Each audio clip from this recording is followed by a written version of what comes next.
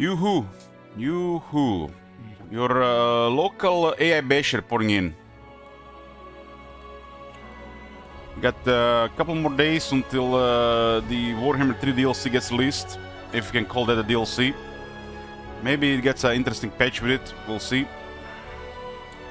Until then, I got Hero Soldanira and whatever viewers requested. What was that? Directive 8020, which taken a bizarre turn yesterday. Like, what the hell is going on?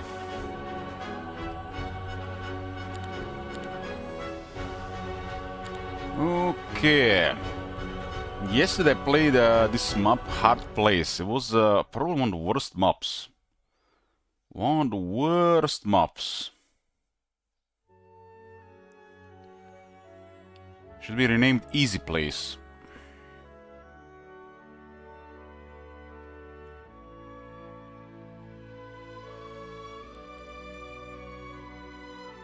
Symphony was okay.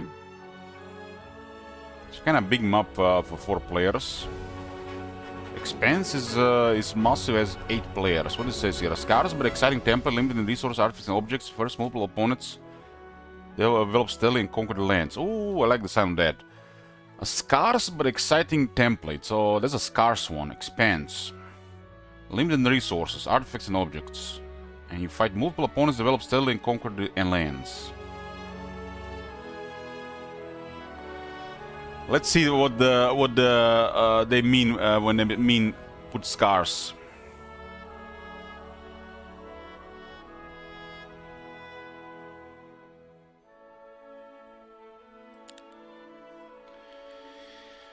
We played Dungeon, Necropolis, and I don't know who was the last one.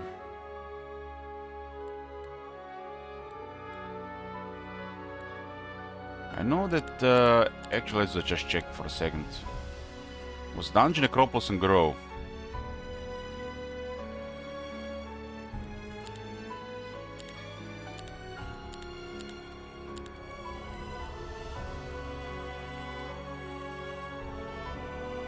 The map kinda looks like all over the place.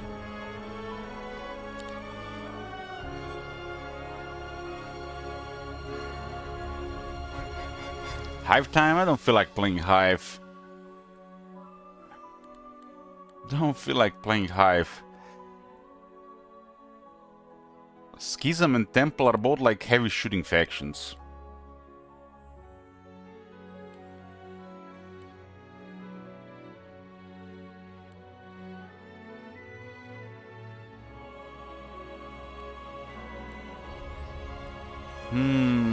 Do I look at the snow or green stuff? Let's look at the green stuff. It's like it also matters.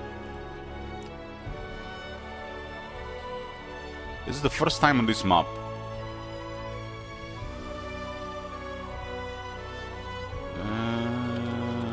Expanse. We're gonna put house rules. Global map spells are nonsense single player.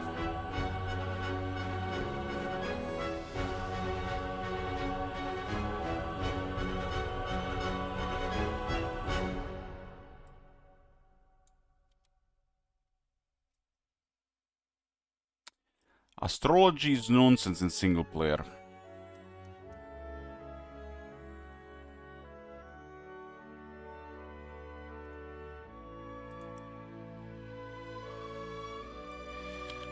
Map.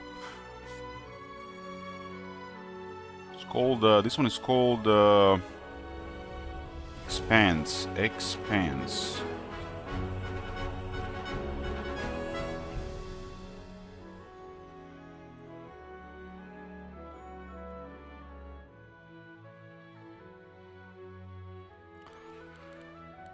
Okay, who did I play last time?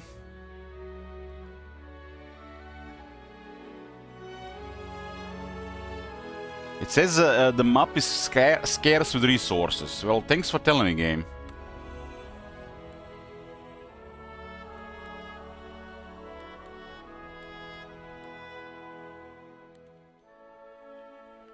Map is scarce with resources. Hey, Rubio.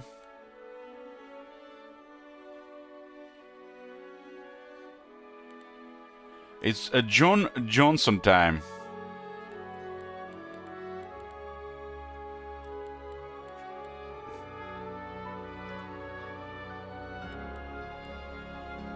Ah, fuck it. Shit Wizard is, wins.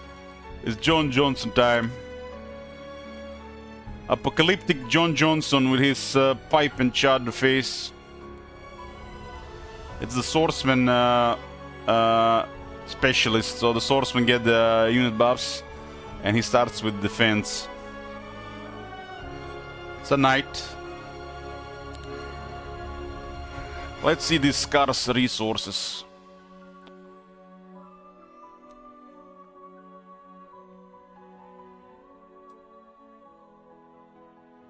I want to pick the temple because I want to look at the green, nice green areas.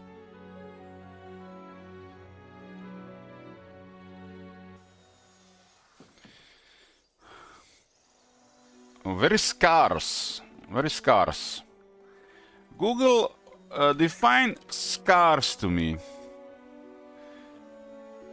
Refers to something that is rare, hard to find, or not available in sufficient amounts to meet a demand. It describes a situation where there is a shortage or deficiency of a specific resource.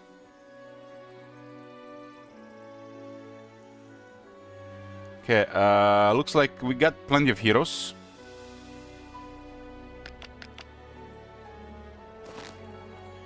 John Johnson starts with defense.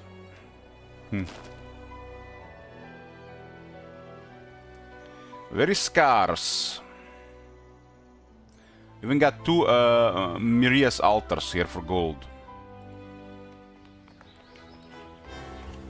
So Swordsman Gold is 18, but John Johnson gives +1. There's a Nadir and Julius in the tavern. They both kinda suck. I guess Nadir sucks a little bit less. Starts with additional 2 swordsmen and a griffin, right?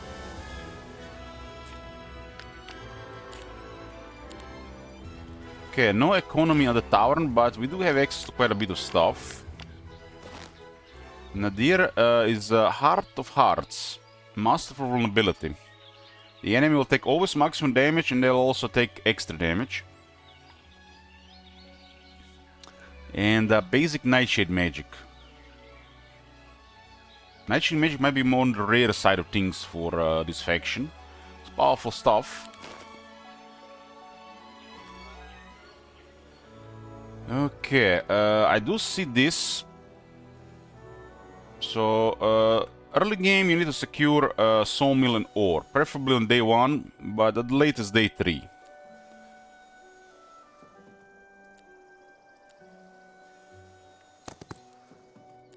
Stables, huh?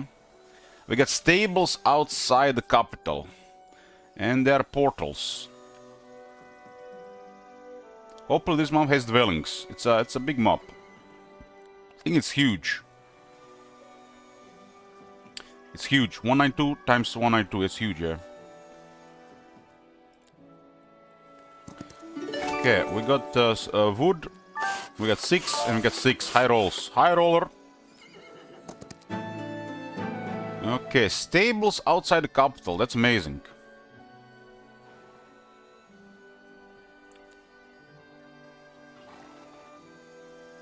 We'll stick to the road. The ore and wood should be within 3 squares from the road.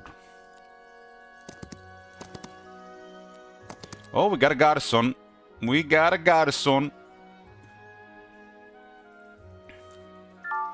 Garrison is the swordsman dwelling, so we got an external dwelling here, which we can recruit swordsmen locally and increase swordsman growth in the city. And garrison dwelling says you can recruit swordsmen. This dwelling, their weekly growth increases by 4. So why is it a tier 1 unit on a unit special increases only by 1? It honestly should be 4 here as well. Some bizarre blanket balancing.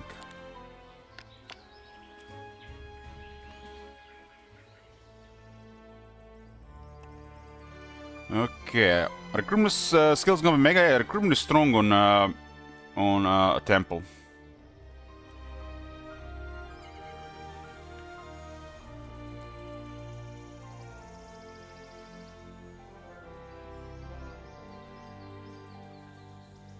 If I don't get another lord, I can get Julius. Julius does have troops.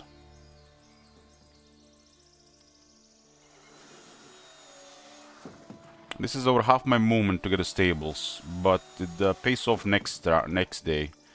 I'm currently behind on several things. Let's pick up this ore here as well. And then we'll pick up this gold and campfire. There's another garrison. Shit wizard! Shit wizard, you did it again. Why is there such weak garrison here? 20 to 49 halflings. I don't see ore. We got 2 garrisons. The ore is there. Ore is there.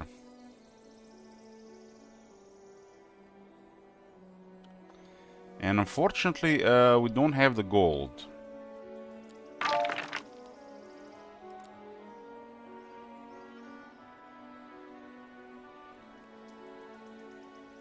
This is why Clarissa would be probably the best one to start with. There's another portal here. Portals seem kind of weak. Okay, and what can we build on day 1? We can build nothing. We can't even get this thing. There's a gold here. It's probably best to build nothing. Apocalyptic can be like this, depending on the map. Oh, never mind. We had a little bit more movement there. We're gonna build the Solar Temple 2 and upgrade gold. So we're now getting 1250 gold. 2 garrisons, and we see ore for day 2. These portals might lead to conflict and might lead to expansion, but portals this close to capital kind of suck, but it is what it is. What the hell? Good morning, boss. Good morning, Sparta. Thank you very much. Nice morning from you. I had breakfast, but my coffee is still hot, so it's still morning for me. I have been in bed all day.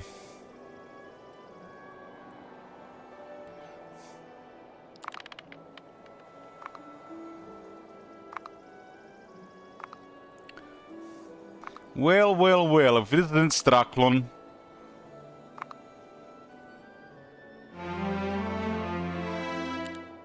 Straklon associates a lot with top manager, yet he does a lot of ayaya in the chat as well. Very curious.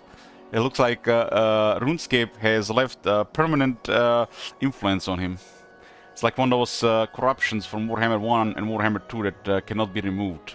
It's there permanently. Back when campaigns made more sense.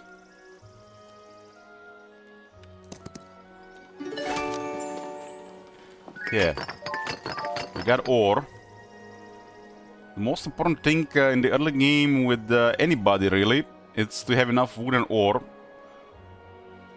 So you don't have to do wild magics to get enough.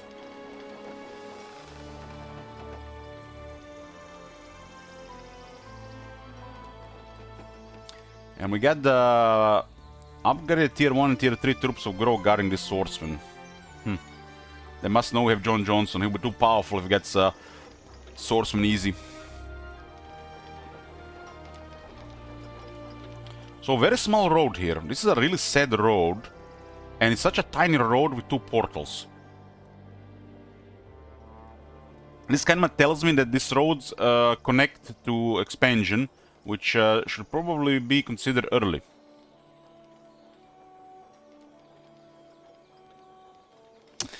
Stragons has been watching anime and read Chinese novels since like 16 years by now. The influence was there way before RuneScape. Okay. Mercury, huh? What are we gonna build this day? I need gold. Bank would be ideal, but I mean, bank would be second best thing. This is unrealistic on Apocalyptic. Maybe find some treasure chest. Maybe what I mean by scarce is there's no treasure chest around.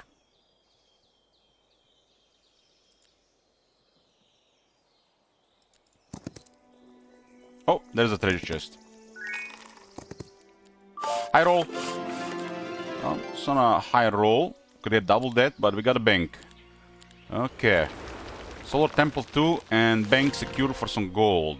Increasing gold at the start is like, you can't do anything without gold. Especially if you start with nothing. Because you literally start with nothing if you get the hero out instead of building.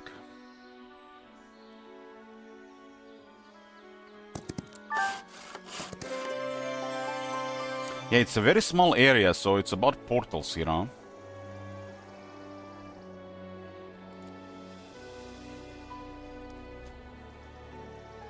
We got 2 garrisons though for this small area, which is nice. And we got 2 mercenary guilds. The templates do still have some odd stuff going on, which kinda really is bizarre. And it kinda makes no sense. Because we have Myria altar here and a Myria altar next to it. So what the hell is this? But to make things worse, we got a Chimerologist here and a Chimerologist there. That makes no sense. I can see this, but this and this seems like a template needs more work. Has to be more variety between the buildings and less nonsense buildings. So 2 Myria altars, I can accept this. 2 mercenary guilds, I can accept this. But 2 Chimerologists and 2 mercenary guilds and 2 Myria altars, it just makes no sense. Stables is in kinda good spot. Mercenary guilds are far away from road, but we can have quite a bit of heroes.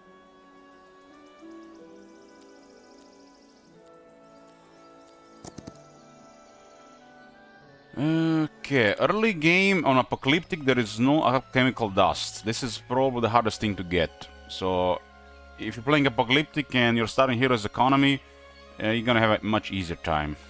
It's just how it is. It's just the main difficulty comes from resources and building up. And if there's no struggle there, there's no difficulty, right?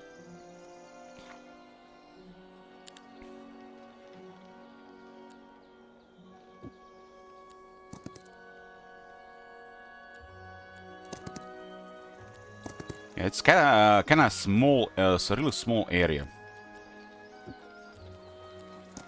Really tiny. Very eligible will be returning to multiplayer weekend. I doubt it. We're probably gonna be stop playing this game by the weekend.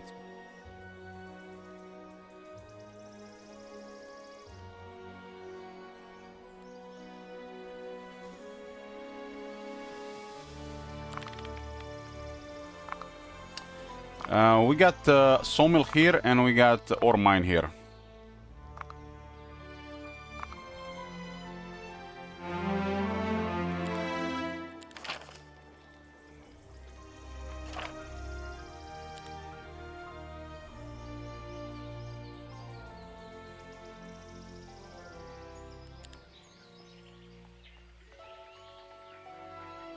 I don't want to really talk to it, but should be obvious why.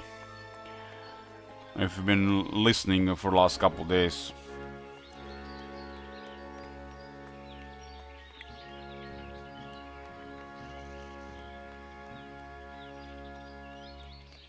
Solar Temple for gold. There's no gold mine here.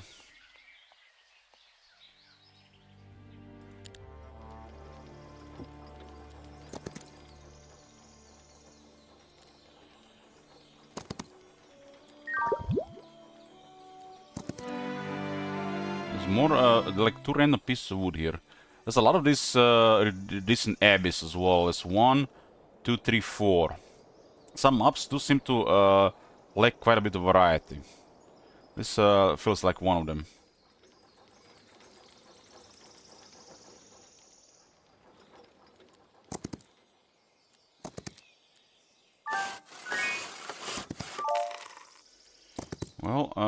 gonna be struggle to get stuff going, huh? But does give the AI more stuff to create a difficulty, right? Well, we gotta take resource riches one. This one is, I feel like, non-negotiable on Apocalyptic, unless you're playing a really rich map. And right now, I do have plenty of wood and ore, but I'm struggling with gold. 2200 gold is peanuts. There'll be a solar temple 3 with more gold. So now this city produces 3500 gold. It can produce another 2000 gold. But that's a treasury that comes out of fortifications.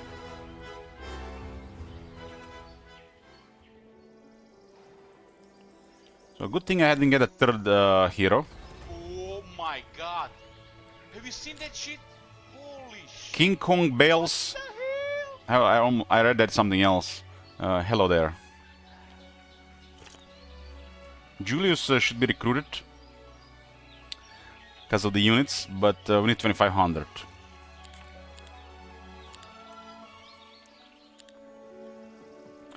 So what can we even do here other than gathering some of these resources?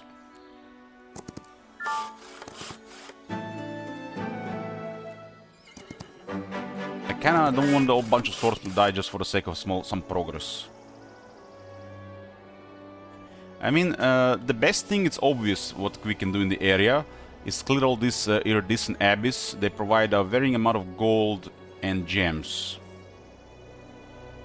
These are crystals in gold. And we didn't get any mercury. The mercury are the occult ones. The that circle thingy.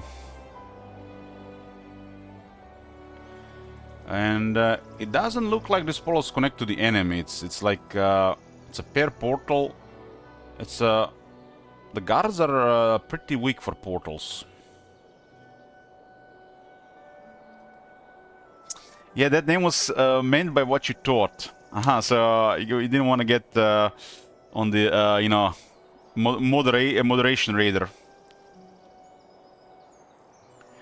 Since this is John Johnson and we got swordsmen, unless we upgrade the garrison, a lot of swords are just gonna get killed for nothing.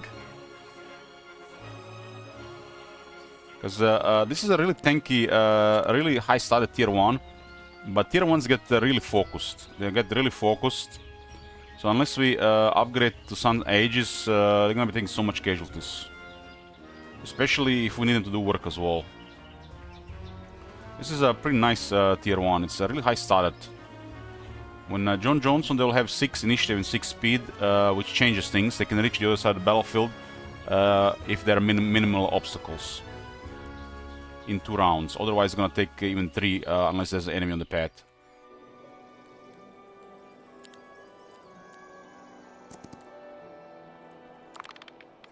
Well, I did get gold going in day 3, which is quite nice. But how are we gonna get the rest of the stuff? Marketplace. The most important thing right now is the dust. Dust is the most difficult in the Apocalyptic, and I don't see any dust in the area. The only other way to get dust is to destroy artifacts and to have visit the alchemical lab, which is not on the map. Alchemical storage, not on the map. Piles, not on the map. And having economy. Economy is like the most straightforward way. Expert economy. 5 dust every day, 10 with insight.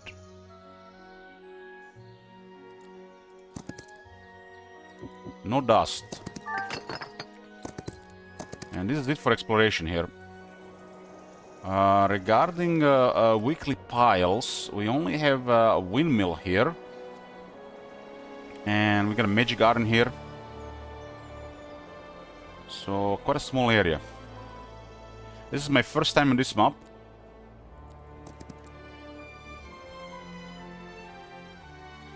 We immediately went with the house rules on this map.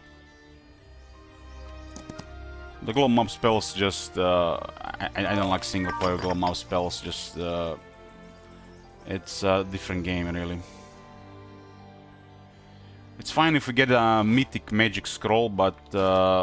until AI can use this, I don't really want to use it. It's just makes a literally really cheap game.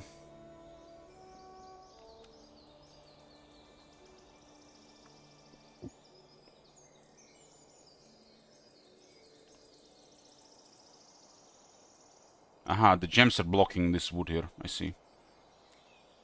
There's gems hidden there. Look at that. I'm wondering what was blocking it. So this is it. This is it. We now have to clear the portal. There are 3 portals and one is not on the road. That's not unusual. But I think the roads are supposed to lead to the portals. At least it's facing the right direction.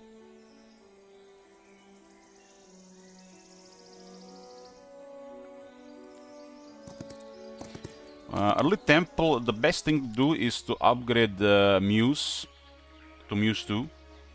And then you upgrade your crossmen, preferably a bunch of crossbowmen that you gain from the Tavern, the starting hero, which we didn't. And local recruits, and then you upgrade to either Ostringer or Marksman, depending who you're fighting at the beginning. If it's a higher initiative shooters, like Halflings, it's better to get a Marksman. But if there's nobody that can beat them on initiative, the Ostringer is better.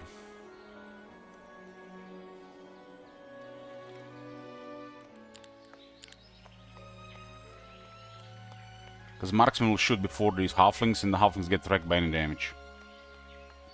Otherwise, you're gonna lose a bunch of Ostringers for nothing.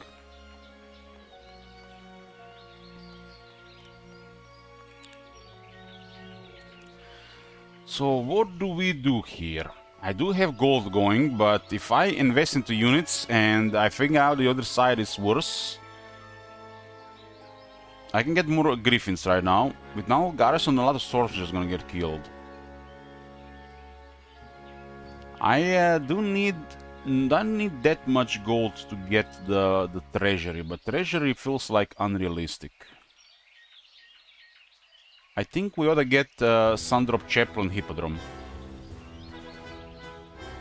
Day 5, 6, 7. 5, 6, 7. Ideally, you know, further, but we are low on resources. Somehow, this scarce map has had everything but the crystals. At least without the fighting. I didn't see any crystals. We didn't get crystals for Magic Garden. I think we can get crystals from Magic Garden, I'm not sure. Sometimes mix it with the Gingerbread House.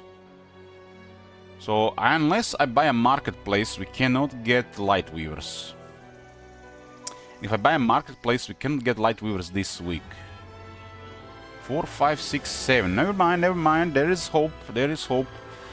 So, marketplace today, Griffin Rookery tomorrow, Sundrop Chapter in 3 days, and on the last day of the week, we get Hippodrome. Hippodrome is a very restrictive building, but it used to be even more restrictive. I believe it used to cost like 20 wood and 5 ore. They made it less restrictive, but it still feels so restrictive.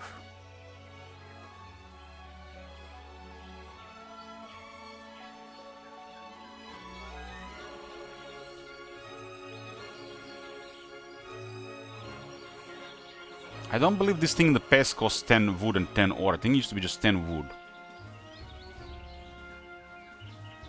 We gotta get units. Without the units, we're gonna have a difficult time clearing stuff. We already have kind of like a meme starting hero, so that's it about that.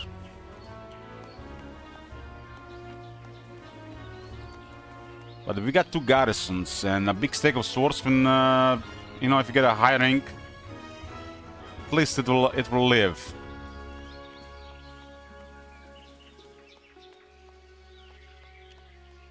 So, gotta unlock units. Marketplace today, Griffin Rookery tomorrow, Sundrop Chapel on day 6, and the Hippodrome on day 7.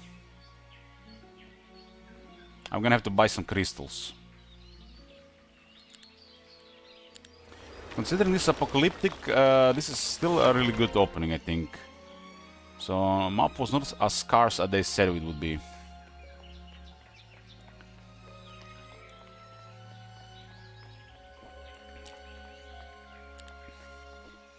If I don't get some units unlocked this week, we don't get growth for them next week, so we miss a week of growth already. And we are then really behind. I'm not sure we can get Julius for his extra troops. Would be nice. John Johnson doesn't start with any Crossomen, which is one of the weakest starts.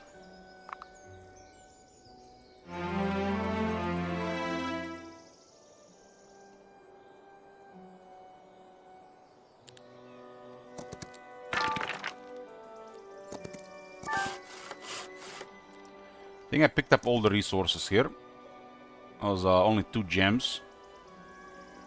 There's some gold here. But it looks like that's it. We're gonna start clearing on the day 1 of week 2.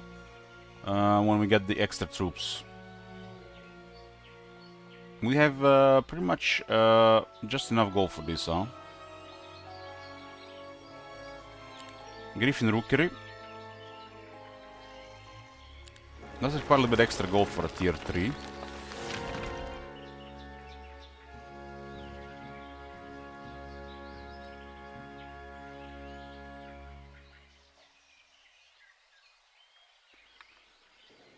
Okay. So we start clearing with day 1 of the 2nd week. Because any battle I do right now, it's high casualties and swordsman, like unrealistic. And then we can do nothing next battle.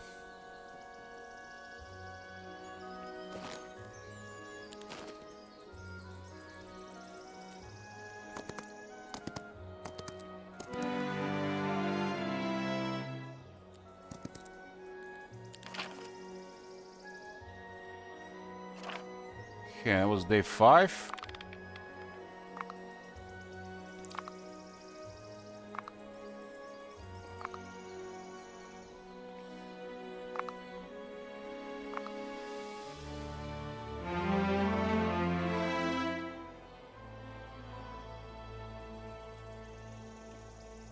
Day 6, we got Hippodrome.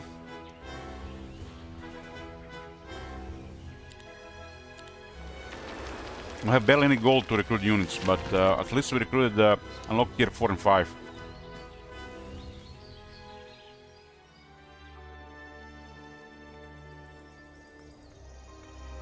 Julius doesn't really do anything only to give us some extra troops.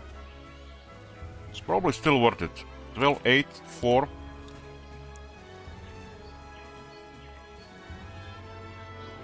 So his troops are worth this much. Almost 3,000 gold.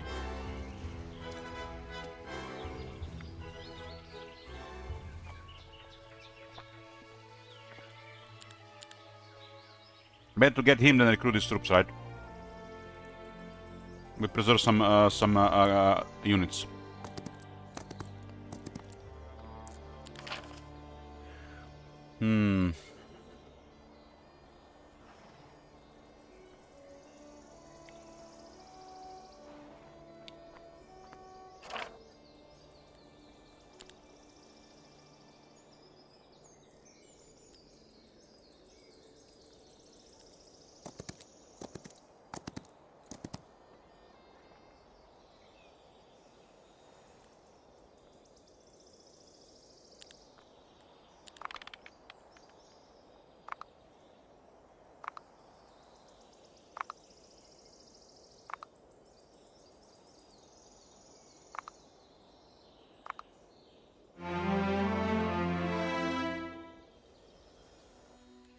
Day 7, need to get light weavers. Require 3 crystals. Very, very expensive 3 crystals. Because this is really precious wooden ore. And I need gold even more. So I didn't get any crystals on the map. A pile of crystals might have been enough, because you get 2 to 4. You just burn so much wooden ore for this. And it's not even for treasury. But this is a really nice range unit, and minimize the casualties on other units. Gotta get them. We got 12 of them.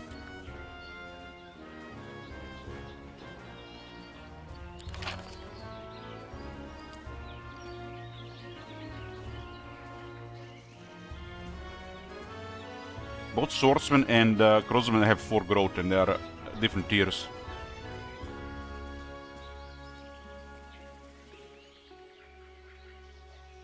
Two attack versus 2 defense and 4 crossbows. 4 crossbow, even with John Johnson.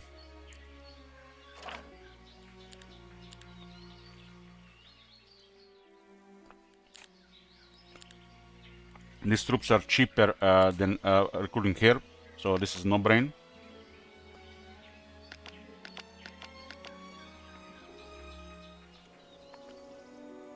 And the start of the week, I don't have the money to even recruit the troops. Right now they cost 9,000. Imagine I didn't go gold on the temples.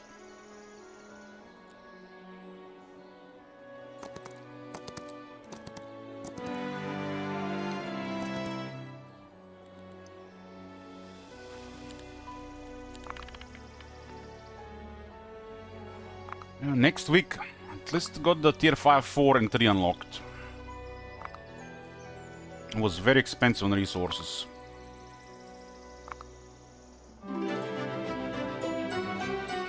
Yeah. Town has Kestrel and Kiandra. Oh my god.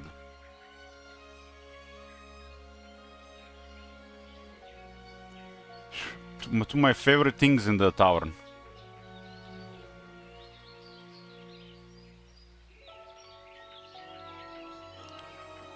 So she has 1826 crossbows, and she has 3 cav and 15 swordsmen.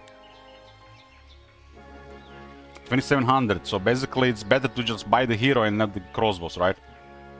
3 cav is 2500, so I can't even afford units, I can't even afford the heroes, but heroes are better because I get heroes and the units. These are high rolls.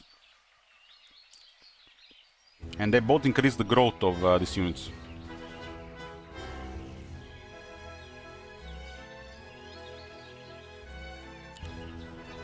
And there's the glass door here. What is this tavern? What is this tavern?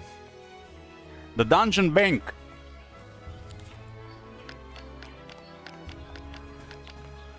That's the just who I needed to see.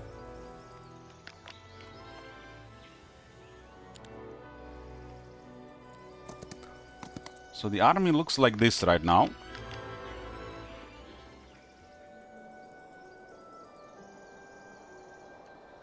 We got 42 crossbows. Any low rollers? Less Ruby. You can still get a bunch of troops.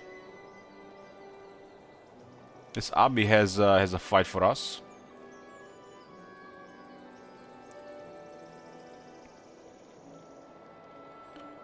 Without the dust, the crossbows are not that good. So the swordsmen just take damage.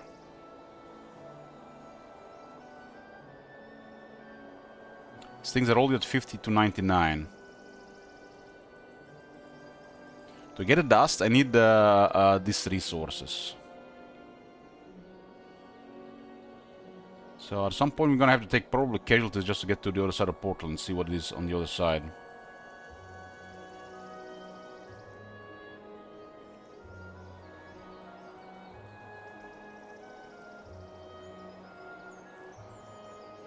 Considering this hero, the casualties are definitely unavoidable.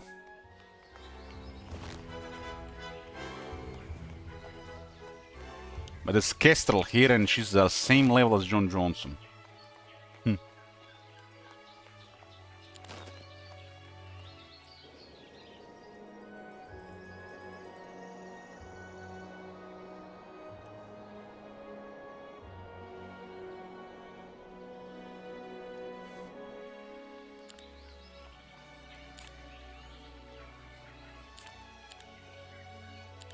The starting hero doesn't matter much at all most of the time, so I feel like the economy is always the best option.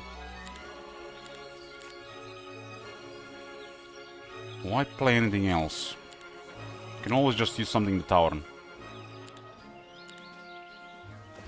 Like Clarissa or a Heretic, the best options.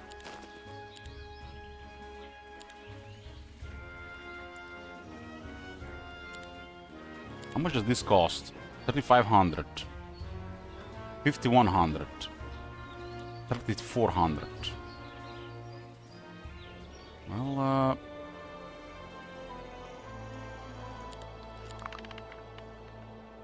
let's get some more troops. We have at least extra a lot of troops now. And the bank is there. The bank doesn't start with the troops, but in a couple of days he is gonna pay off for himself and make money.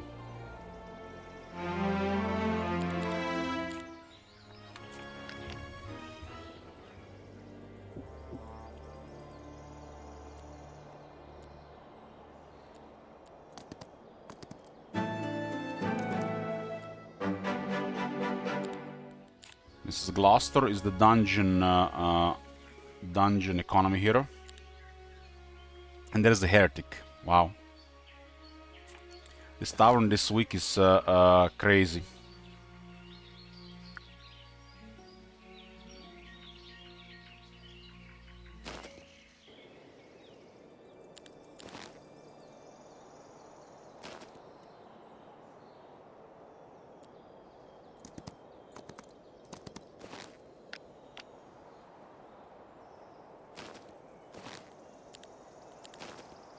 Just getting the setup for money. But this guy is making only 1,000 gold every day. Now imagine you had this guy only for 7 days. I would have already had all the units.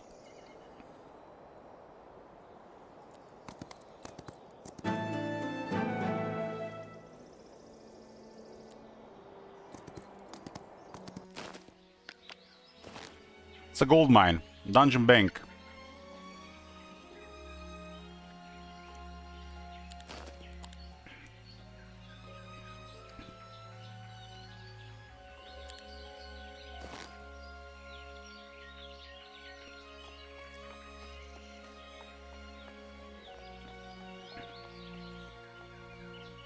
This guy is worth getting up to level, to higher level, so we get dust going.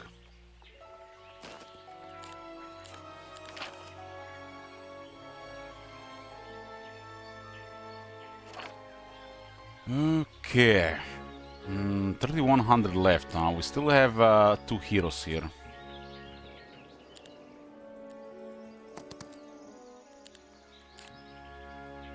Kiandra is just worth it for the troops. These troops cost way more than 3,000. She rolled 3 cav. And she gives 1 cav per week.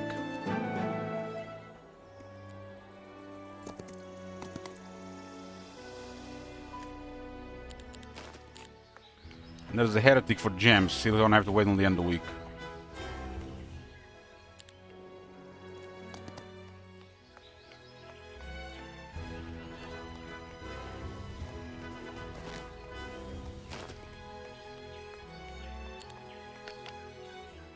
Okay, there's gonna be lots of shooters. Lots of shooters.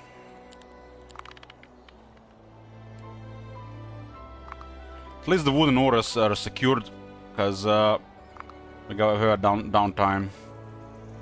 Get the troops and start clearing. That was an amazing week at the tower.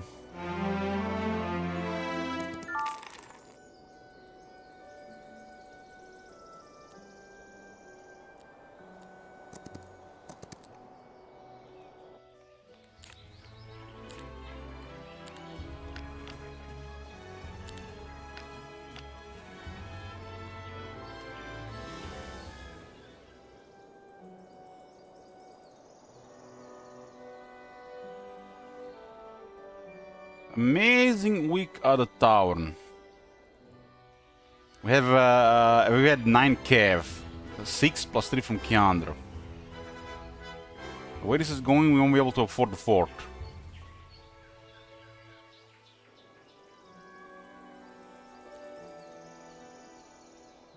Should take some damage to investigate what's inside the portal. We don't need to move these heroes to get more resources.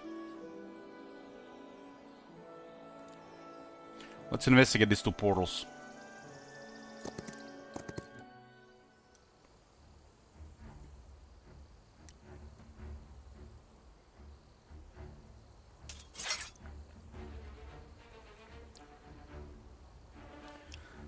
We really need to get dust going. Without dust, we won't be able to upgrade units in a while.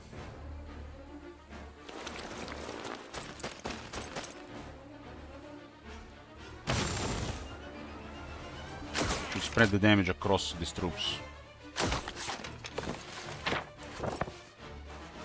They're on our terrain, so we got the initiative advantage.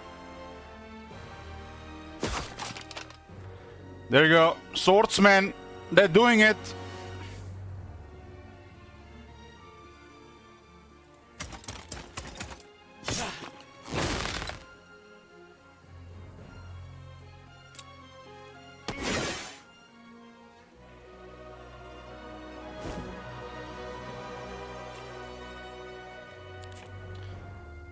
We have defense. This is a Votary 8 attack.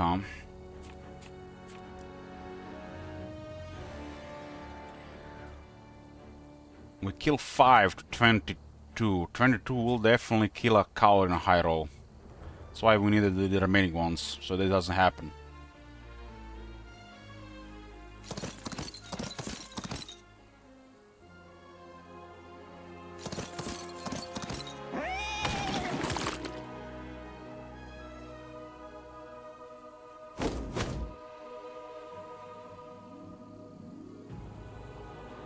I think we just shoot him, the retaliation here, the retaliation attack or retaliation will be a little lower.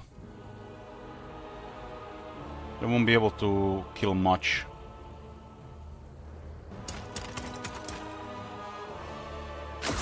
Might get morale as well.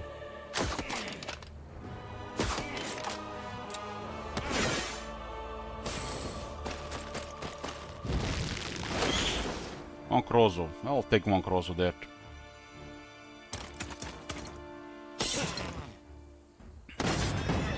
All up. Okay. We'll open the Advanced Righteousness. And I'm not sure what we're gonna pick here. What's in the other portal? It's snow.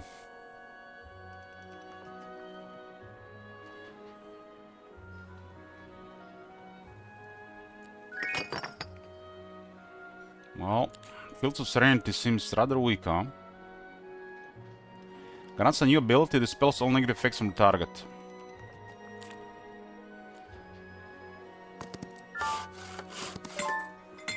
Looks like a transition area. And just what I hoped, a bunch of resources.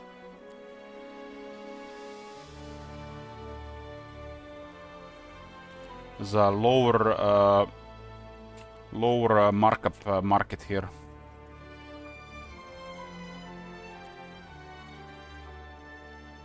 We need to stick to the road, this is rough terrain.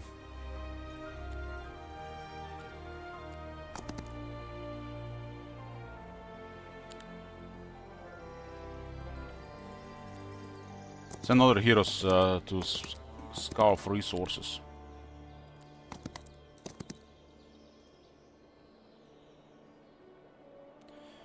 So this is multiple portals leading here. This one is 5099 halflings, and it's a Saint Cora. Could be this one. Are these just all same portals, just there to scare us? No, there are some different ones. There's a lot of portals here. But it's definitely a rich, more rich area here. Elite swordsmen for their growth 4 increase and 2 defense. Now the defense is kind of noticeable for tier 1. 4, 6, 6, 7, 5, 10 on a tier 1. 5, 10. It's more stats than a griffin. And bigger number. Okay, get gems per day. And we gotta try to get fortifications sorted this week. Somebody gotta deliver some of these troops. A deer.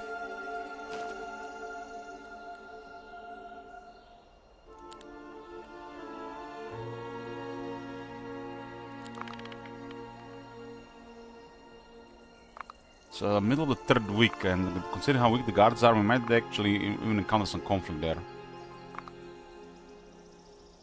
Map shelf is the same? Okay.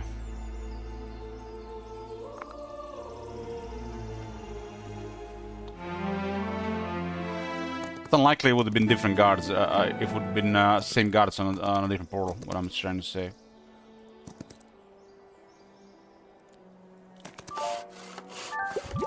Okay, ooh, 8 dust, why not 10? 2 more to upgrade swordsman.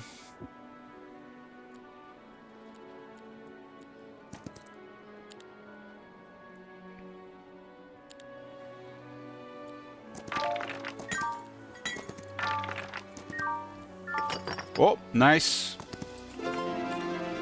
Got a scroll. You know what that means. Got dust for the swordsman. Sun's Aegis is available. For this guy is the way. There's also Alchemic Depot. 5, 6, 7, huh?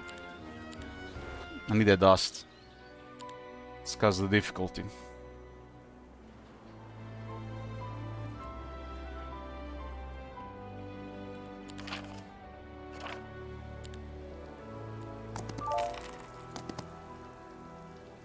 This portal has been cleared. Uh-oh. Uh-oh.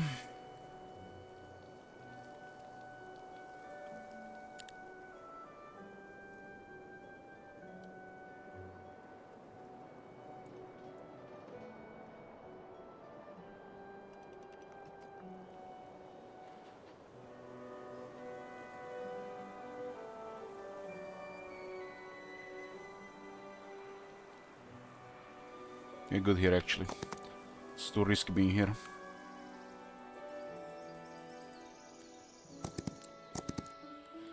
Too risky. 5, 6, 7, huh? So we get double growth. Heretic is here for gems. We need troops to start getting levels.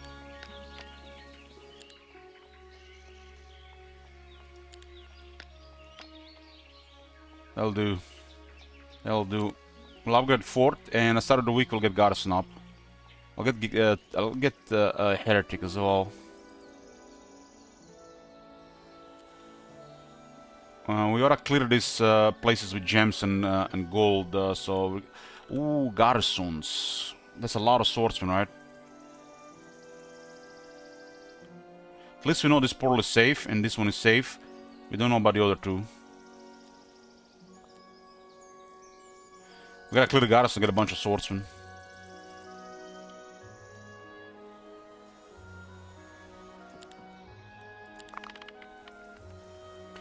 A big swordsman stake and a decent level will secure us from the first attack at least.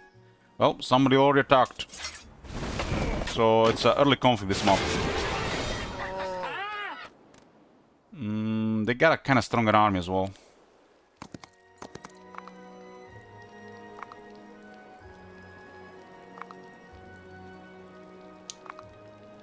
But fortifications could make the difference, which we really need to build at this point.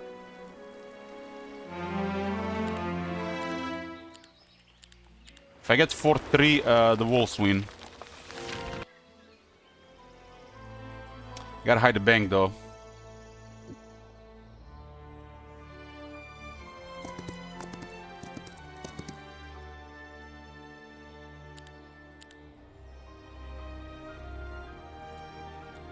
They're not at home here, this terrain. They do have a decent army. So this area connects to probably like 3 players.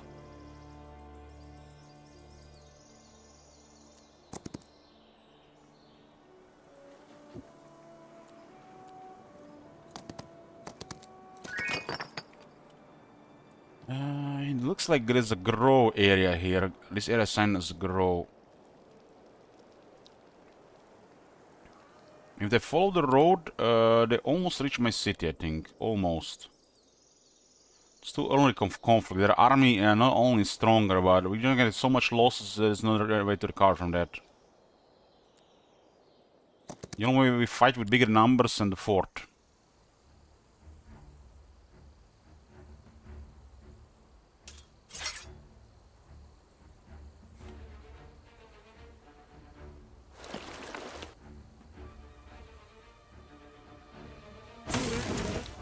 Have the top one beaten the initiative.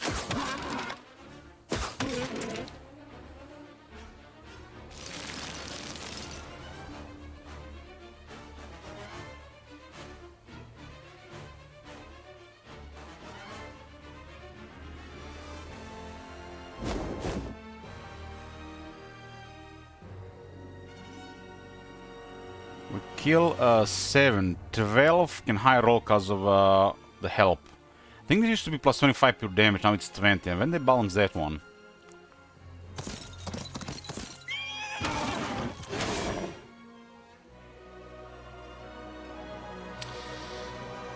What mode are you playing? This is a classic in single player on an Expanse map.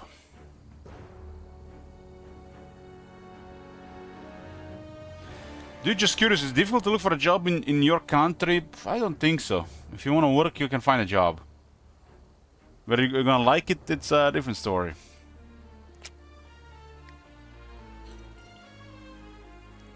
Any plans in the future for single hero PvP? No plans really, but never say never.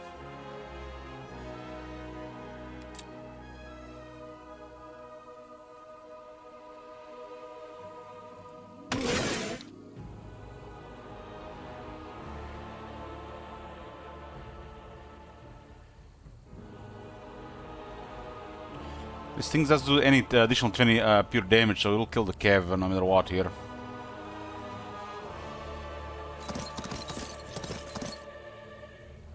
Better to just block it here.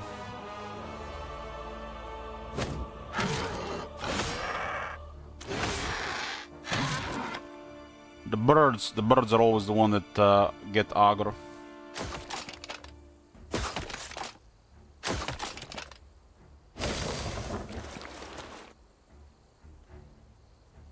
This thing is gonna be taking full damage here.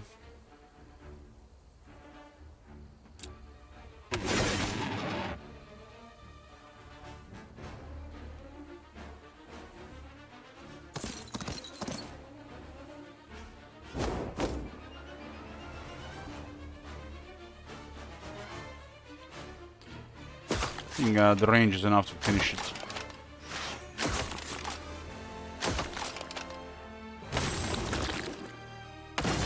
Big birds, I'll take it.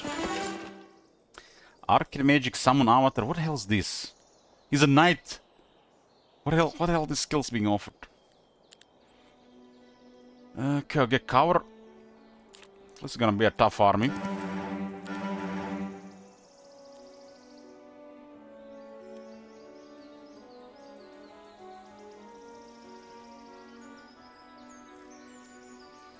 There's gold here, and I do kinda need gold to recruit more troops. If that orange is going directly for me, it's real high casualties without a fort fight on the castle walls. The defense helps, and I got 5 defense skill helps, and I got a 5 defense attribute. But unupgraded troops is a struggle against that.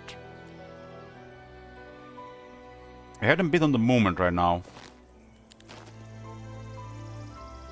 We have to see where they go. I don't think they can reach down.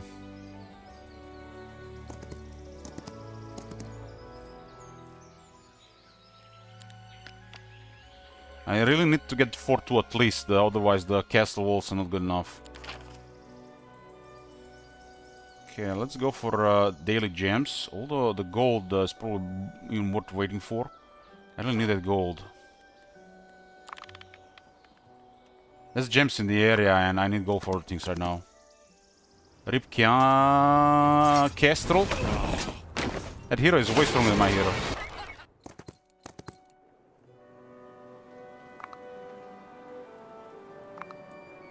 Seems to be just beelining for the heroes.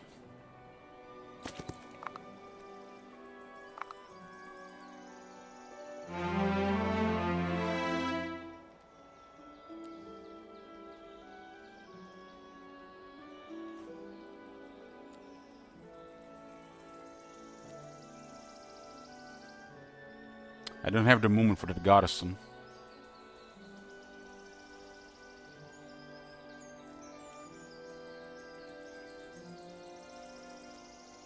This is 105. And this is 52. 157.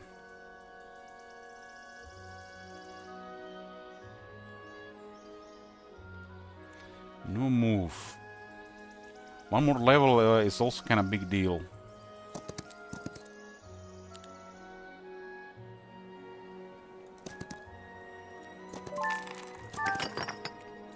So he came from this portal. We can directly do a circle here. We can even pick up this stuff here.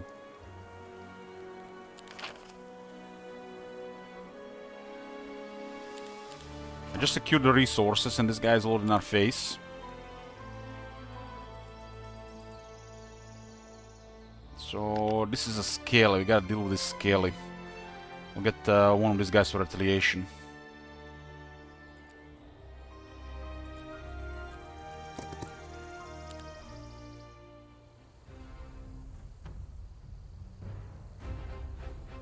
I definitely don't want to get retaliated by 200 something Scalys.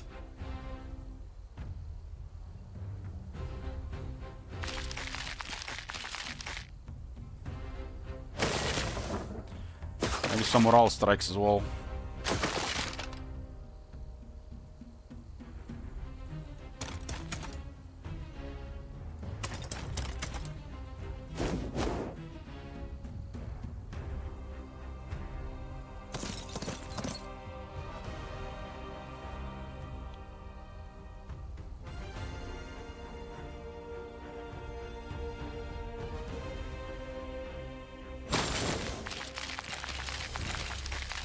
This is a thing you should also always do with the hive.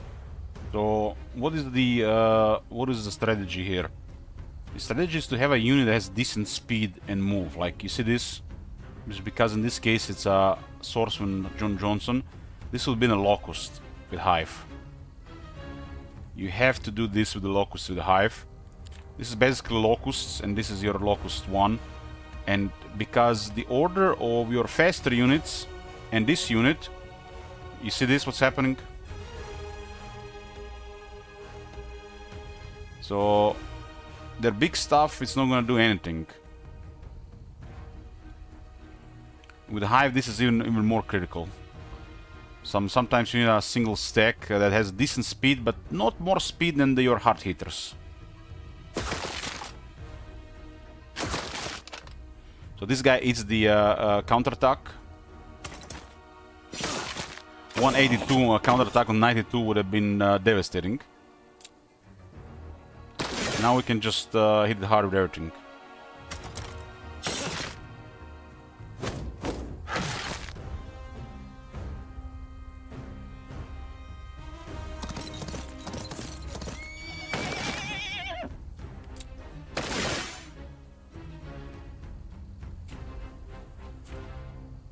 We do have 5 defense and advanced defense, so this should not be a casualty.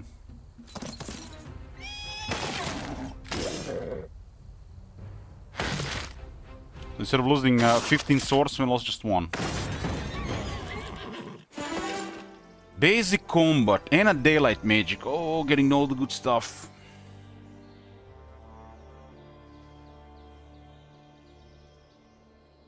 I picked this because, you know, the map is different.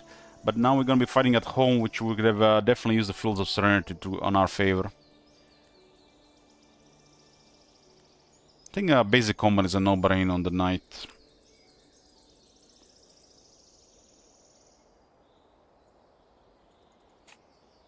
This thing is slower than the Quattle.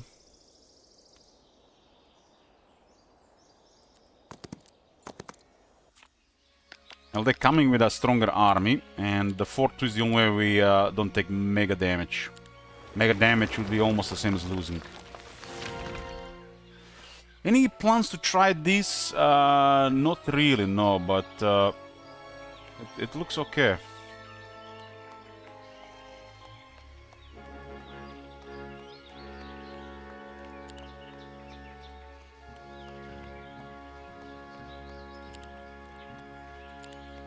So fort 3 next turn. I do have the resources.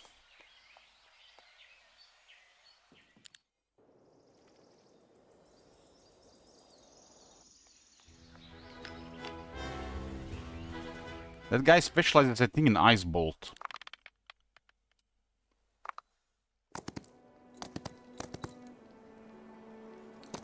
He's going away. Oh, he's just targeting the hero, okay. Edgeberry.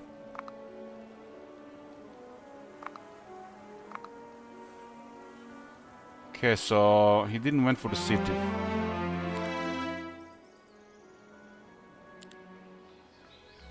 Well, fort 3 is critical. Now we have double growth. Don't ever leave the city abandoned. Always leave something in the city.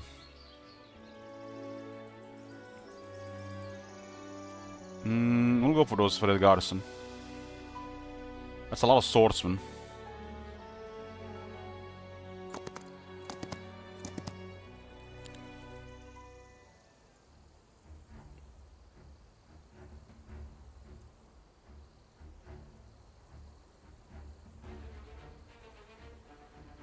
There's a little bit of obstacle here.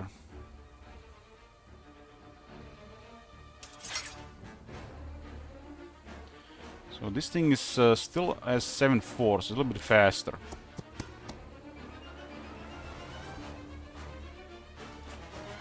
This one is a 2-5. It's quicker, I guess. It has only 4 speed.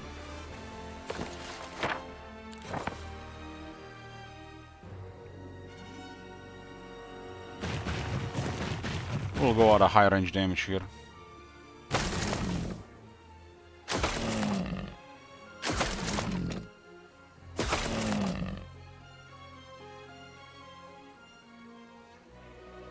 That's the area attack, huh?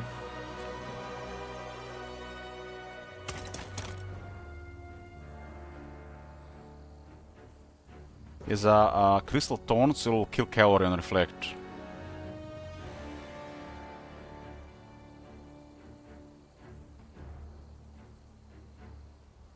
So right now it will have range. It's probably it's the toughest tier 3. It's the toughest tier 3. Hey Moi Moi, when the new DLC Total War Warhammer will be played? When it's getting released? I don't have early access with the Total War.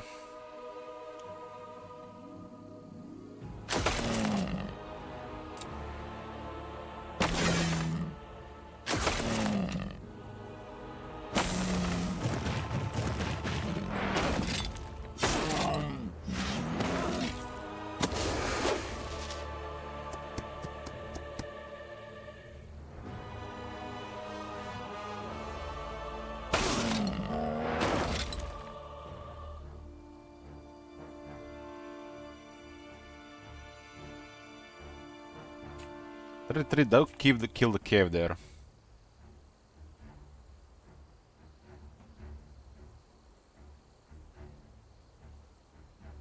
That is unfortunate, but what can you do?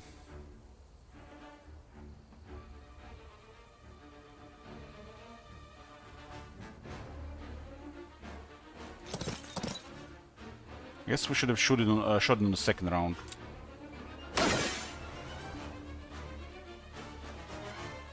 Kinda lost its ability here, huh? 28 times 4. I think a high roll here is unlikely. Well, we'll take it. Nice.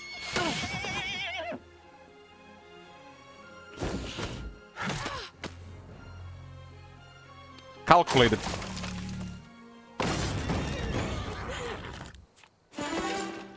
Advanced combat, effortless strike. And we got a swordsman here which we cannot hire because no money.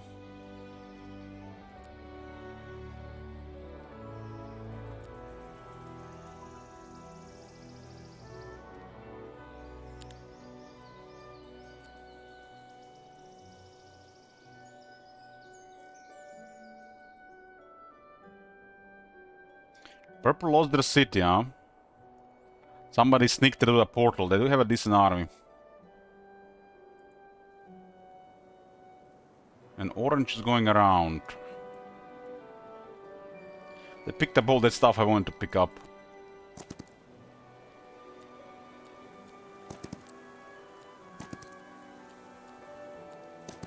This is a really rough terrain here.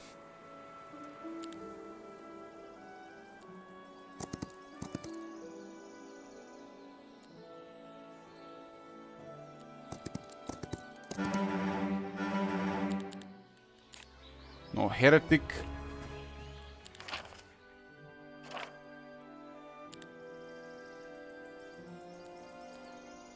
I got a lot of gold and resources here, and I'm kind of in the corner already. So this map has a really early conflict.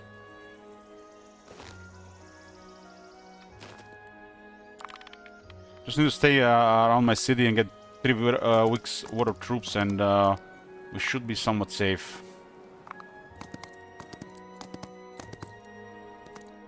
There are way more resources to get stuff at home.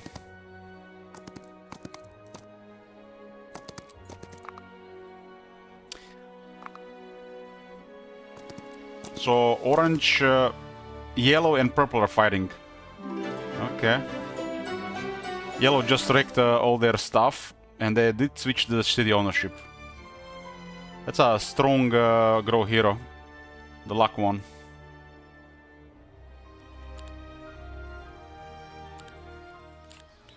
Fresh week, Lord Edgegar. Get the troops.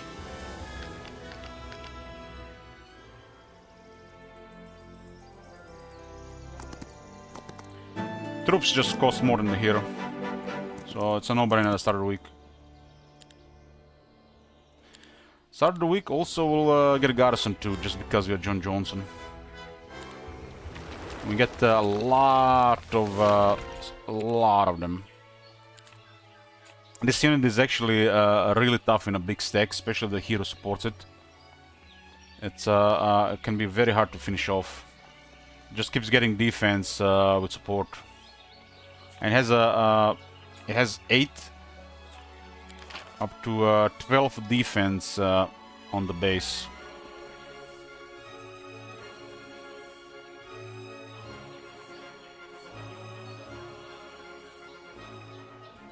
I think 1 gem mining is okay for now.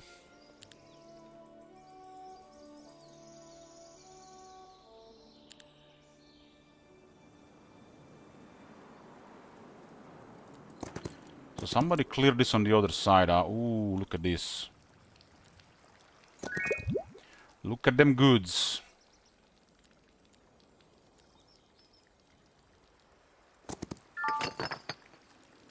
Somebody cleared the portal but didn't go to the other side, I think.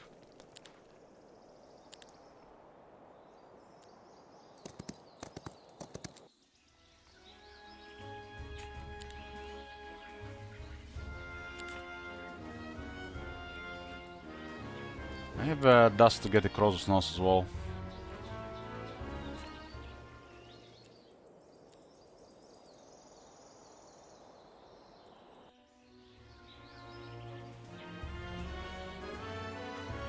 The bank could use a couple of levels.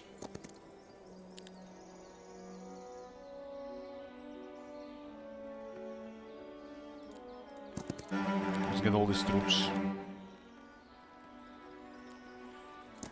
Might get gold here. Securing all these troops now does give us advantage. Since there are 7 of them, we have to be careful how we engage.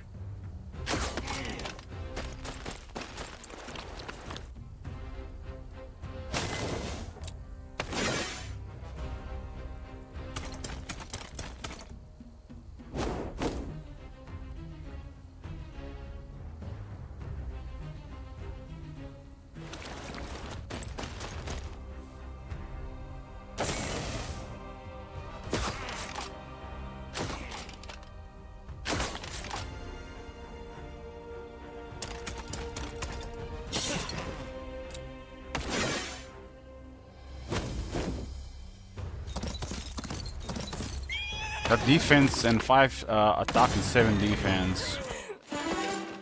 Expert defense.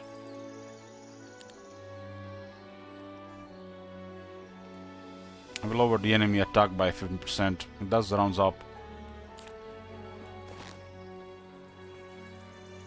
So at level 6, Swordsman can only get only 1 attack and defense. You can see in the battle if it actually counts the level 6.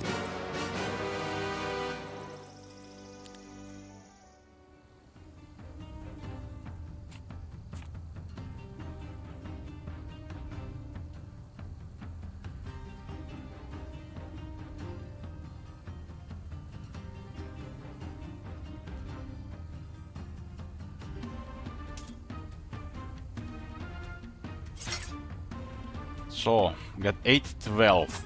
The unit base is 4, 4. So it does not count the level 1, this one. On Abigor it counts his level 1. So every 6 levels. So level 6, 12, 18, not 7, 13, 19. Maybe only if it's every 6th level it counts the first level as well.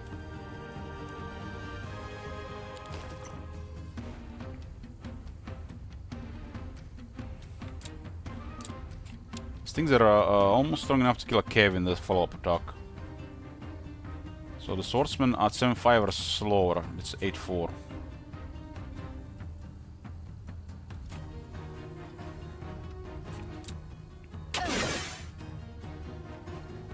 I killed 2. I'll take 2.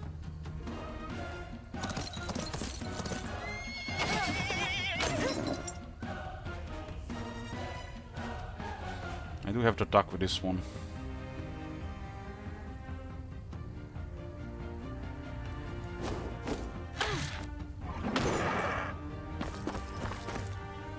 Only 2 swordsmen, mighty tier 6.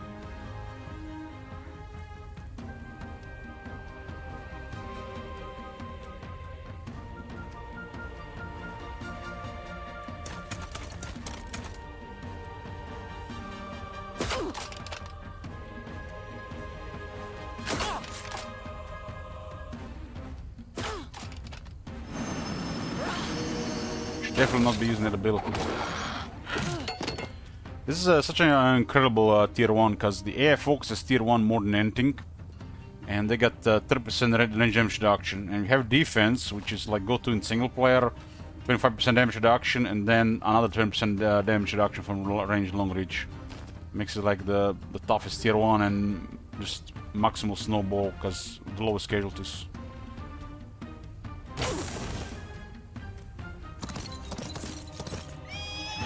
We do have +2 defense on them right now.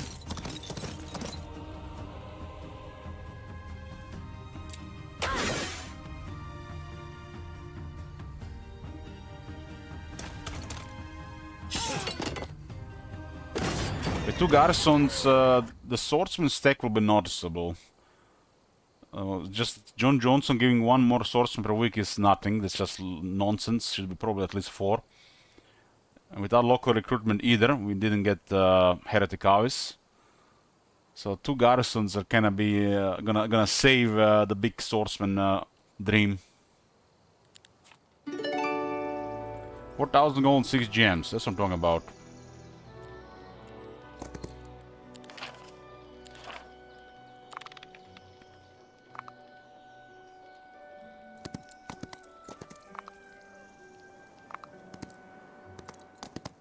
So purple and yellow are going hard at each other.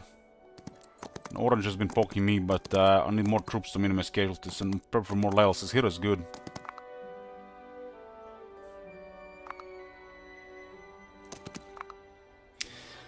So guys who've been playing Hero Solden Era, preferably the ones who've been doing the marathon sessions, how often do you start new games? Like once a day? Do you finish your games? Curious.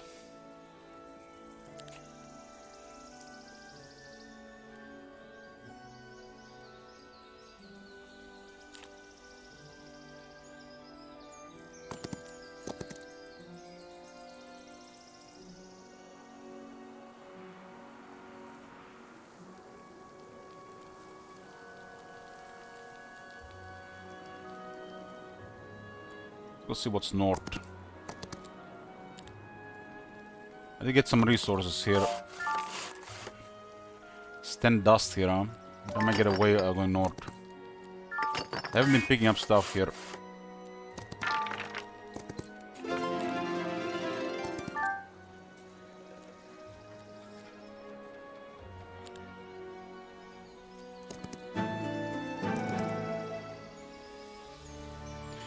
King Colbell says I play 1-2 games daily, only the biggest map against the AI. So, by the biggest, you're playing the Octogibus. Ah, I see, another Octogibus enjoyer.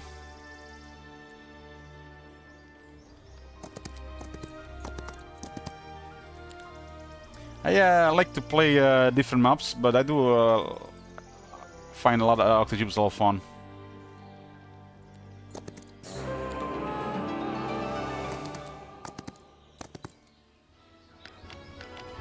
Okay, swordsman upgrade before they got wrecked. The dream. 15 cav. 23 tie weavers. As the army, just need the gold.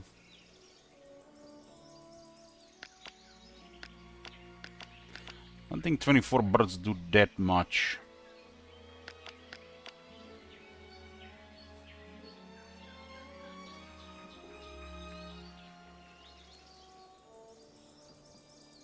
Has 2 knowledge and 3 spell power, but no spell book. No mage guild.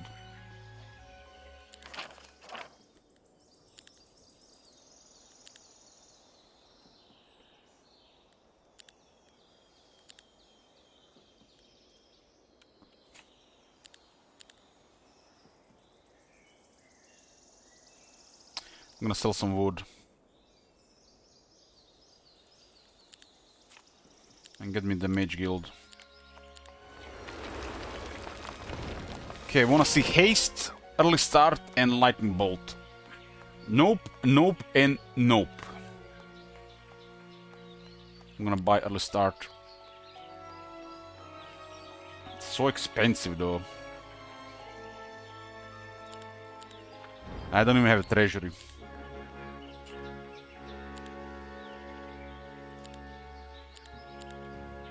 We'll secure the treasury next.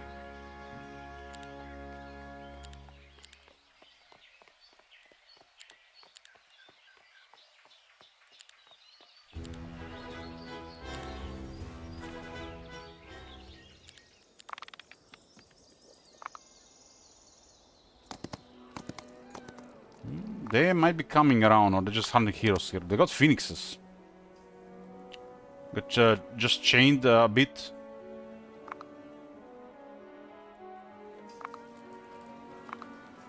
They got more troops. It is, but I'm currently on a turn where I can build.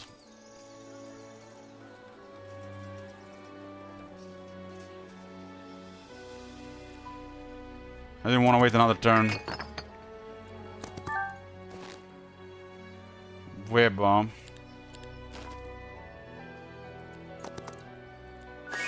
Well, this resource is on the left.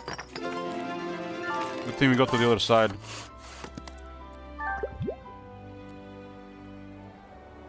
It looks like the portal leads to like an area with portals connecting various areas, and they have a little bit richer resource around.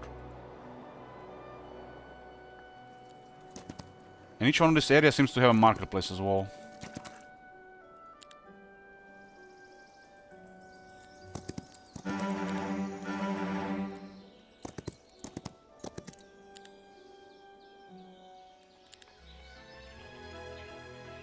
Treasury.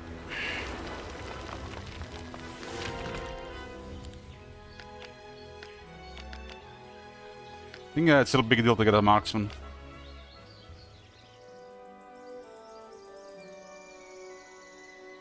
There's a goal here.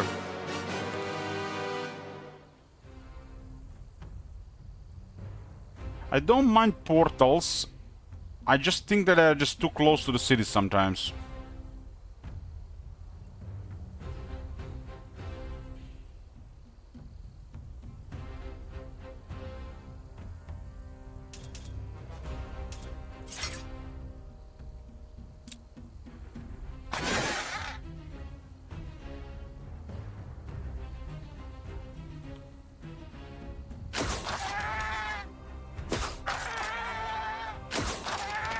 Some people hate portals like Pinocchio.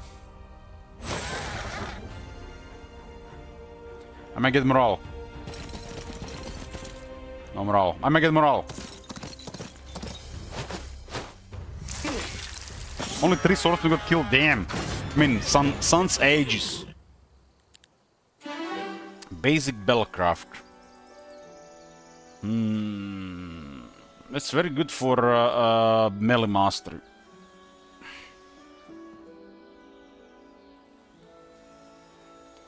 And I do like the Bella focus as well for the using on abilities.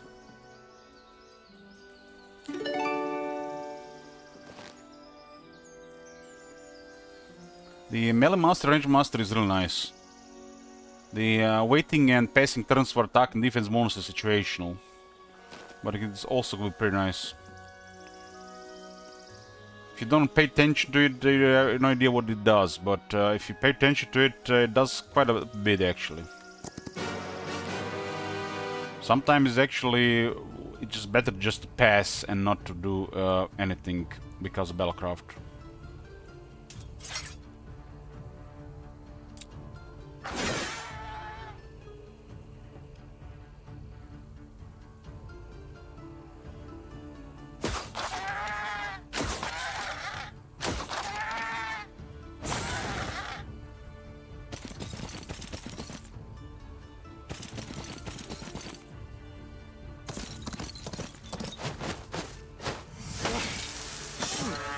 Swordsmen for this fight is godly.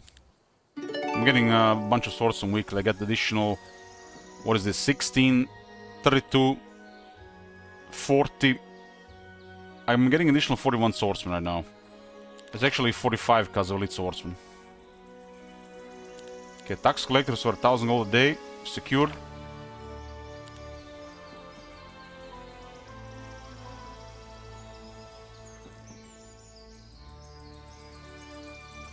This is quite a small map, so no wonder they're already here. This spell power secures me additional duration of early start. 3 weeks of troops ought to secure me the advantage for all this skirmishing around the portals.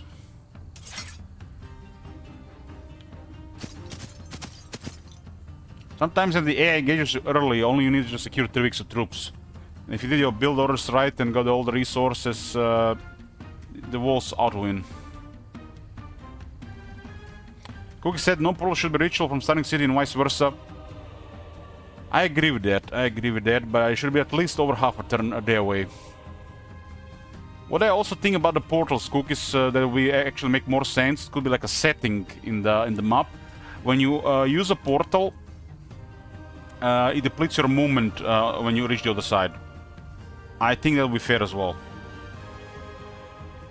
So you click on a portal, you appear on the next side with no movement.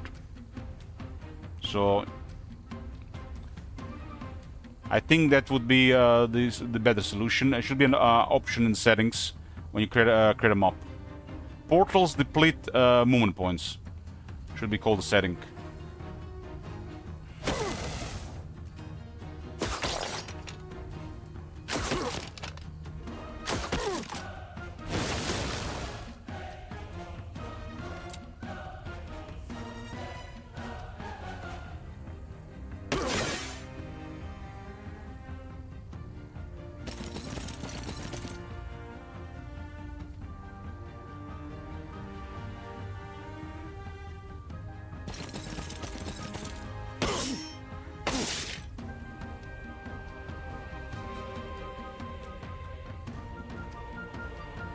Well, yeah, it is what it is. It is what it is. That's why it should be a setting. You know, it's up to devs to balance these things.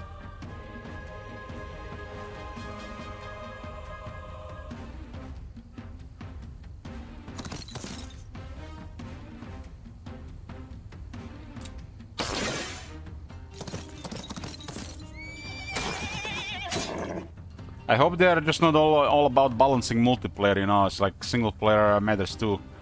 Most people are gonna play single player anyways.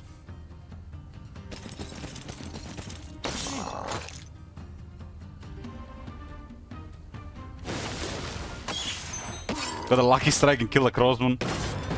High roller.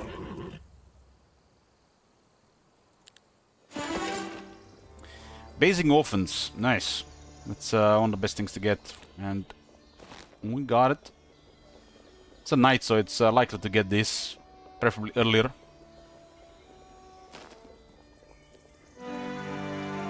For spell power, that's enough spell power for tier 1 spells.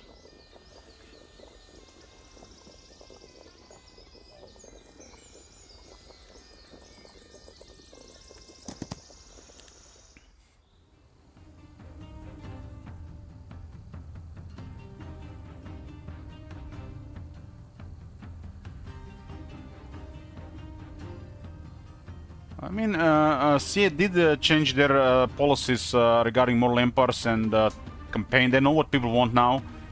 It is almost like 2 years too late, but it's still salvageable.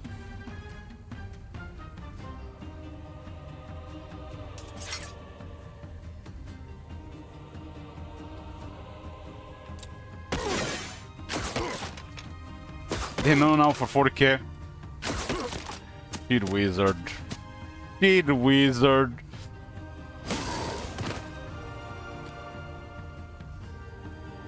I mean, the Warhammer series is their biggest game series yet. And they're definitely gonna be working on Warhammer 3 for a while. So... it's all going to be how the Nagash is received, I think. And how much they want to keep going for it. Cope? It is cope.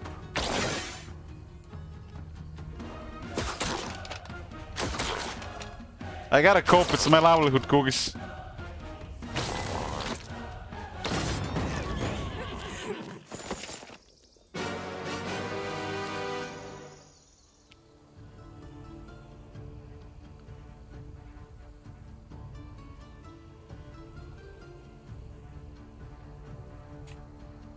This thing has 8 initiative. I don't have my marksman yet.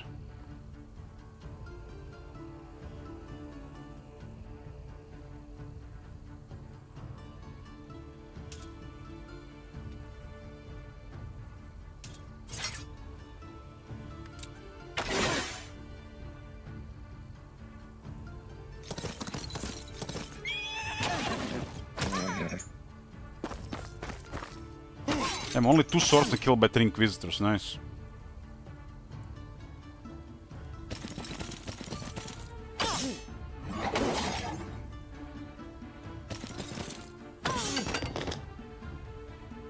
I got offense now, so it's noticeably more damage.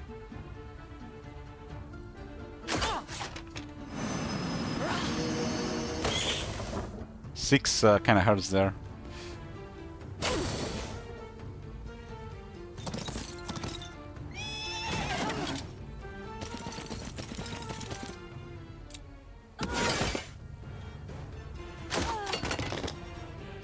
Just tier 2s though, right?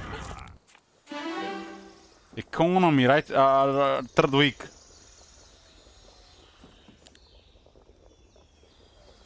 Okay, let's go archery. Friendly creatures ranged and long reach attacks deal plus 20% damage. Battle Friends is okay if you have a leadership, but we have no leadership. This faction does have 3 shooters.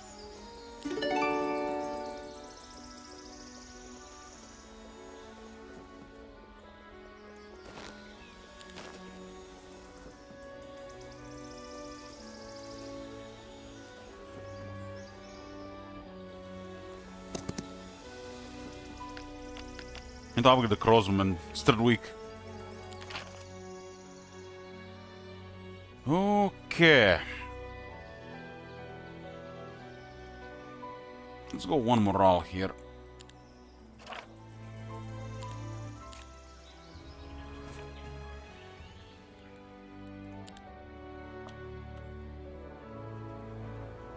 The hero has literally our Sid in range now. I wasn't even paying attention to it.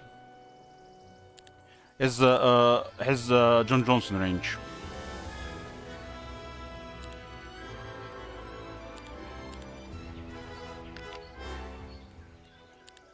That's how they get you. They don't have spy satellites after all. Blue has lost the city.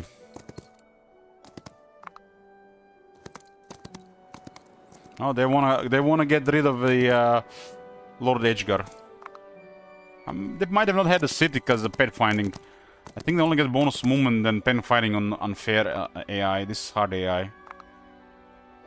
More that spooky game today, yes, when it gets dark. First half of the game was really interesting. The second half now it's weird. It's weird. Like I have no idea anymore what is going on, and they're starting to behave strangely.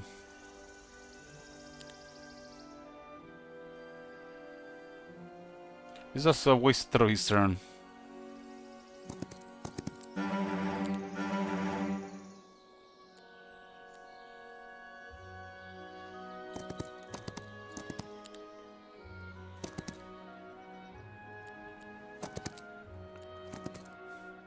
Nobody taking interest here.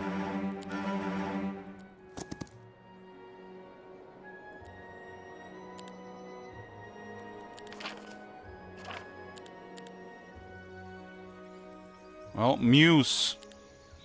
We got the Threshold Basilica for the end of the week. Get the Swordsman upgraded. I mean, the Crossman upgraded. Go with Marksman. Add Initiative and Sharpshooter. This army is lacking initiative right now.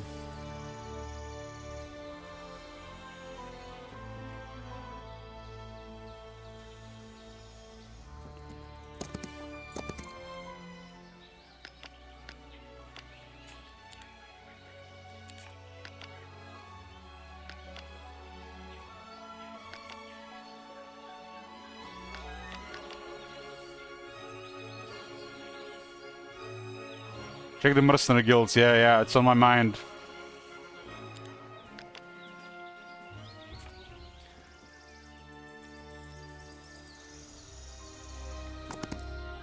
Look, this area surrounded the head of care resources. Wait. We do have archer now.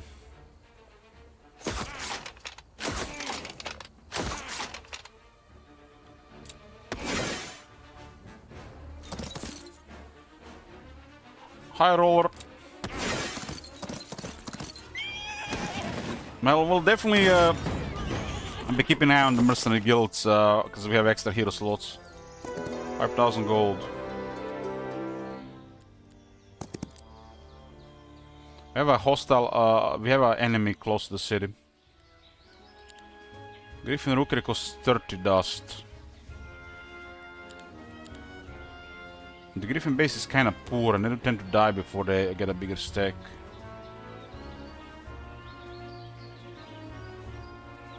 Temple Griffin is so fast. Second fastest unit in Temple.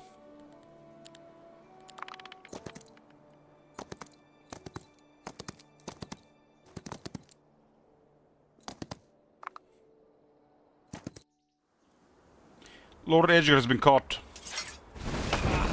We can handle this army now. We couldn't handle it last week. We can handle it now. My hero was too weak last week.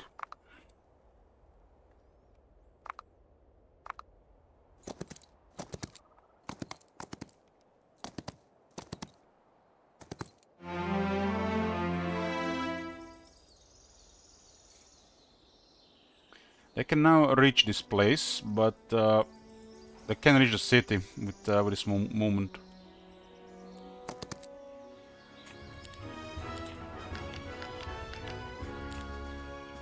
The extra heroes on this map don't do much. There's not much pickups. The middle area is already deadly to them. Just everybody just dying. This one just managed to go through somehow.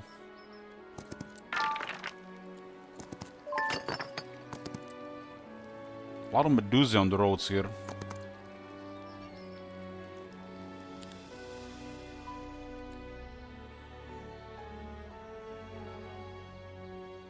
I picked John Johnson as a starting hero just because she was memeing. But just you watch, guys. John Johnson is gonna win this match.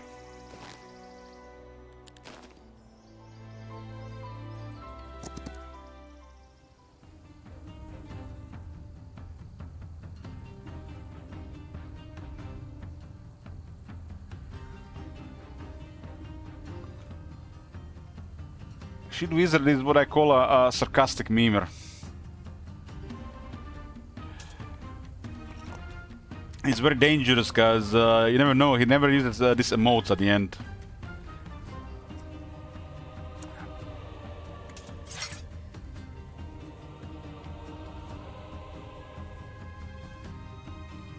John Johnson is the Helmut Gorst of Nira. Come on, man, what the hell? You're confusing the audience here. If you said Karl Franz, would have been, you know, maybe. Or, you know who's coming? Boris.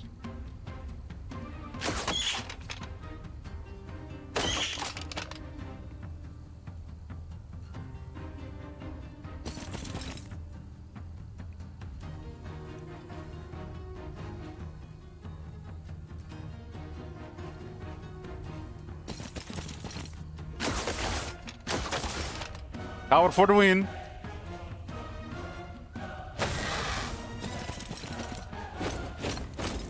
So I do have 5 spell power. I don't want this thing to go ahead. I guess the cavalry will be enough to kill it.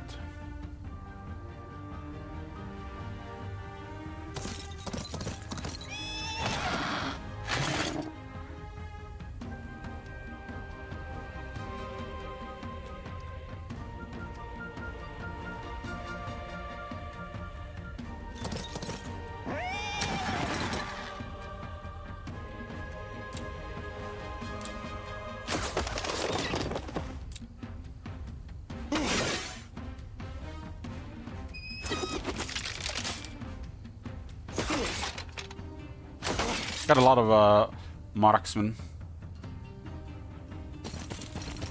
That's also a big fat of fat stack of tier 1s. Okay, advanced battlecraft, and now to decide melee mastery or range mastery. Melee mastery seems like just more balanced for our build.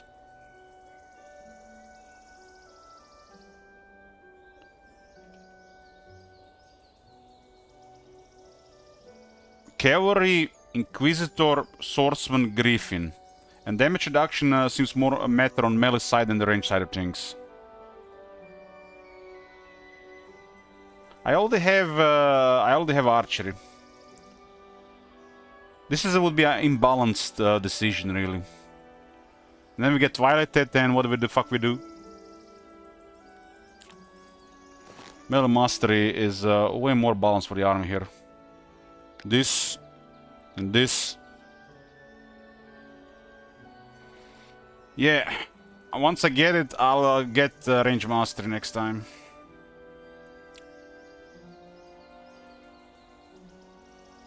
This makes the army way more balanced.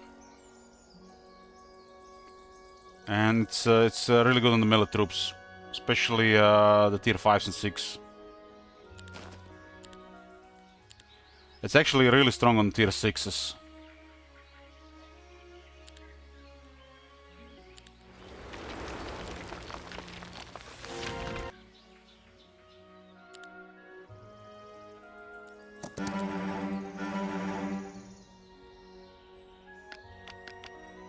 I was one of them plebs going all in on the archer before the temple. It always backfires.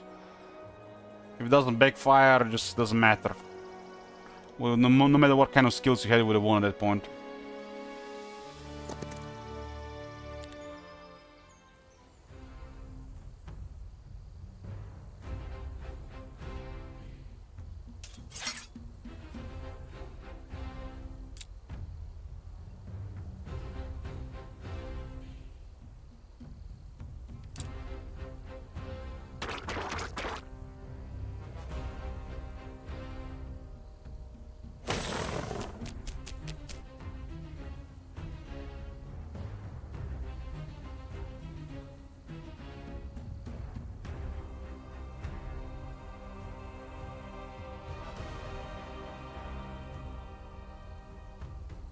Yeah, just going all in on archery is just stupid. It's stupid. Like it's a really bad strategy. I mean, tier 2 offense makes perfect sense. But Battlecraft on top to go range mastery in with this faction? No. That's just horrible. They're just begging to get murdered.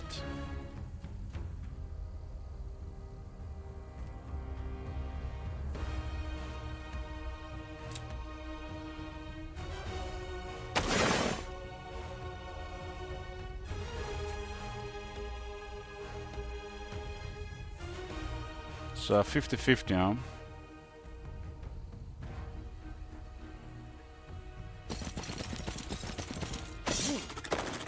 Look at the damage.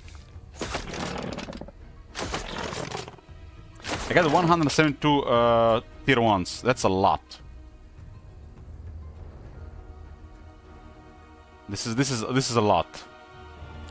They got buff from the John Johnson. We already have cover. We got offense. We got expert defense with a Battlecraft. This is a dangerous tech now. Laugh all you want about it, but this is a dangerous tech now.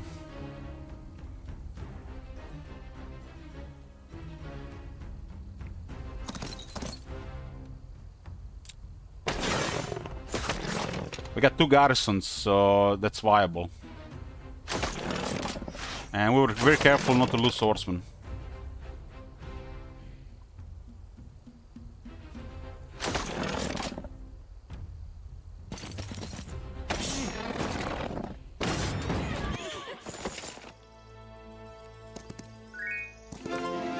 Heavenly Blades, huh? Regular scroll though.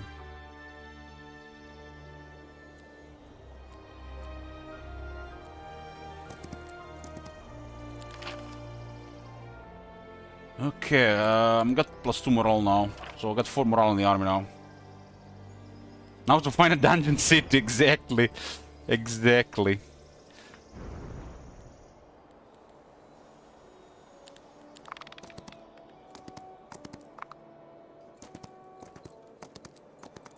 He's avoiding John Johnson. I would be avoiding him too with 172 Sun's Aegis. Elite level 1, expert defense, offense, Battlecraft, melee mastery.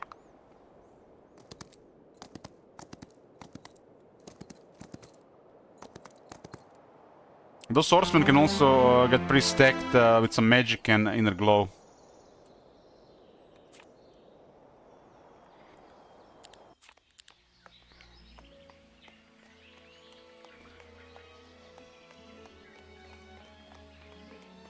With a Mage Guild 2, 5 crystals, 5 mercury. Should secure angels. This is the latest for the angels. Latest time for the angels. What was that thing here, up here?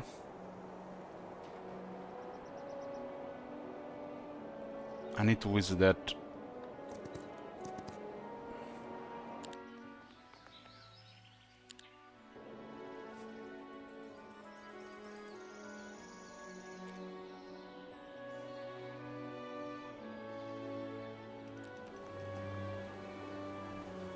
You're literally, he could have actually attacked me. I'm not gonna attack him, this is definitely casualties. He seems to be doing other stuff. If it comes to me, we'll kill him, but don't need to risk any casualties. The next week of troops secures me a very strong army. We're being careful with the second swordsman. And on 2 garrisons, it worked.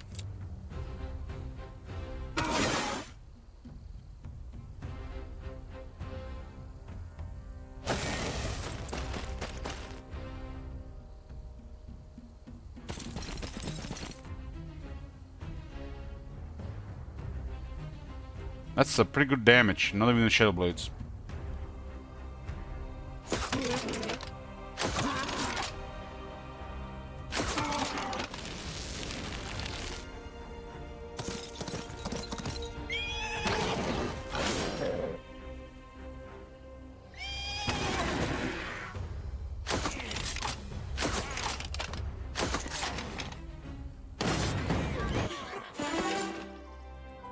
Basic leadership, huh? I only have Battlecraft.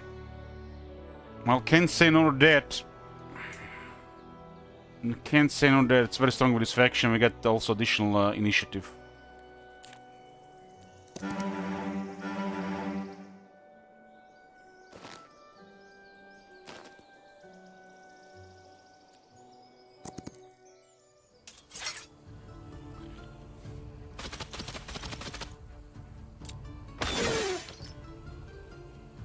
See them, all the marksmen acting before the white. That's the advantage of the marksman.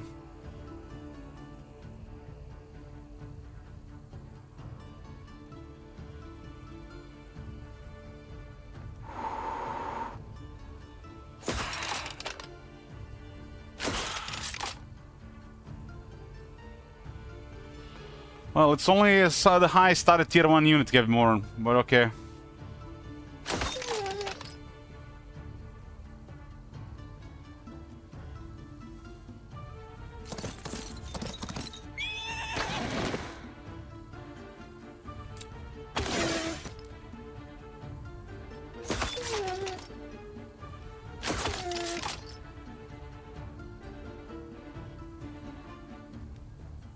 Heroic Strike Heroes, yeah, are a lot of fun. I played so far with Stinger and Toolkit.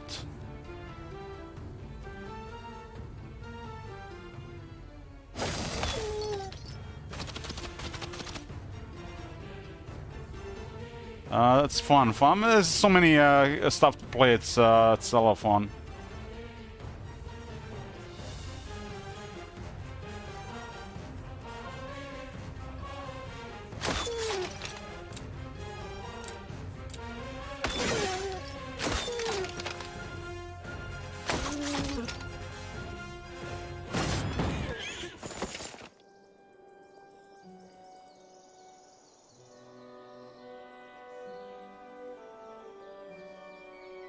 Heroic Strike Heroes are permanent ban PP. I think it really depends on what stage of PP. It's definitely better heroes to ban than Heroic Strike ones.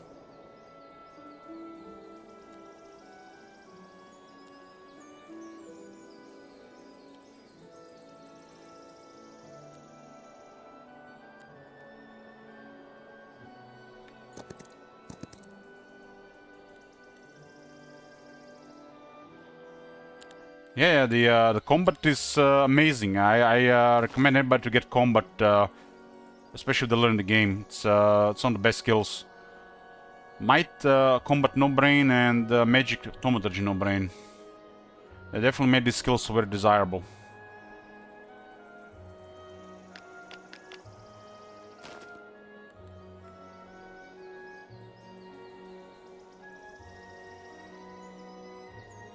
Doesn't seem like they're too interested in my city.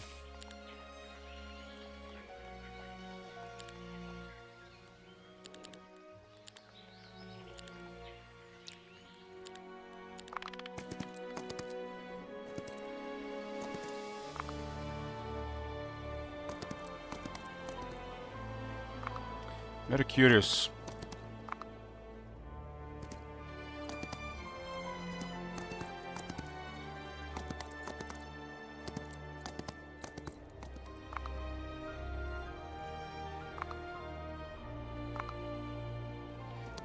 I don't have time to watch really these things. Like I barely have time to time to play. But you guys can decide who to watch, so you guys can see this multiplayer stuff as well. I've seen a little bit of that Finnish guy play when I was like winding down for bed, but just losing sleep hours. I rather these days just play the game instead of watch anybody. That's why I gotta unfollow everybody on Twitch. Safest thing to do. Be back. We're here. But yeah, it's like I don't want to get influenced by other people in the way I play the game. So guys, whatever you see, it's what I learned, and this is the one how I want to play the game. I don't want anybody influence me how to play the game.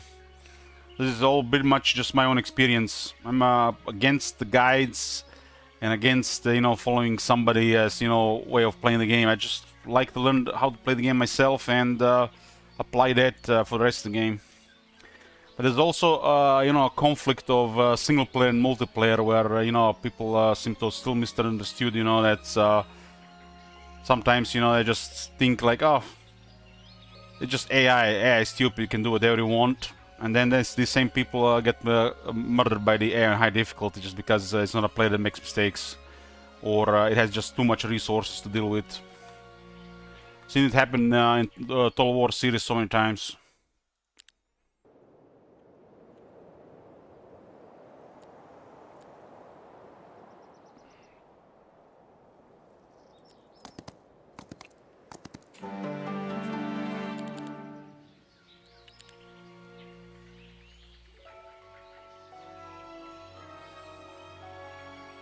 Miss the Mage Guild. Okay.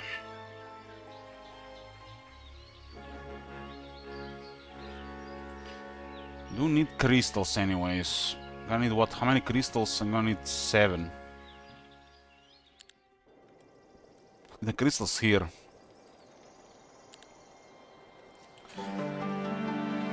I think single player is way superior to multiplayer. Even the multiplayer provides different experience just because you can play at your own pace. Like, you cannot play a game like this in multiplayer. And no experience in multiplayer can beat this for me. But most importantly, you play at your own pace. You don't have to wait for anybody, and you get more out of the game.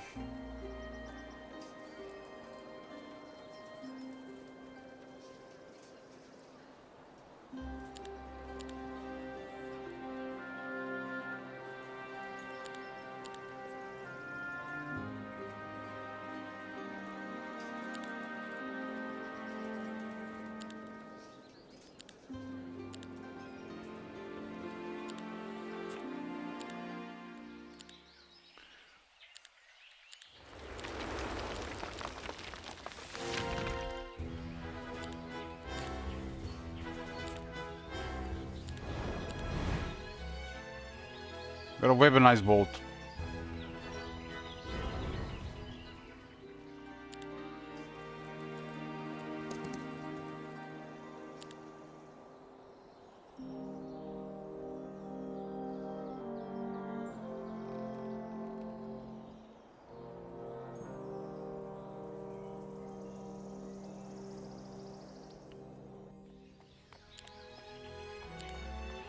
Meets the angels on the 3rd week.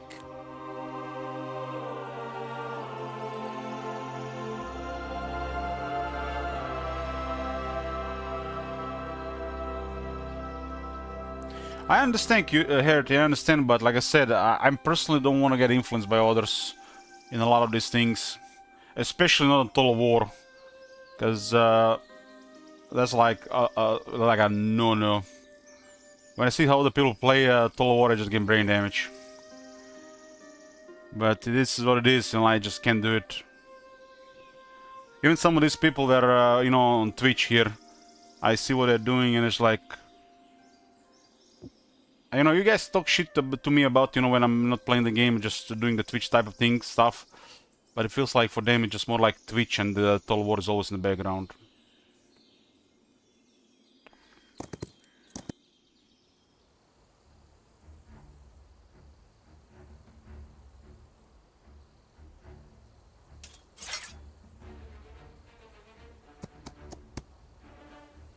Remember, always was Warhammer 2. I don't want to say who streamer was, but they still stream today. Still Warhammer 3 2.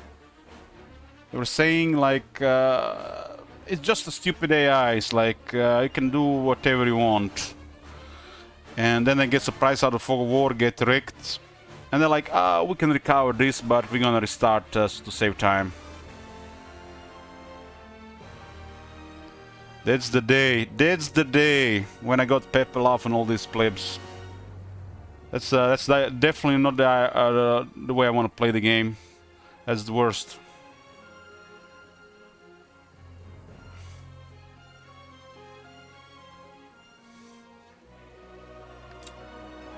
Games are easy. Just reload. Just restart.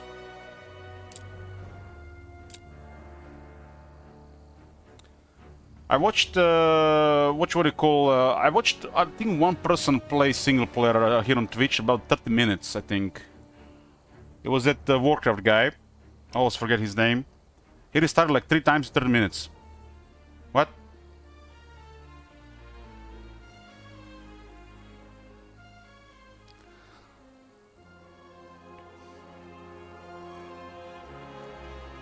Yeah, Grabby. Grabby.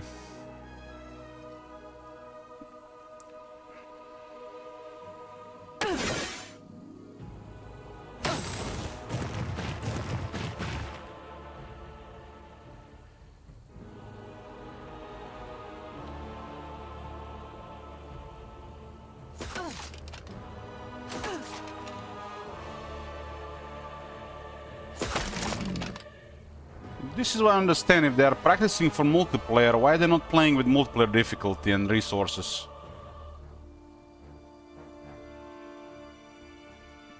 Like, it's a different game.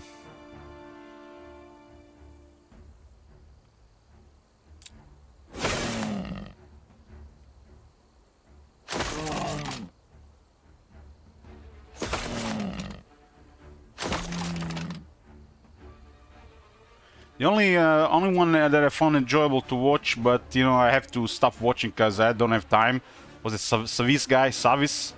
But I watched him when he was playing Hearthstone back in the day. But he's playing mostly multiplayer, all multiplayer I think actually.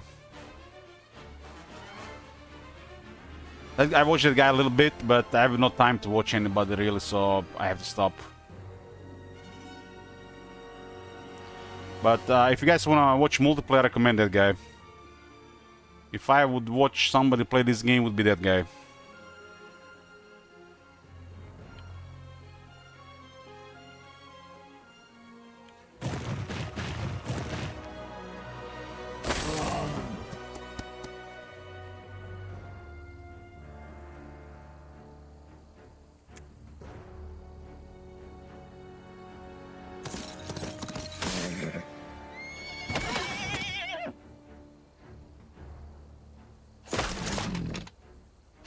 I don't know really anybody else. I just watched a little bit Grabby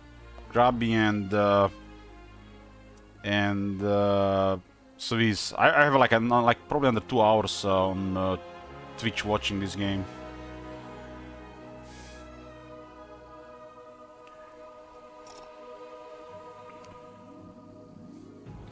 Most of the people I see streaming this game are foreigners. Like I mean foreigners. They're not English channels. So it's like all non-English. It's like only a couple of English channels.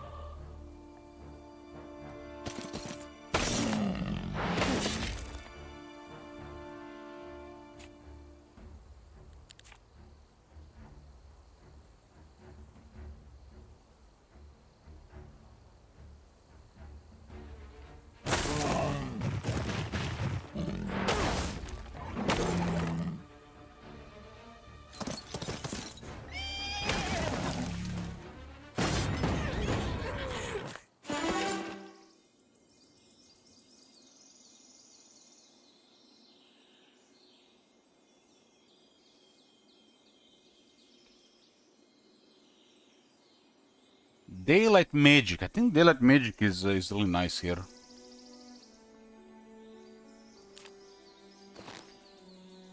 It's like any of these guys, Daylight Magic is pretty nice. Wisdom is nice too, but Daylight Magic is good too.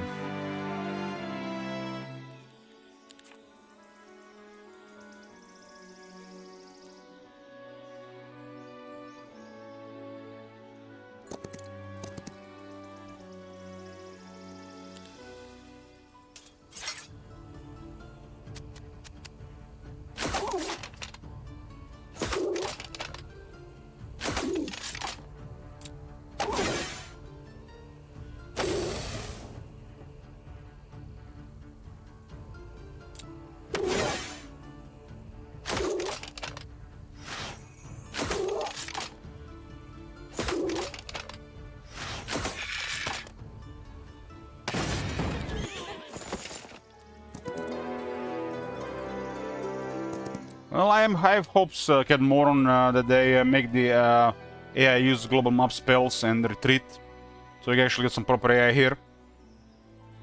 Until then, it is what it is. Because, you know, these spells are fun to use for yourself.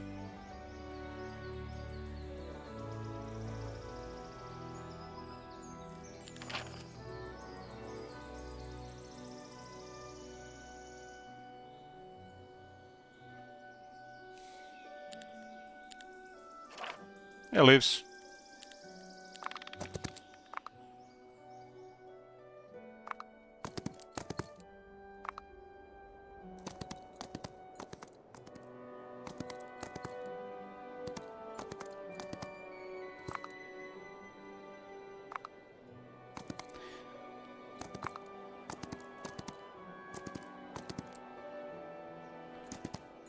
This is why there is no just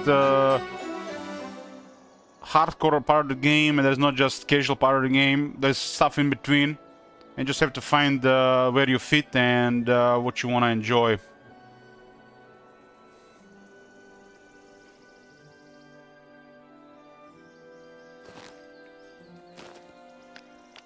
Your average gamer is a really dirty casual that just wants to succeed. At the moment of struggle, they get frustrated.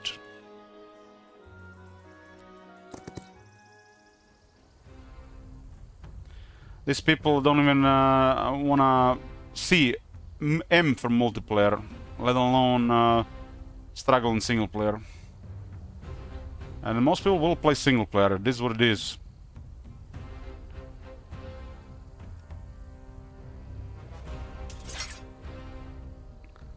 A lot of people want to watch multiplayer, but they don't want to do anything with it.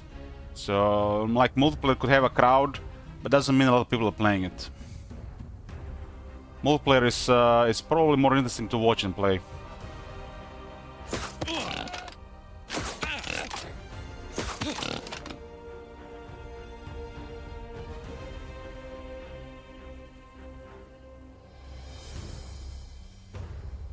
And everybody wants different things from the game.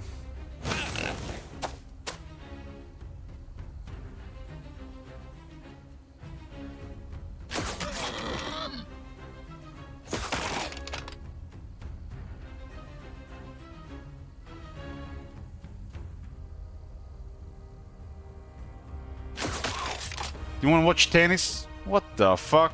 Please tell me at least it's women tennis.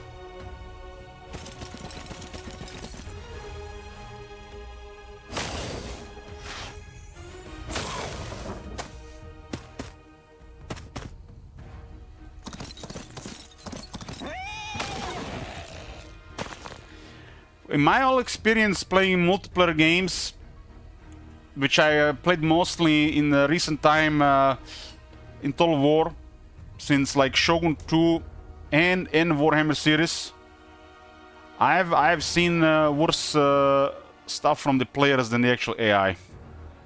Especially playing Shogun 2 and Rome 2.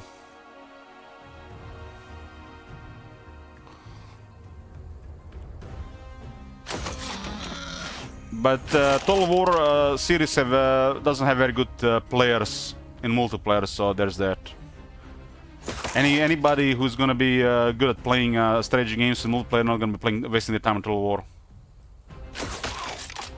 So Total War just have dropouts from real strategy games, playing and bullying people when it comes to multiplayer.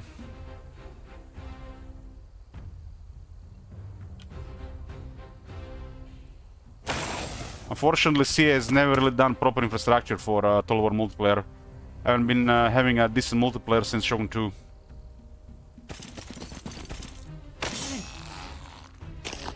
I mean, the real strategy games for multiplayer are the one...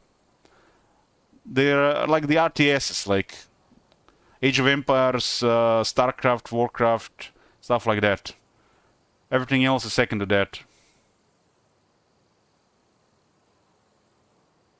If you're good at that, you're gonna be good at the other ones. Just how it is.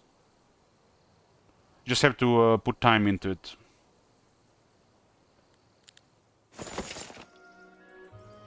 It's not a problem if you suck at multiplayer, you know, it just takes time to learn. You can play something for 1,000 hours and expect somebody to start something new and they're gonna suck at. Like you say, Grabby is like not like good at this game or something, what you said earlier.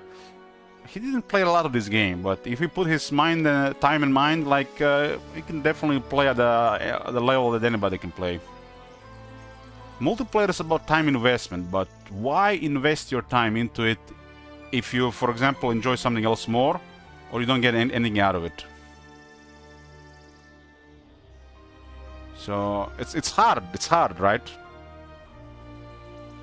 Like I only get, for example, what I want from Total War, playing campaigns. I get probably pretty good at multiplayer over time, but why play multiplayer? For what unholy reason should I play it? Unless there is something to be gained from it. I just don't find enjoyment beating human players anymore, and nobody likes losing. So it's a different game, and it's just not enjoyable anymore. It's different how it was back then when, like early 2000s. Right now, just single player is way more enjoyable.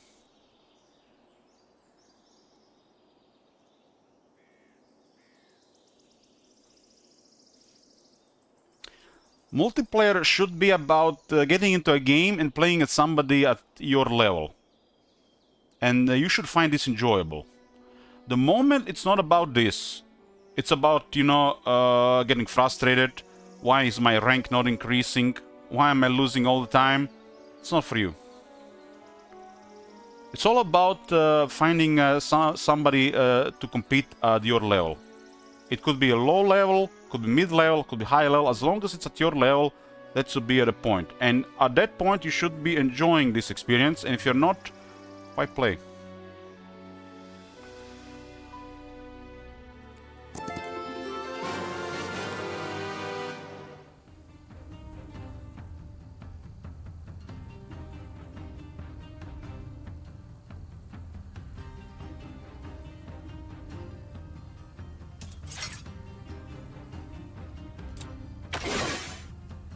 For me, it's important to play at my own time. If this was good for the channel, you know, I probably would have considered it, but playing this like full hours, long hours, it can be good for you as well. It's really important to play at my own time. That's why it's hard to play multiplayer games anymore. Even the MMO games have switched to like mostly single player experience because of this.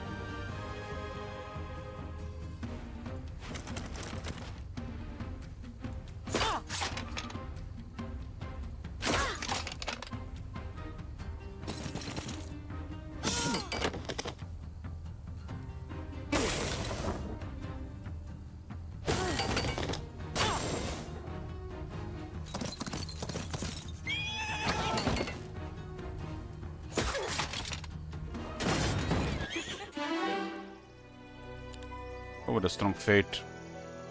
Right now in this game, I really enjoy progressing to the early game, building, getting a build going. You know, just exploring the map, finding some artifacts. This part of the game is a lot of fun. Once you start dueling the opponent heroes, sometimes they wreck you, sometimes they surprise you, sometimes it's just one-sided, both ways. That part of the game, you know, can still be very exciting, but post that is the game is lacking. But this part is really enjoyable, and you can find this part in multiplayer, for example. Especially not a big map, playing at your own leisure. Trying to complete some artifact sets, seeing some skills you will not see otherwise on characters, playing a hero you will not play otherwise. So you can experience that. I feel like half the time I'm doing well at multiplayer. You know, for the reason why I get stressed? Man, I'm doing so well right now. I'm winning, I'm having advantage. What if my opponent disconnects? What if I don't get the closure? What if I disconnect? This is probably the worst feeling around multiplayer for me. It's like anybody else has this feeling? Like, and I just feel like I'm just getting rushed, more rushed. So that doesn't happen.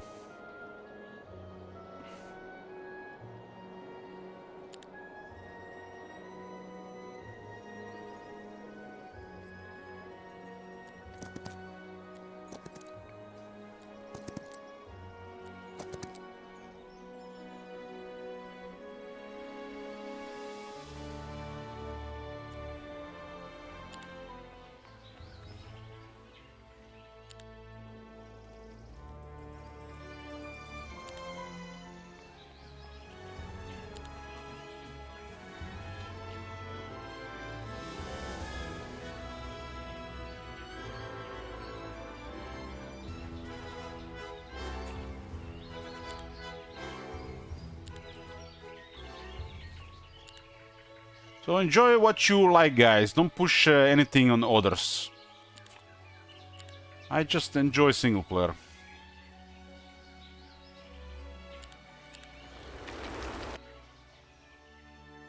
I don't mind playing multiplayer, but most of the time I ask myself why. In any game.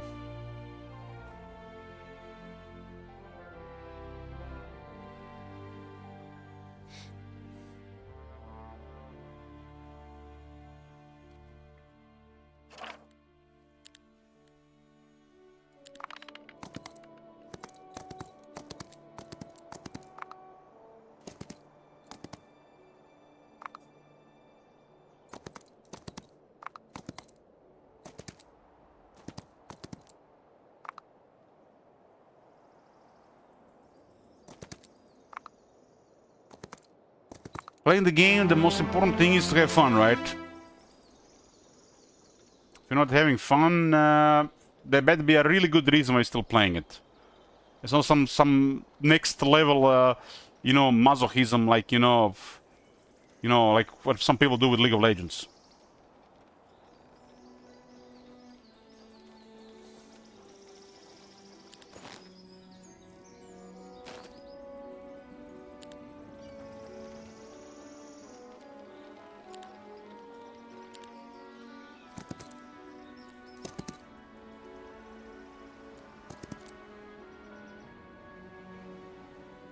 There's a really early conflict on this map with things, but if you play safe around your area, I think you're fine.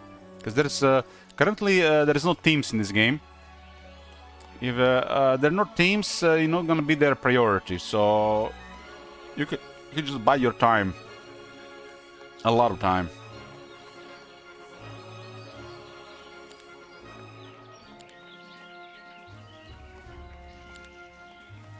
One day there'll be teams, so some of these maps will be really different. They're working on it.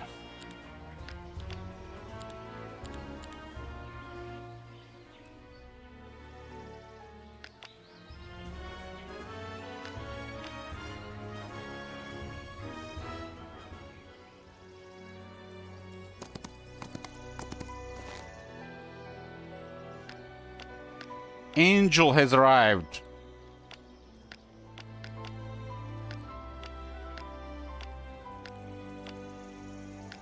Got a fat stack of Sunset Ages.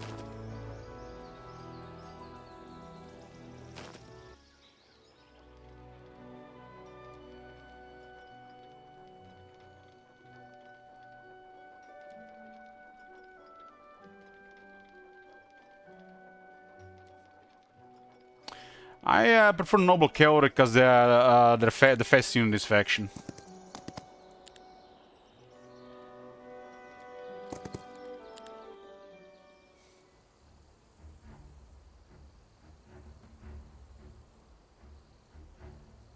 I had a really good tavern on week 2.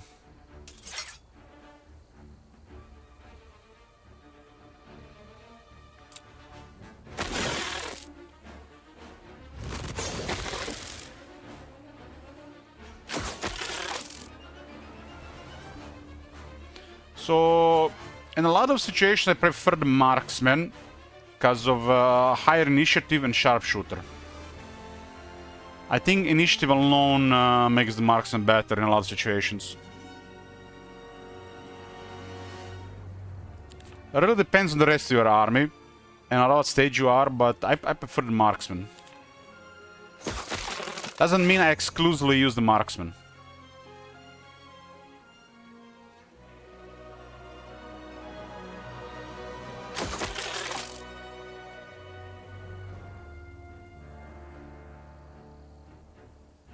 The Outstringers only have more damage at shorter range.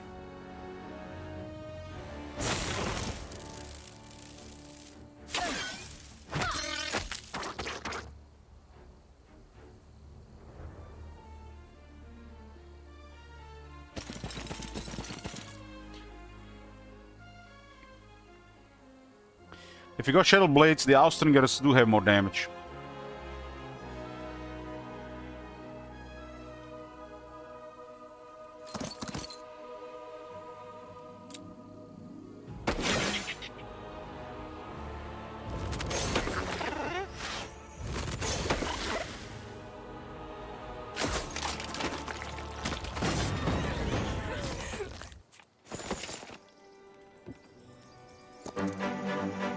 I don't think there's a better the one is just better, but in theory Austringer is better sometimes.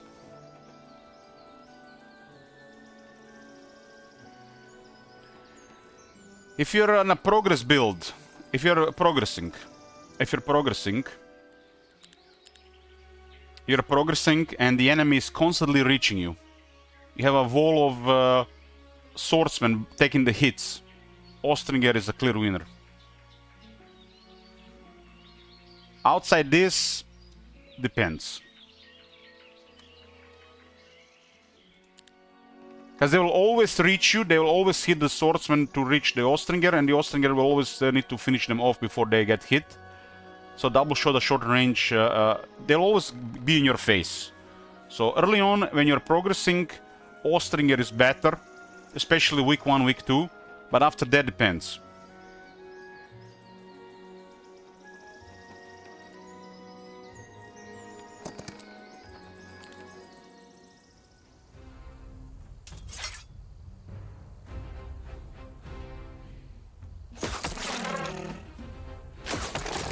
I played a lot with both, especially in the demo, and I see situations where both are really good. But I'll tell you, I'll always prefer marksman over Austringer, especially after a certain stage in the game.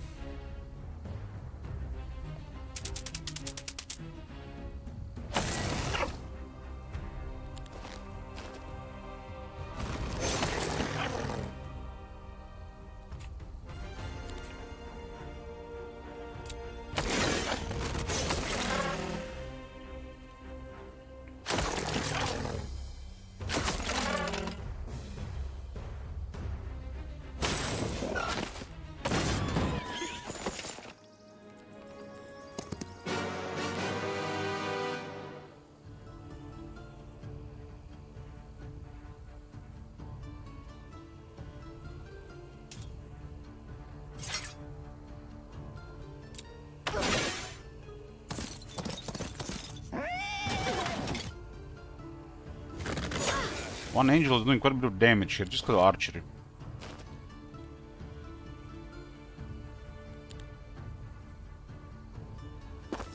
I have melee mastery, so tier 6 are pretty nice. I didn't know I was on the higher speed.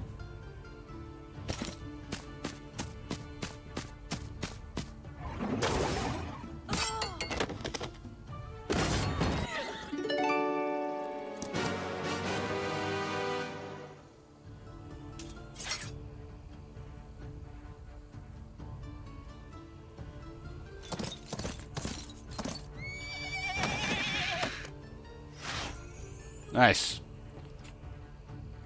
We got the 5 morale here. The army is at max morale right now. 30 has 90 to 1/5 damage at 4 attack, huh?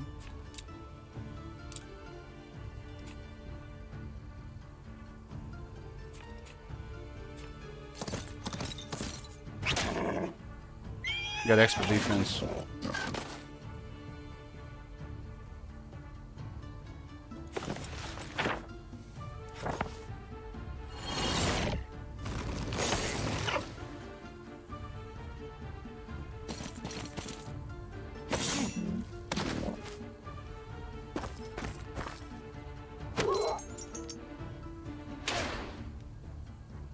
Got melee master from Battlecraft, so it's pretty nice.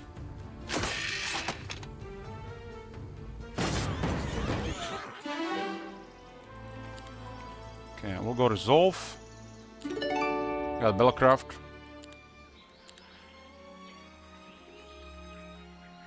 So Austringer has 1 more defense and 1 more speed, plus double shot. While Marksman has 1 more attack, and it has 2 more initiative, plus the sharpshooter, and the stronger fine bolts.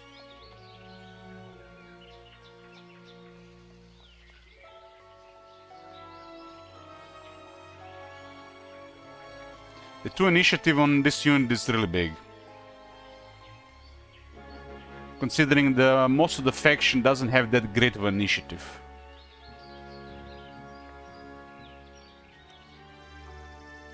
The range unit's initiative is really important. What if they have shooters and they go before your shooter? You know what happens? Your shooter gets wrecked. So, it's safer to have a marksman over Austringer. Sharpshooters will wreck other sharpshooters, right?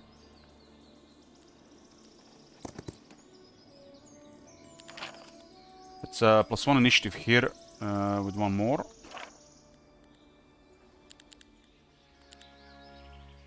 So I get 5 dust per day right now. Cav is 50. Inquisitor 75. The Angels are 100. It's 30 and this is 40.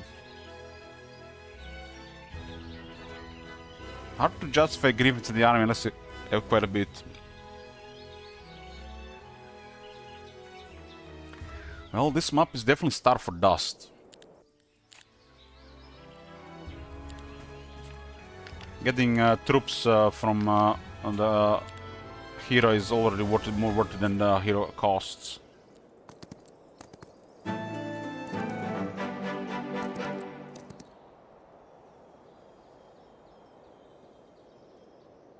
Only weak unit for this faction is the tier 6, in my opinion. I'm not touching this one.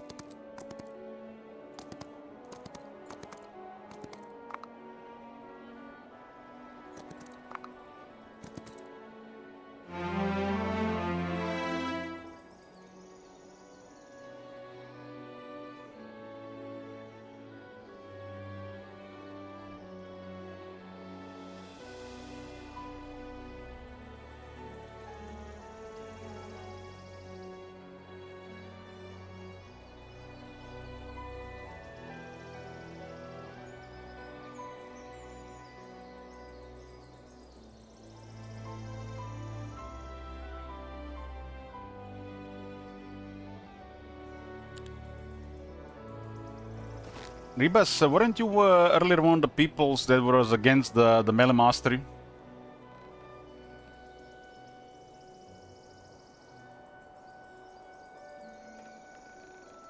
Which makes the swordsmen, griffins, cavalry and the inquisitor something else?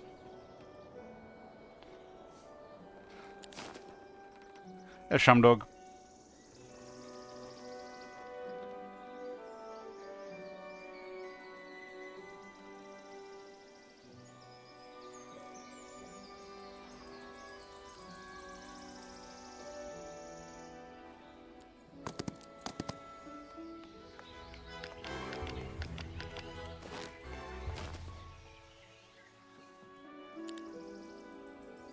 I mean, they have to kill the Archangels, so Melee Master still works for the Archangels.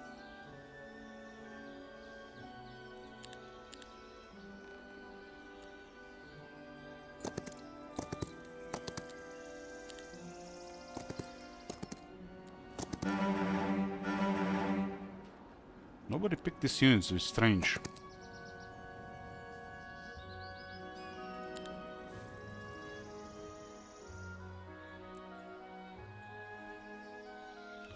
Archangel with offense and archer is already crazy. Does not need no range master in Battlecraft.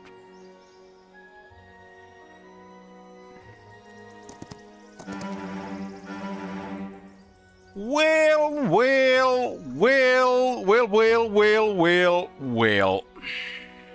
If it isn't the second most expensive tier 7 here.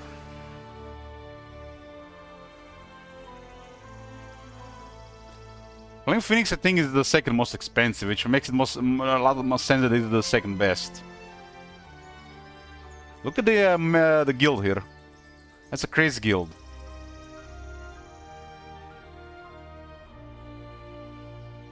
That's a crazy guild. I would like to buy everything here. Especially when I get Hoppers the Rollights. This is the second week. I have 2 in front of the city, so we're gonna be seeing this quite a bit. Seeing any of this is amazing at the guild. But Opteos is a no-brain. I got 2 guilds here. If I see a Phoenix here, I'll get Phoenixes as well. One Phoenix is solid, but not at week 4. +1 initiative. Tend to forget there's a 5 cost law here for +1 initiative.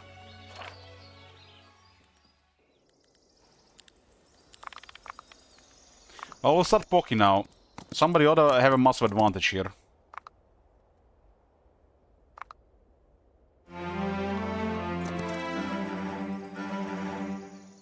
Vampire Scholars, huh? 2 Vampire Scholars are literally almost cheaper than a Flaming Phoenix.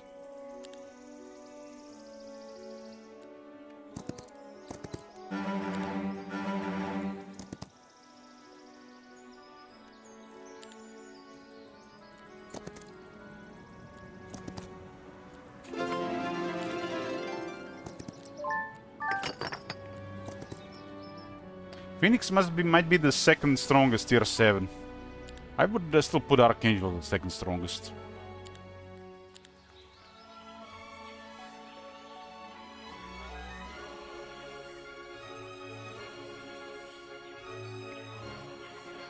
The high Hippodrome here.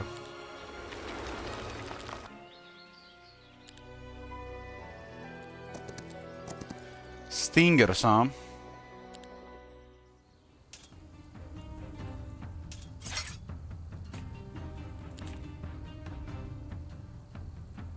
I mean, yeah, it's, if you like it, you like it, Shibuya, right?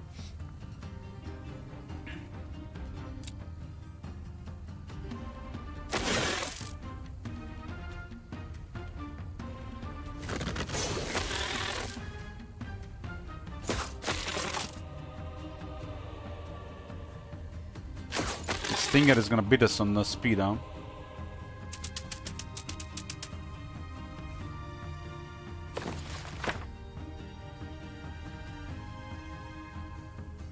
Very limited magic.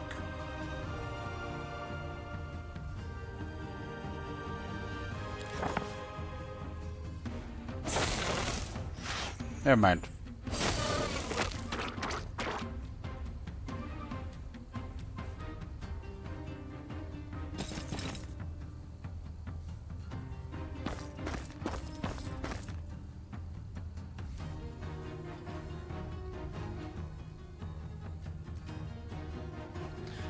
What I really think about the Archangel, it's a sharpshooter that you can allow to shoot, and then it has a forging perfection you can allow to build around. And the fact you have to deal with this, and then there is 2-3 other units that are almost as dangerous. So what you gonna deal with first?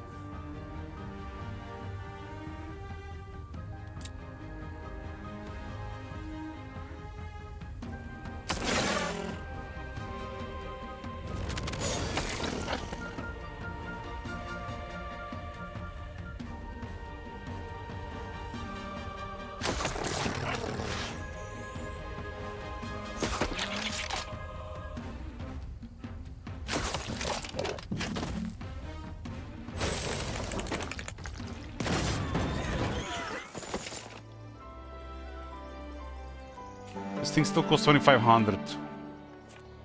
This building is complete nonsense.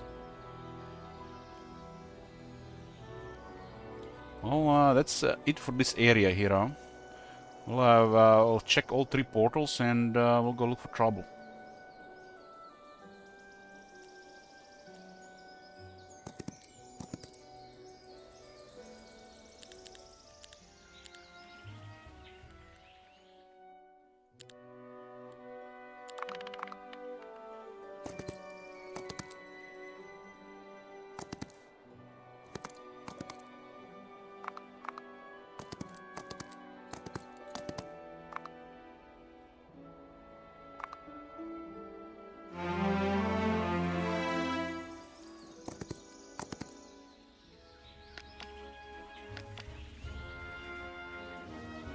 Everything's been recruited here. I gotta upgrade the calf.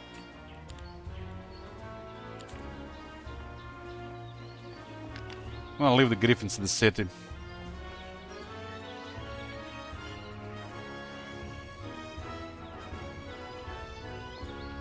Some little brigand reinforcements.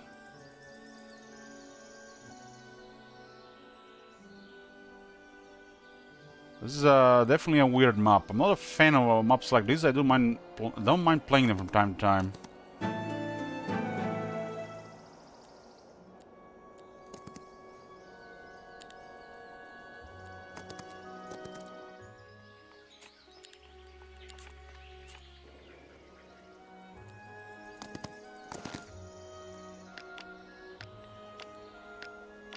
Zenith will be trying to get mercenaries. How the hell is Nadir still alive going around this area like this?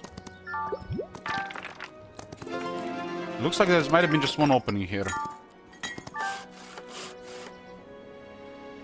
So only one other player has reached this area and they left, and then Nadir is just picking up everything here.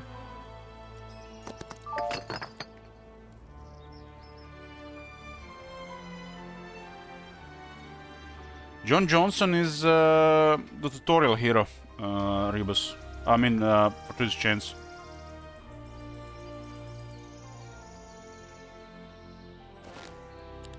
John was just a soldier until the Ravenshore campaign, where he carried his fallen command to safety and led the retreat, proving himself in battle. He rose through the ranks as a general who fought alongside his men. The loyalty of his army never wavered, even against the dragon. When they slew the beast together, John was the last to believe it. He still sees himself as just a soldier, but hero or not, his greatest deeds may yet lie ahead. You see, guys, swordsmen can kill dragons if they get a lot of them. Are you, Shit Wizard, are you memeing about this guy? Just because your name is John as well? Shit Wizard is biased here.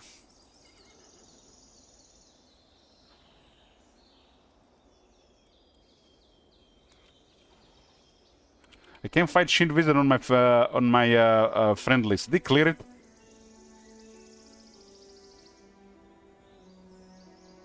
Oh, it's a nick. It's a nick.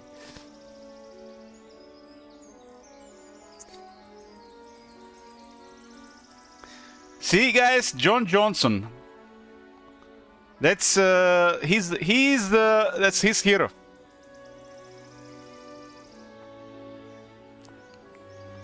We see the Egyptians fighting the French here. Where is this background from?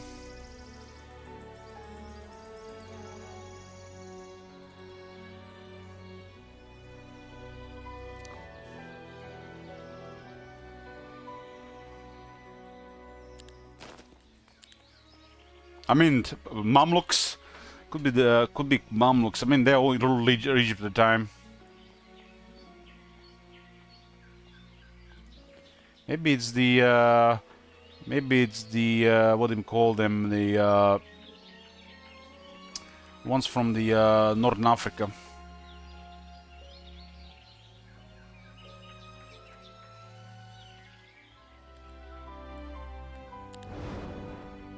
Moors, maybe it was the Moors as well.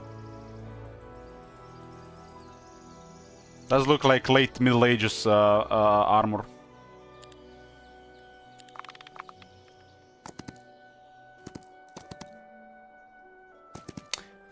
It's from KCD.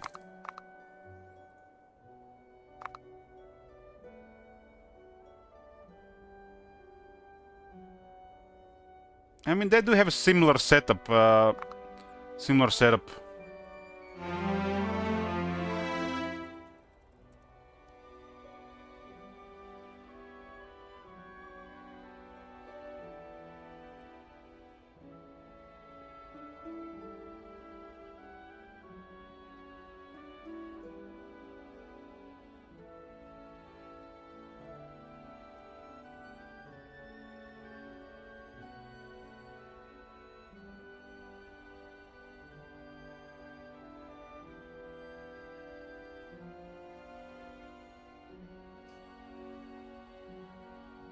You look at the general's bodyguard or the like the top armor of the time. It's like it's the same around the areas except the face mask. They use the same technology for centuries.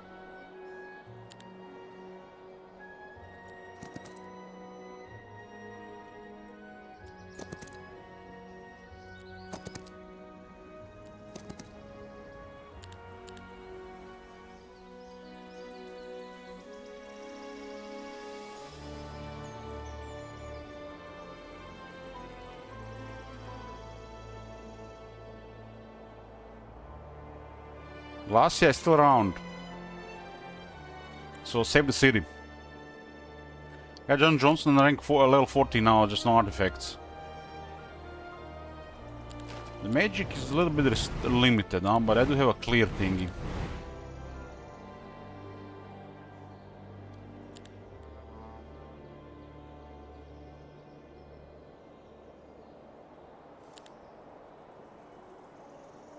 Get the inner light. No haste yet either. Let's see where this go to.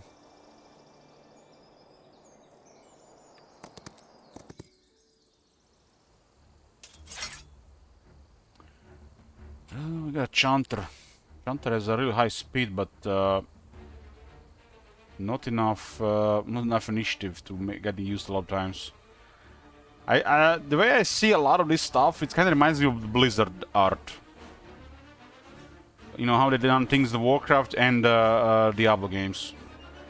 Diablo 3, Diablo 4 and stuff.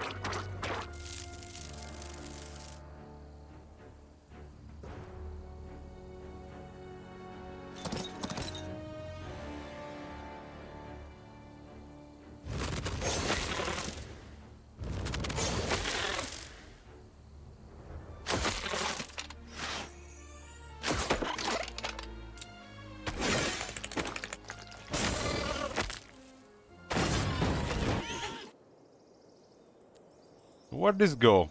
Hasn't been cleared in a while. Here.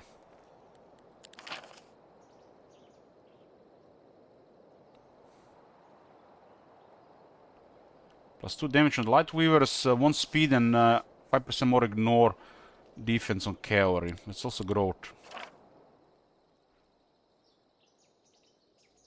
Even more spell power. I got 7.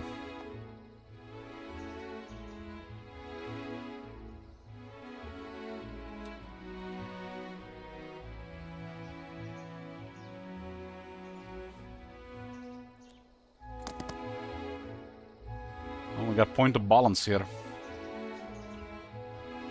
Rapier.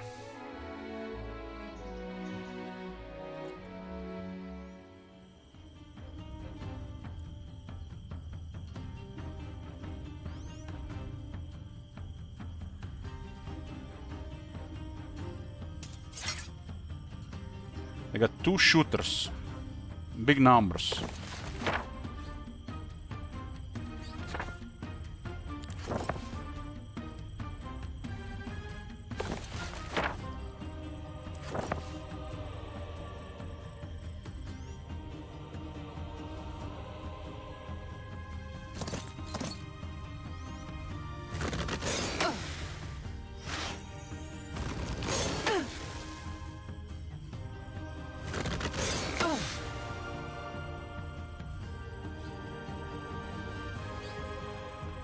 I'm expecting more soundtracks to be added if they add more factions, but definitely with Underground. They're working on the Underground for early access, apparently.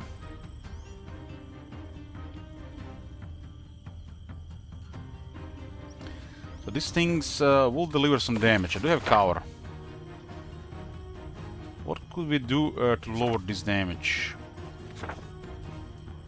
I guess Short and Shadow will deal more damage and they'll deal less.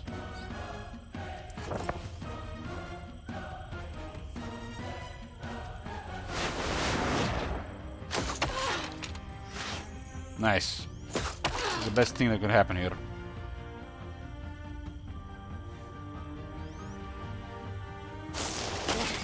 Only killed two swordsmen.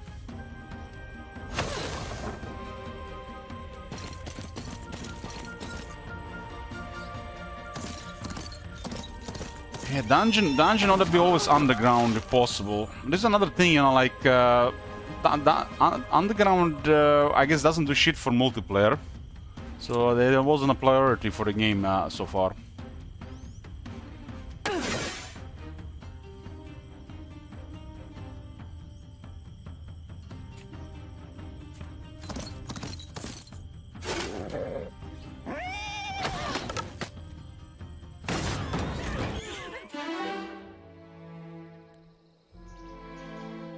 Yeah, just different flavor of exploring, which I'm looking forward to.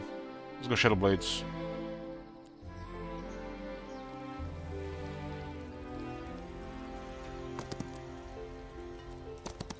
It's a Till town. Nobody's here though.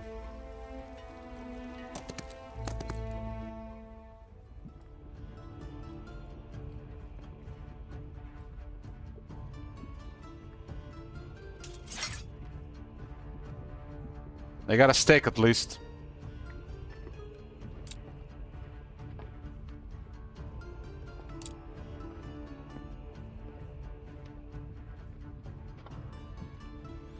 The AI focuses tier 1 a lot, so it's the Sun's Age is a no-brain. They're never gonna be huge if you go Guards Captain. Especially if you don't have access to garrison buildings.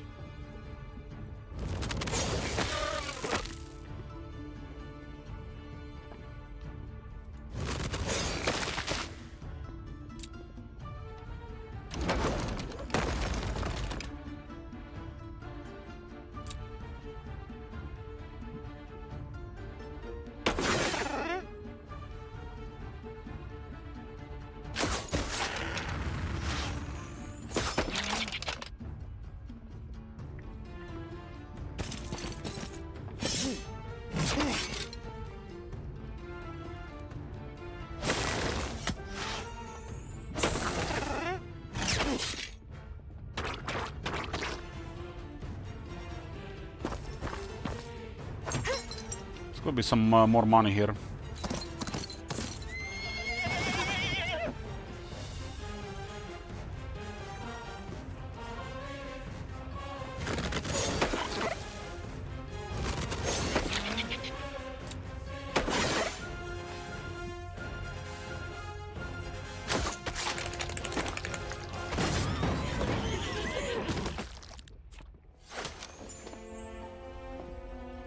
We don't know what this will lead to, but +2 attack and plenty of buildings here. Guilds 1-2, nice.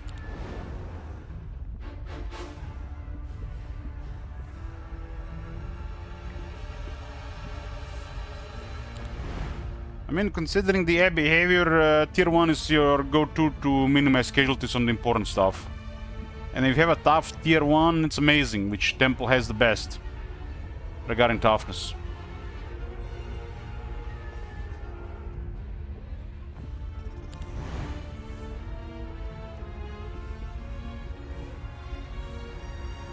I got haste.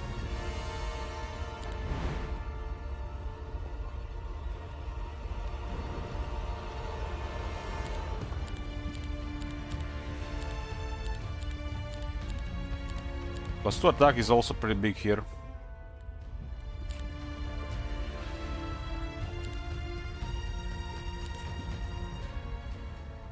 I think this is just a transition area.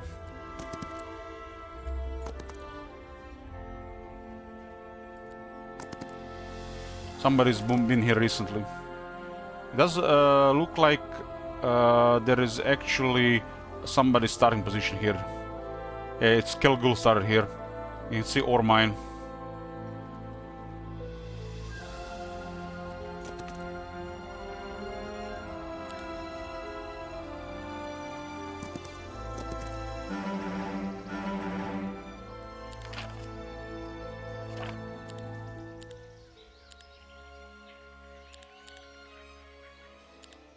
So, need alchemic depot here, 3 mercury.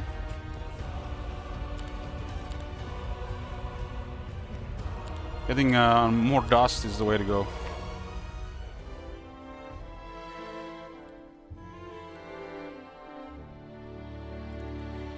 City is a stack of tier 1. Automatically attack enemies in 2 hex radius and shoot twice per round. Not ideal, but still at least tier 1 is tech.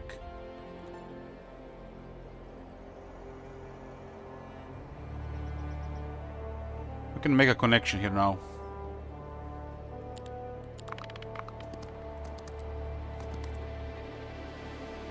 This is a nice gold. Get this for a couple of days, I'll get the advantage. I have enough troops for my main city. Oh, somebody already arrived. Okay.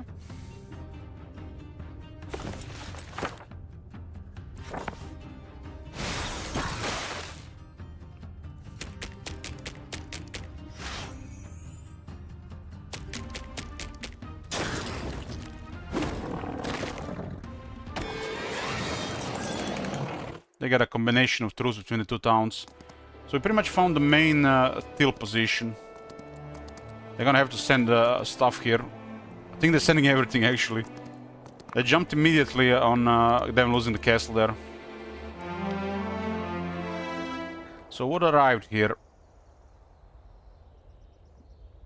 Okay, nice, nice. Not very strong armies, but just enough to progress without casualties. Perfect.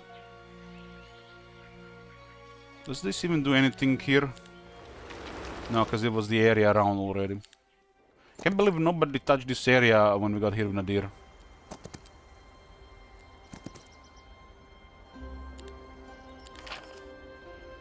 Would like to get coinage reform next. This faction does have the melee combat and range combat buffs as well. It's pretty big with all the modifiers.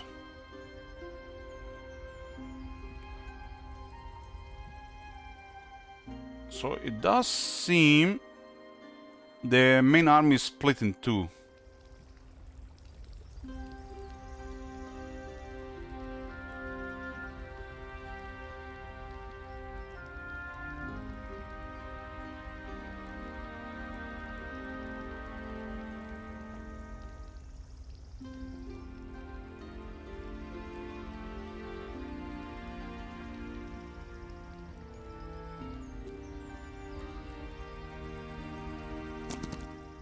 Might get some artifacts here. I don't have any artifacts.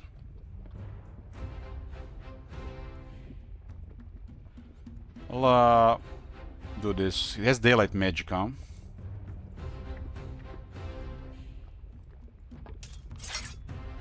This is a shield for this 3. And Apotheosis gives them immune to negative effects. We got a Purity Aura. And the Sun Sages gives them Aegis.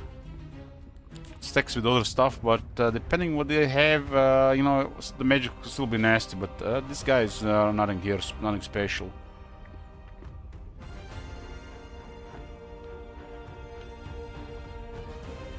Nothing can even reach us here. 12 leeches. They have expert combat, no expert combat. Just react to their magics.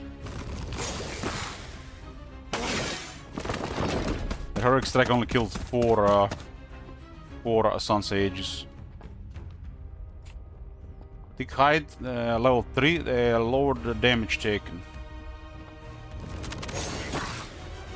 My hero just better here with a larger army.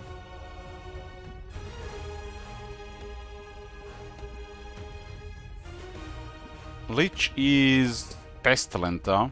I gotta kill him. What's our morale here? Max. I got a max morale.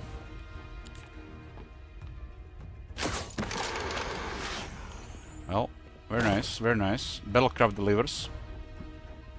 30% chance for extra turn. I don't even have the laws yet.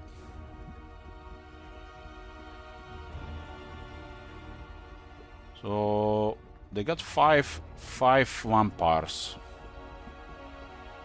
I mean, I have battlecraft and resolve, so this is expected, right?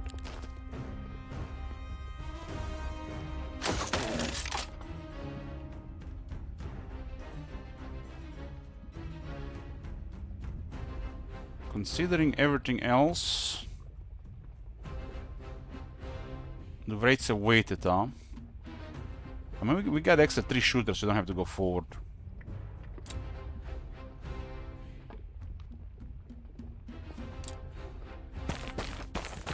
Our guy is weak with magics.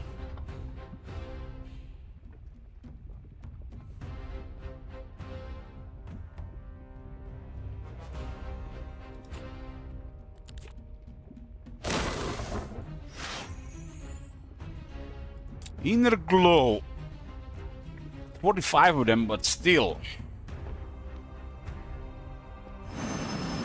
Let's buff the angels and the noble cavalry. Haven't got the +1 duration on the law yet. We are just fine here. They can't do anything with this. I don't wanna. This guy's only 6, but I don't only wanna waste a turn on them.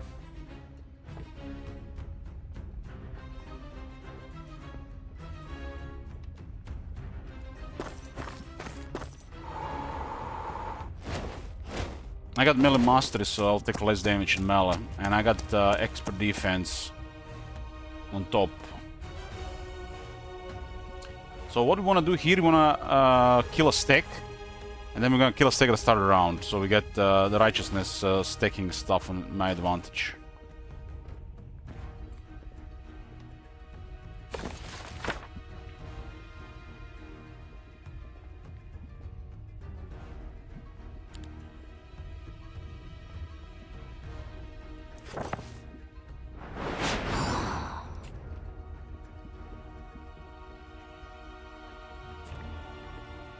Kill the vampires.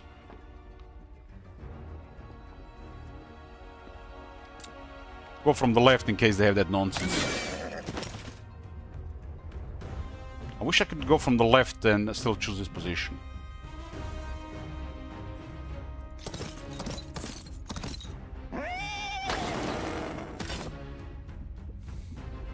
Okay, kill another stick here.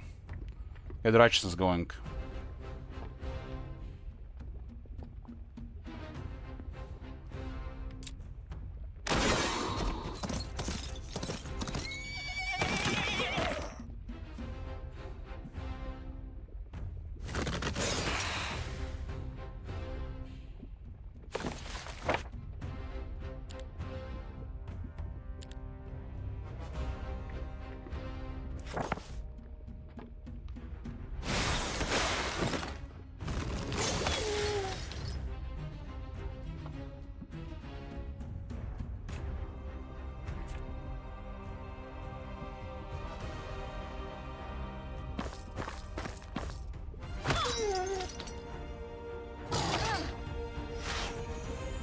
Wound is 50 damage, huh?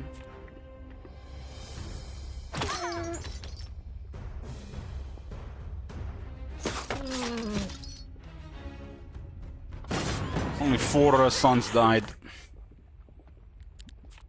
No items.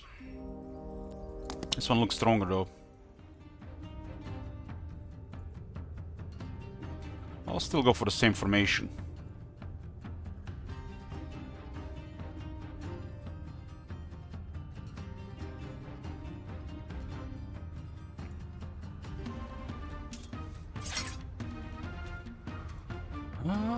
Looks like they're secondary heroes. I don't like to split armies around. We'll wait and see what they do. Thick hide. If you see their previous hero doing a spell, it's very likely the next hero will do the same spell, just because they unlock the spells of the Mage Guild. And it's a level 3 thick hide. He might have Primal Magic for duration, Primal Force. It's 6 rounds, so it's a lot. I can read these things, because there's only 6 spell power. Pestilent Leech is the only thing that bothers us here.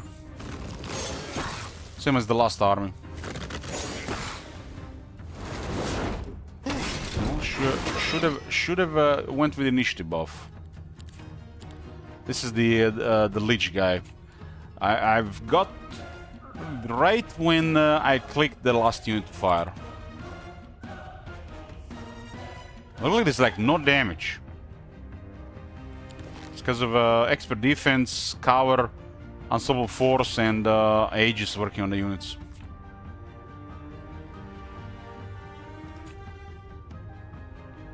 Rare to see a faster Leech, because this guy gives them speed.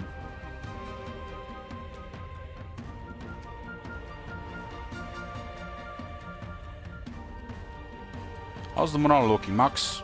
Max.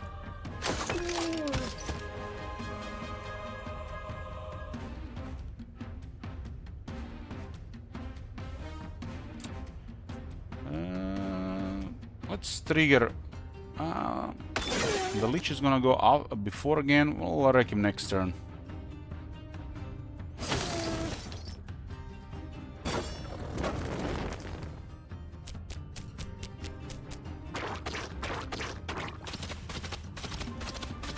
Yeah, I immediately assumed the Leech would go. It's a faster Leech.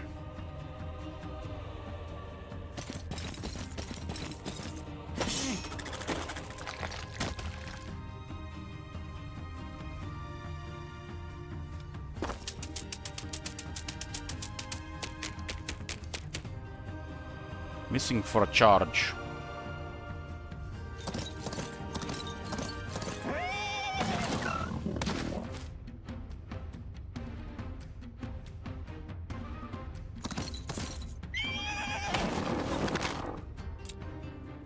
Metal Mastery on Chaos is so nice.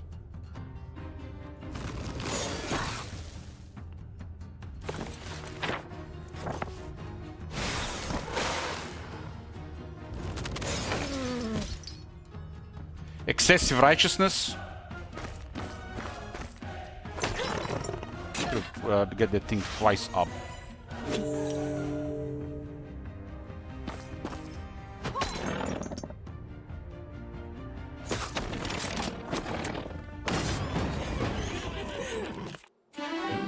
Nothing here, huh? Markcraft, there's no global mouse spells from the astrology, so not do much. Let's go with a Bell of Focus. Use more buffs as well. They had an enchanted magic scroll of Naira's Veil. That's useless. Doesn't do anything in single player. Ooh.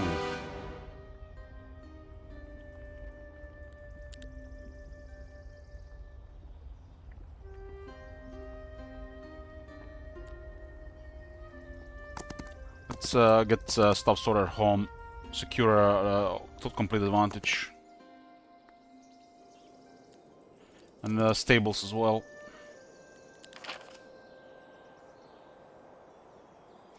More gold income. Get another up to 20% more gold income with this faction with the coinage reform. Anything at the tower? Not really. I'm getting now 10 dust per day. It's total game changer when you get a early economy on Apocalyptic when you don't. This map is starved for dust.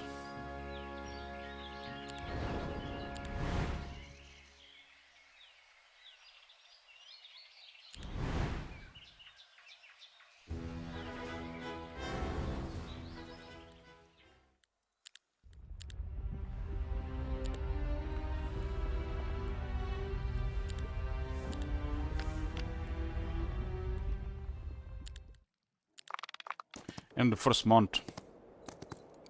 Kinda curious that nobody was guarding Utopia and it wasn't cleared. It looks like the rest of the AI was dealing with a whack-a-mole here.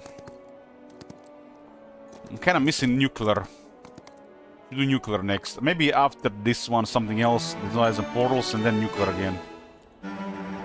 14 crossbows, welcome to the army.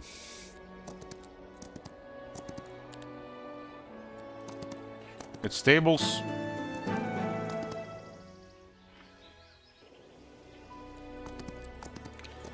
Got a pretty safe spot here. Nobody even wanted to come. Okay. Let's get Hierophants.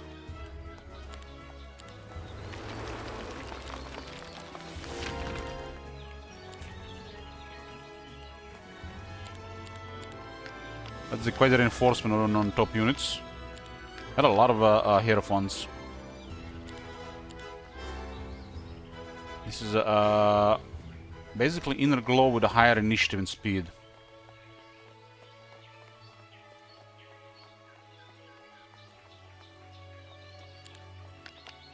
Fat swordsman stack.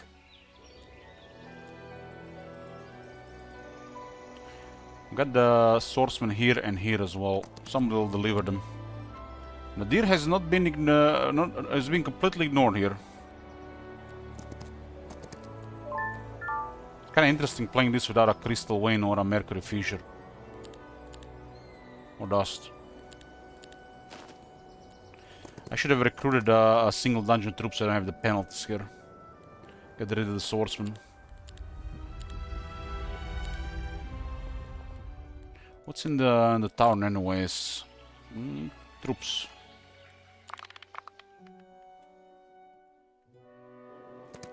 Should clear the Utopia for rewards.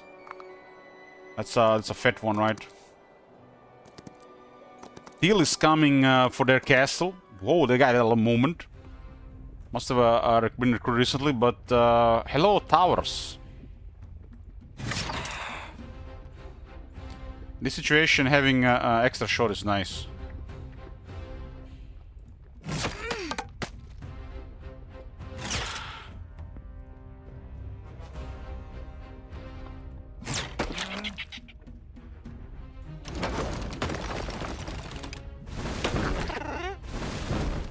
Single stake guarantees they can take a city with this army.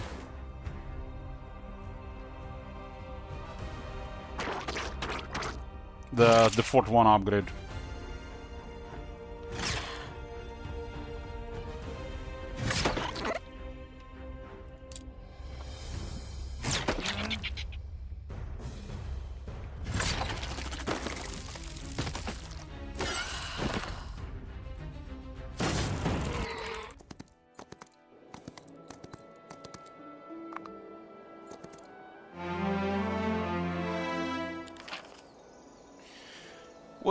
Well, tier 4 stuff.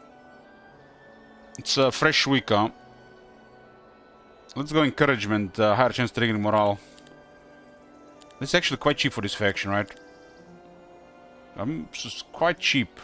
So base change is 4%, with this is plus 3, so 7%. With living can have 5, embodiments and magic creatures have 3 morale. So you only get 35% with this. And if you have Resolve and you have Battlecraft Synergy, you get another plus 2%. So you have 45% chance for morale.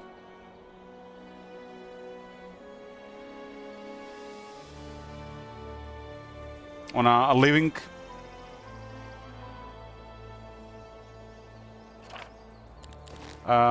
27 on a magic creature like Griffin, and 27 on a embodiment like the Angel.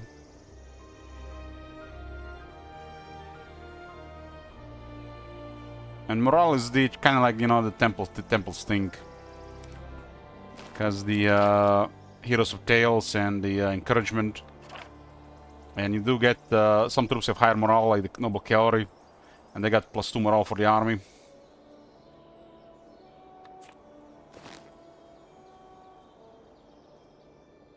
Yeah, so it's 45 and 29.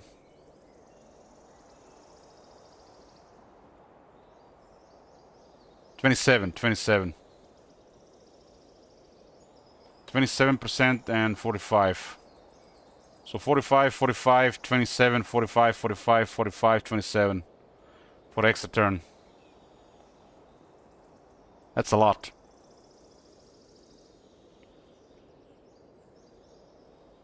If we're acting, it's really good with Battlecraft, but if you wait, you know, like some people already said, you can get morale that turn. But then you get 40% defense. Or attack.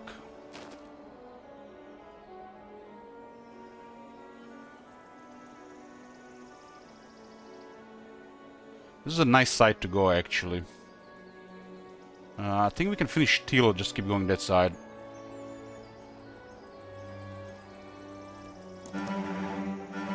Peasants. Well, they pay for themselves, right? In 15 days.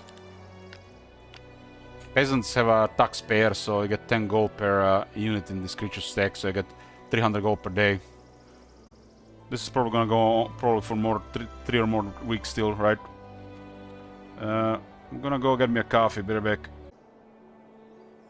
right back, boys. Found some peasants in the mercenary guild.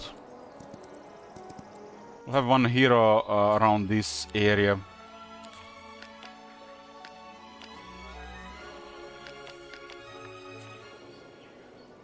So, Anastasia and Zoran. Guess her troops are worth it alone.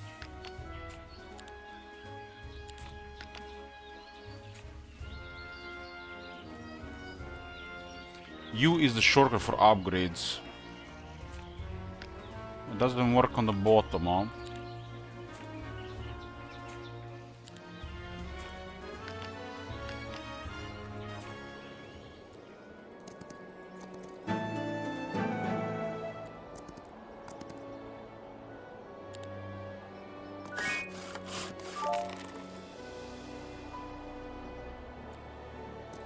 The one dungeon troop, since it's dungeon terrain, so not moon penalties, should have done it already.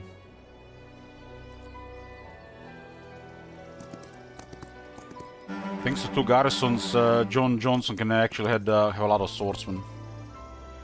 We didn't get any local recruitment in 4 weeks. And there's definitely a scarcity of artifacts in this map.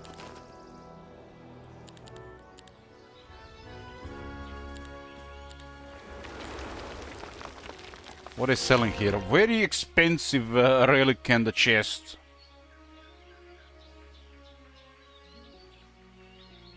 I guess the bag is kinda nice, space for itself.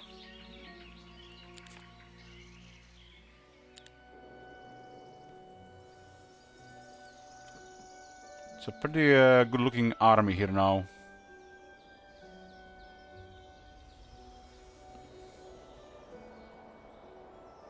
Let's go into the snow area again. We'll stay close to the road.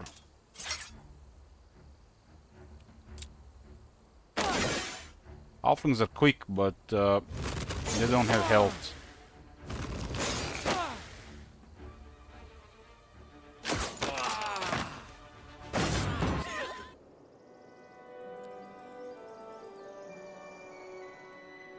There's some stats we can get here. Some artifacts as well.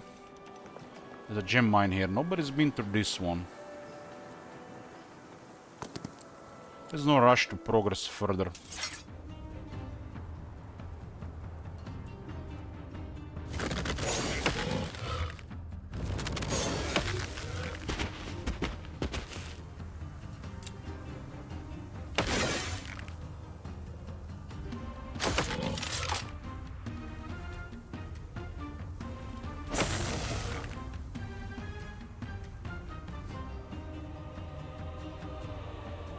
Really can't reach us, huh?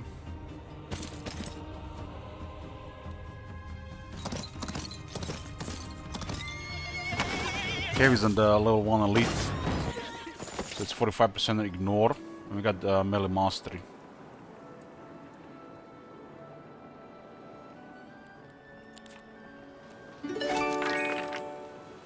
Let's secure the gems. It seemed like in each one of these areas was something to secure.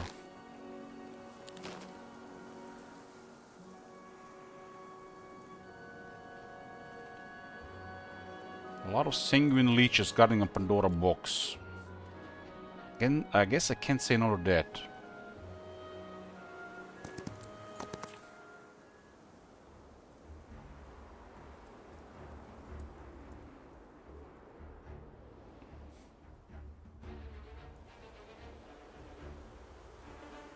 Put everybody around the ages. We'll stack for max damage reduction. 3 stacks of leeches, huh?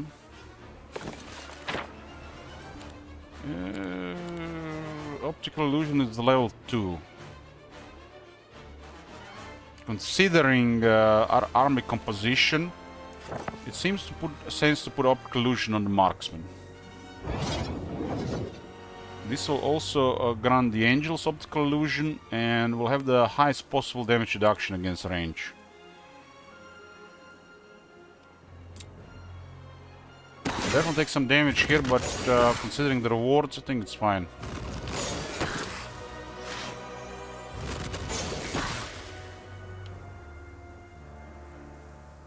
That all would be nice here.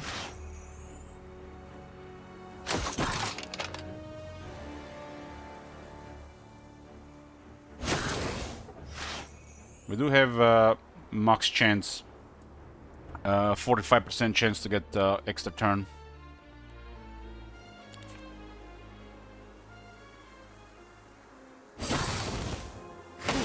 Oh, they're shooting the tier 1. That's like no damage. Just like no damage.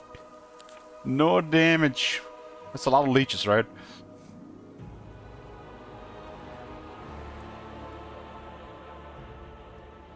I think considering their full numbers, we just go forward.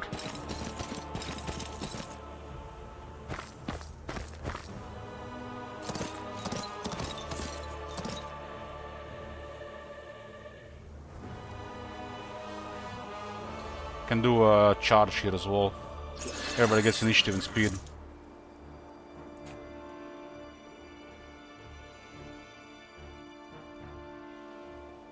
So because I have 2 different ones, they get it twice.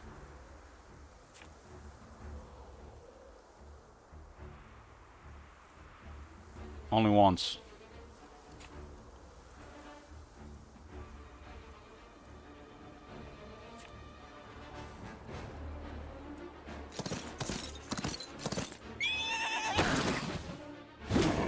High roller.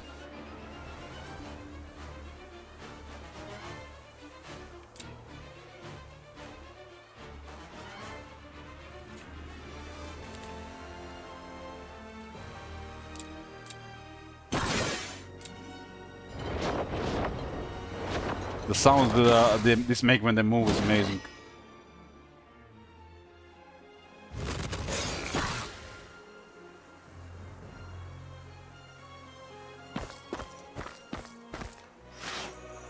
Can definitely hear the weight.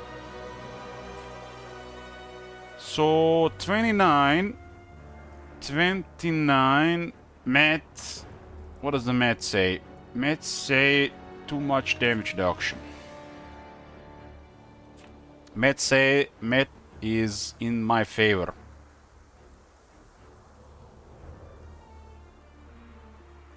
I believe.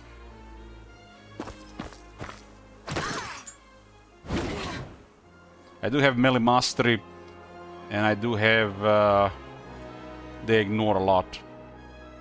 It's a big modifier.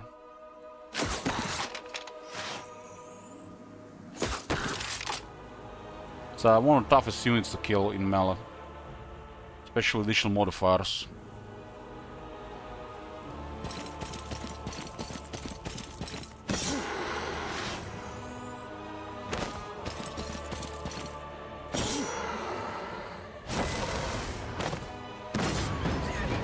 Can't believe I only lost 10 suns here on this. Crazy, right?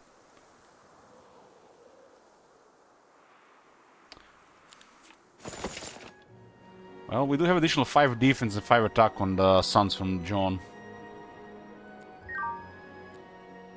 This is actually a pretty good item for this faction. Overtime effects cast by friendly creatures last for +1 round. And pretty much all of them can cast overtime effects. Almost all of them. Makes for really long durations, especially on top of Execute Excellence and then the Reforged Perfection synergies. Forging Perfection synergies as well.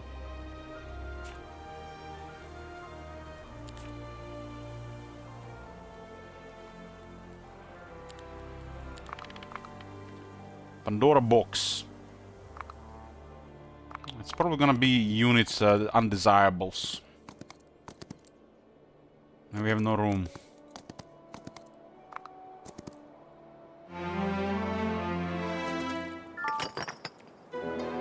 It's quite a weak Pandora box considering the guards. I'm gonna need knowledge.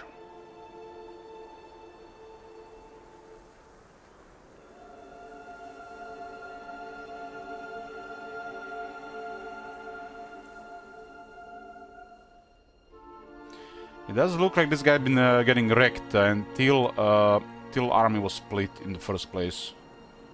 So we got pretty chill mob here. It was just intense around week 3 to get more troops.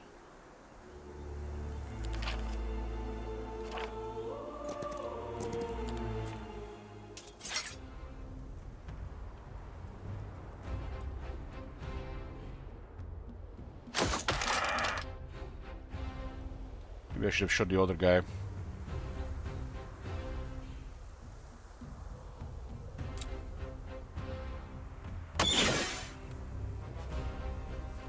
Never mind.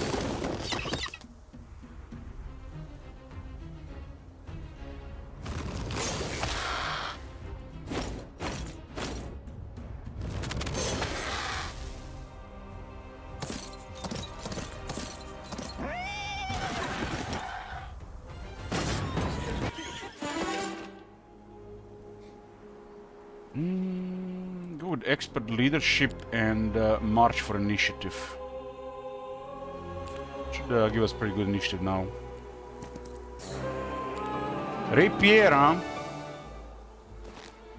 Plus 10% melee damage.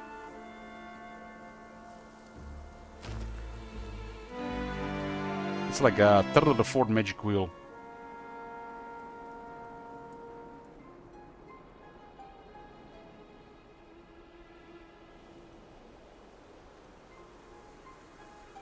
We know where this portal go to. They kinda lead both into my area, which makes no sense. Really no sense. And some of these are just like transition areas. There's a point of balance here and a point of balance there. That's hot. But I got 2 different engines in the army currently. The last skill would be recruitment and logistics. Best to get. Or resistance. Any of those will be good.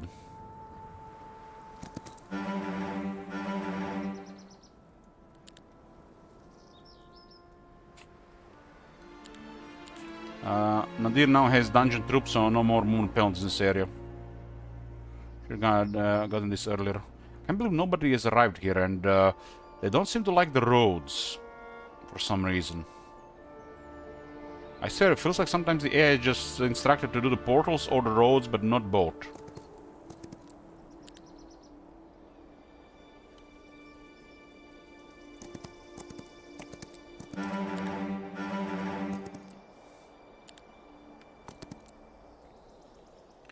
Maybe stuff to pick up around here.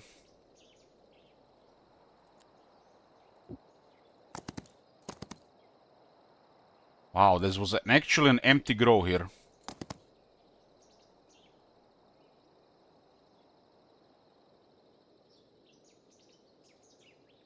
And nobody cleared the guards of this whole time.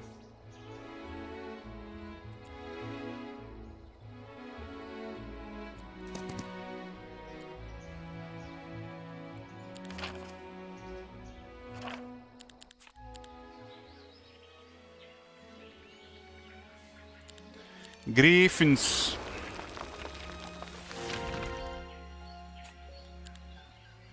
While they're at home, there'll be guardians. If we'll take them from home, probably temple. Well, I like the temple if they're a bigger stack.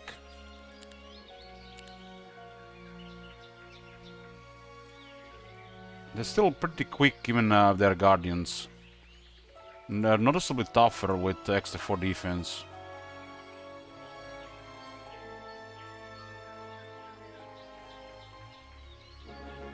They both have the Valiant Cry.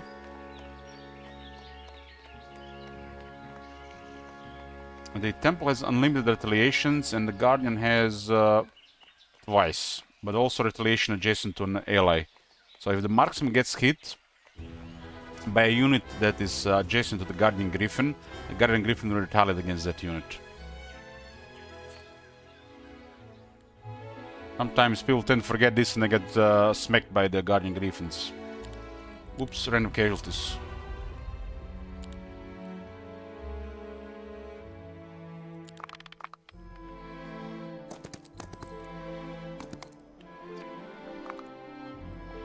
I'm not sure what thing about this mob, but it's definitely better than the last one. The last one was complete nonsense.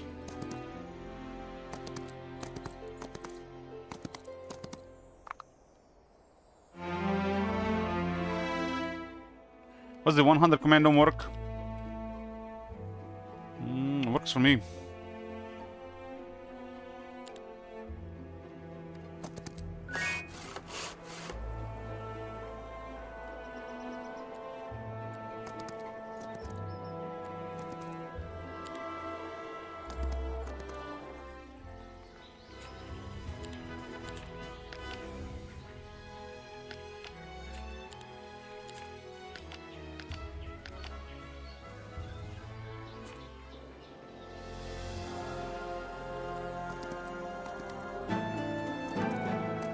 A storage to store more storage. So we have a weekly pile here, here, and here.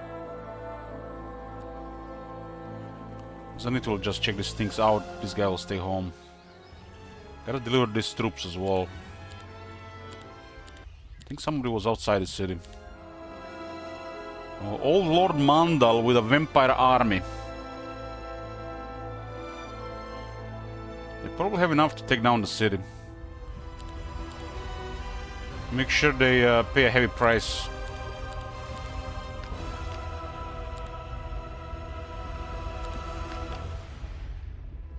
Towers are decent enough.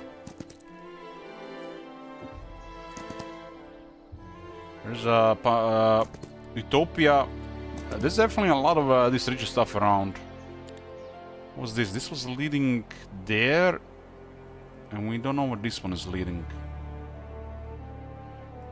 There was a Utopia here.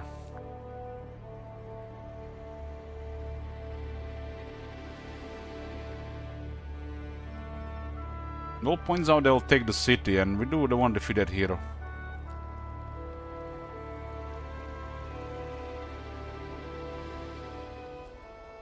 What else is here even? There's a couple more things. Our attribute's not the most amazing. Look at it, has 8 spell power and 7 knowledge on a knight level 17. That's bizarre. I'm glad to see the map doesn't have like a lot of thrown in your face regarding hero improvements.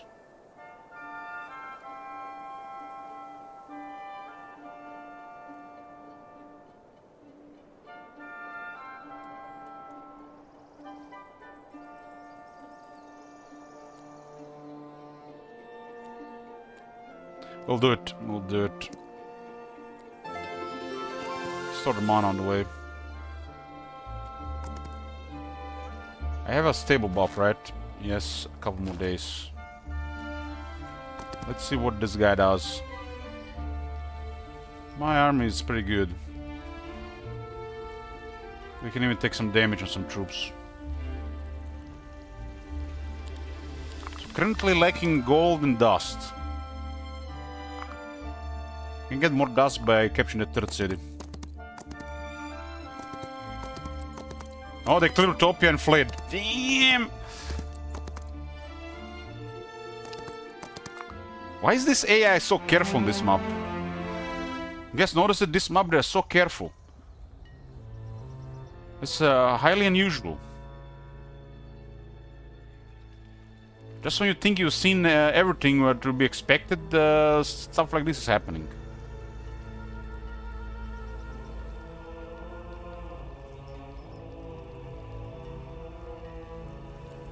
Well, this is a better spot to clear. We have resources here and we got a city here.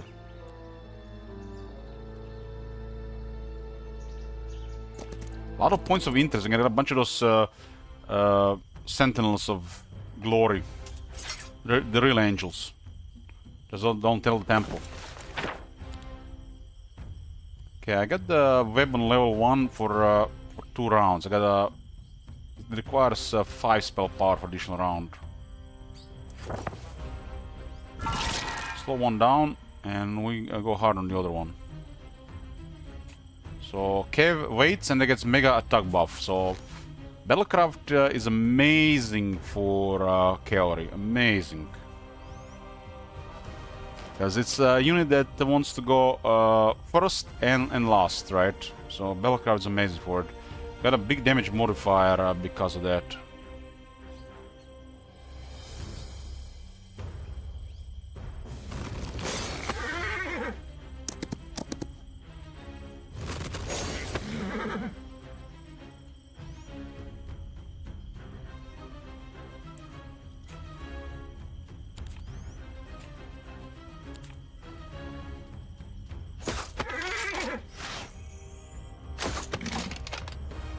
So how the morale works, what people have been saying, another thing that benefits the marksman, because Austringer kind of wait sometimes for the target to get closer, so it can benefit morale.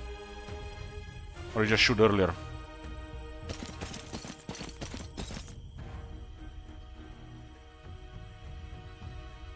This is too much damage to go for the buff. These things are kind of in our face with 10-6.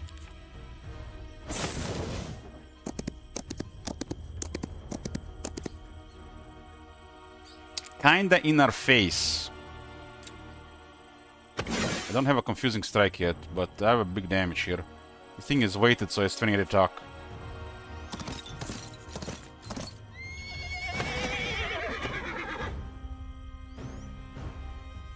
You don't have to worry about this one. Still one around webbed and can reach us. With 4 speed, no possible direction to the unit.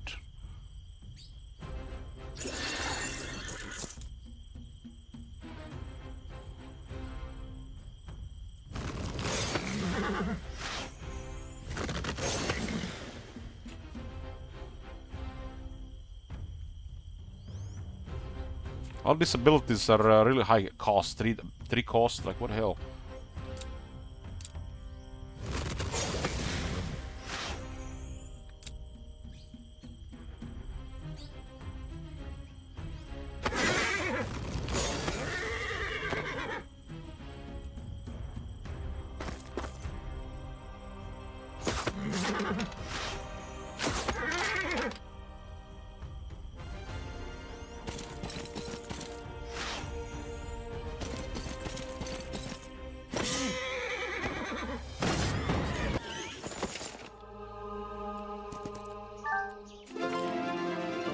Another rapier.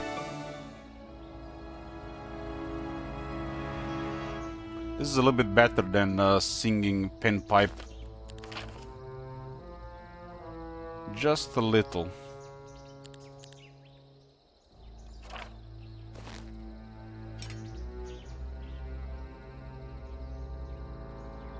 And we'll destroy the rapier. 20 dust, 20 dust. Let's have a bunch of resources. The blue one has high initiative. Probably 2 of our units go with high morale here.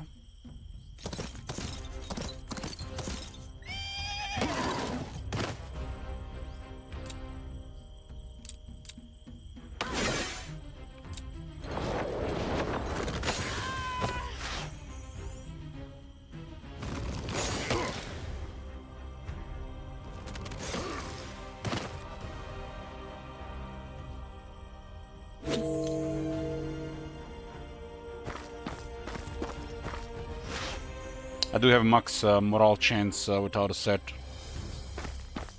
And not being Eos. There's a hero called Eos with the morale one. Eos the Exalted, something like that. 6 and 3 of each. This guy has a low roll. There's a Chaos building here, nice, but I have no room. Gotta get rid of one of the these angels. This thing has been waiting here this entire time. Portals with big guards, you always have to assume they lead somewhere to an expansion. I don't like it that this map doesn't have too many cities.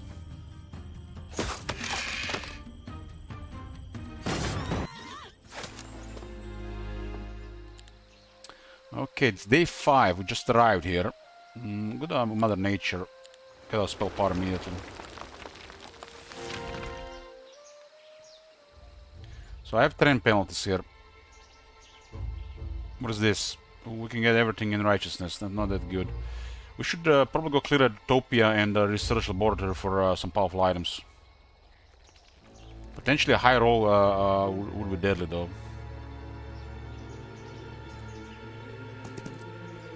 Another rapier. That's a third one that we see. This is the rapier map.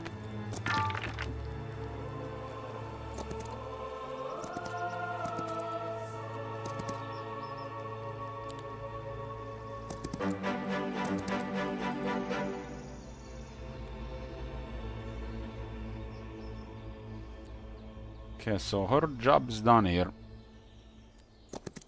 Start the week here. Into stables. Damn, there's so much cavalry here.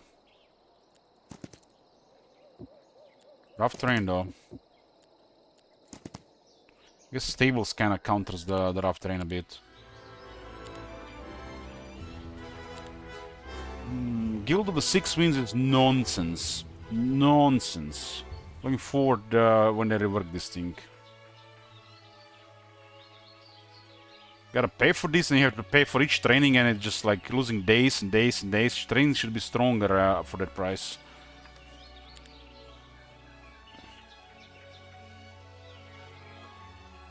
I find it really cheeky and even more nonsense the fact this even costs gems, crystals and mercury. Temple Unique building is so bad.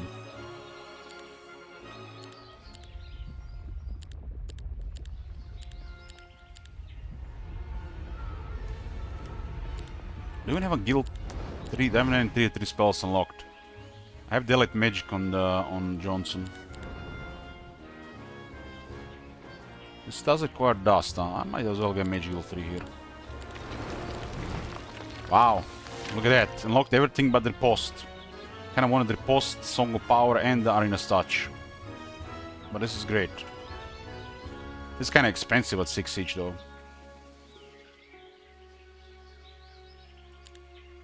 It works on everybody in the army except the Griffin.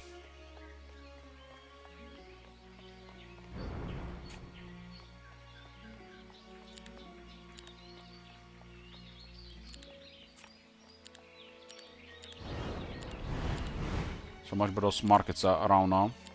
Okay, unlock Riposte as well. We have Daylight Magic, but to learn it without visiting the city we need an expert.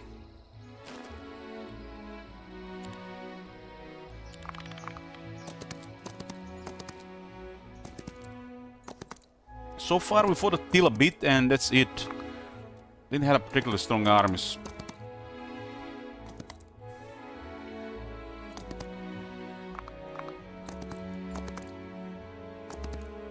One of them is bound to have a strong army eventually, right? There's like 3 transition areas here. Which means they're just traveling in between. And once they are in the area, like for example this area here, where they can just travel in between, it's easy to find conflict, so they don't have to go anywhere specific. Or go for the player at all. So you can just end up doing your own thing and they're just fighting each other. They're targeting this area here, old mandala. Well, I decided to go here, but I wanna fight Lord Mandel. It's a no-brain while we have him in sights. We can Teal, right? Our hero is not particularly strong, but we got good skill set. We'll stick to the Apotheosis formation. The game is lagging for some reason. Please, PC, don't crash. I haven't seen this issue before. I'm having some PC troubles.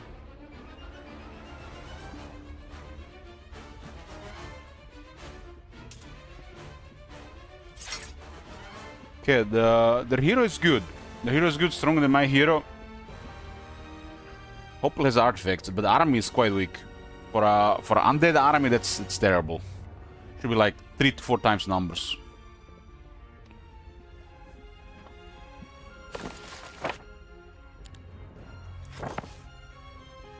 Nothing to worry about here. Nothing to worry about. I guess we just get Skeleton Archer dealt with. This is a knight, so there's no thaumaturgy to expect. Knight can learn combat, so strong heroic strikes. This guy does special heroic strikes, and the units that get hit by his heroic strike will take more damage this round and the next round.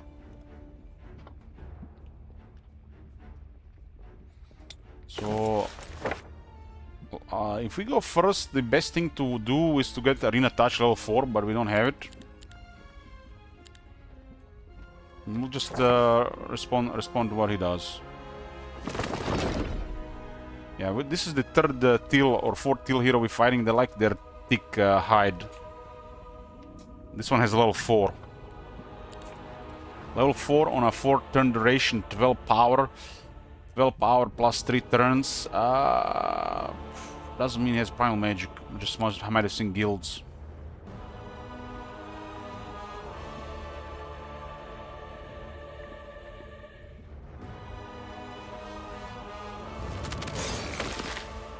Skeleton Archer is the only thing that can attack us here early. How's our morale? 3 minus 2 luck. So he's loading on luck with something. Maybe an artifact. Plus the worms lowers luck. But I got the max morale.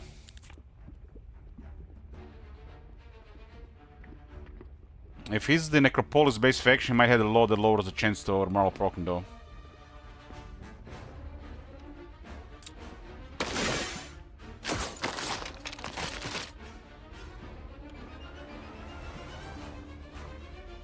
So waiting with this unit is quite dead. We already get quite a bit of stats here. The Righteousness grants us +1 attributes for 4 rounds every time a friendly unit destroys a stake or dies. So we can stack this on a couple of kills here. And we do also get +2 on the end of the round because of Strong Fate. This unit has quite a bit of damage.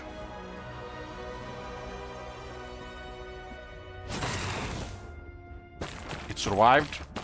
Didn't say everybody would die. I got an unlucky strike. No, unlucky strike, unfortunately.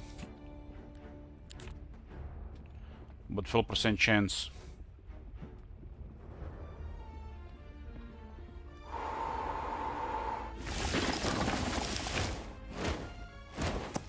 Vampires are fast, but cavalry is faster. Especially cavalry with +1 initiative. So where did we get the extra initiative here? We got +1 from leadership, and we got +1 from the law.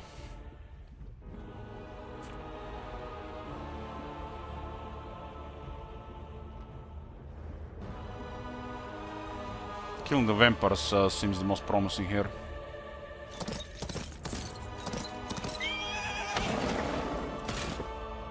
We got more stats.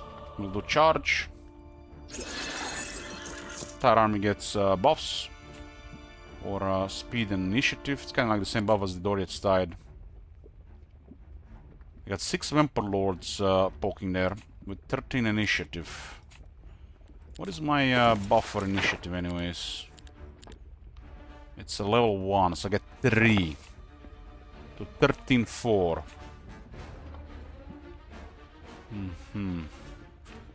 It's not gonna work like that. 10-4, 13-8. Not much we can do about that. I on level 2 Ice Bolt. Level 4 Ice Bolt worked. Or a higher level other one. We have 2 angels.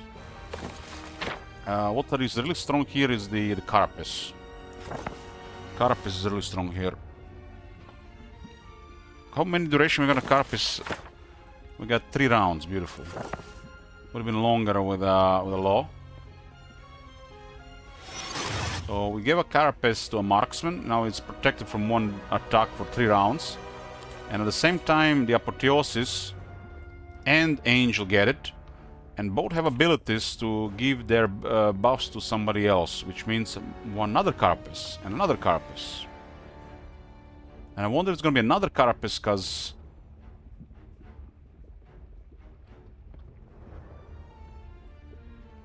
I guess this is not trigger, you have multiple, huh?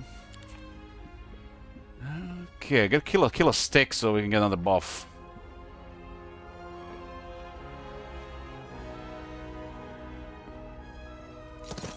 Enough buff to righteousness. No morale. Was what, 45% chance?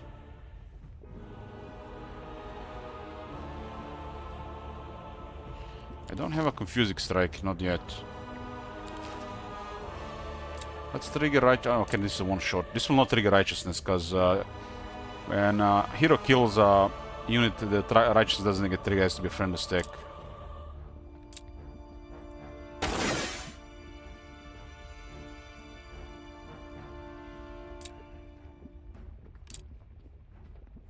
So the range damage here is still higher than melee attack, huh? They have 47 defense. His righteousness is also getting triggered.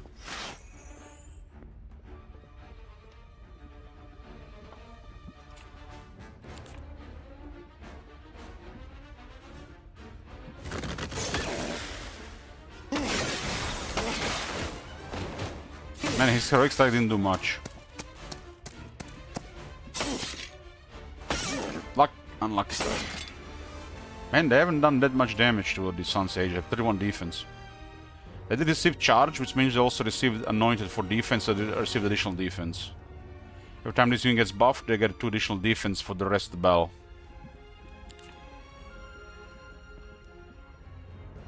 These are 3 angels, so this should definitely shoot.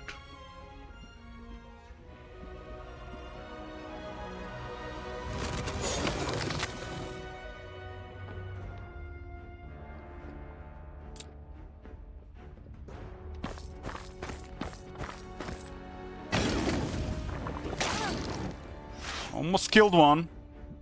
Not today. This will trigger righteousness, huh? It's a better attack though, they're still acting. I can probably all kill them there. Probably.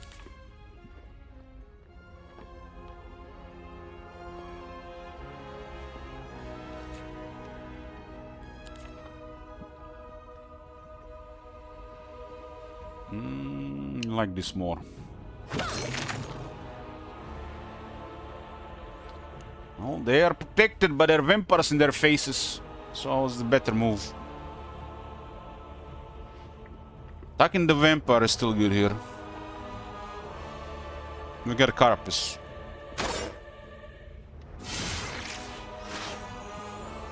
That they didn't have a double retaliation law.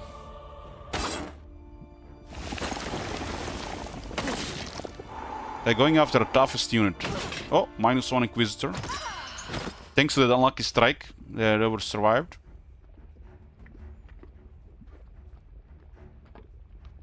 Yeah, the swordsman definitely really tough. The sons here.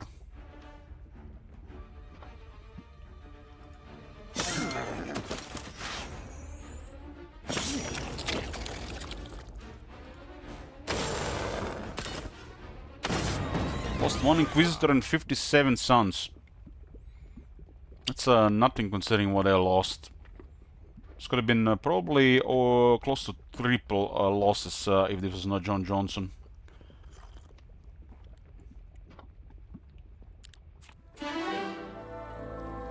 We get one more skill, but we can still be picky a little bit. Expert combat and remove retaliation. Well, now we're talking about these artifacts. Voodoo Doll, he'll be back. If he retreated, would deny us all this. Doesn't feel very deserving, but is what it is. So let's see what we got now. Luck, economy, daylight magic. So everything in daylight magic.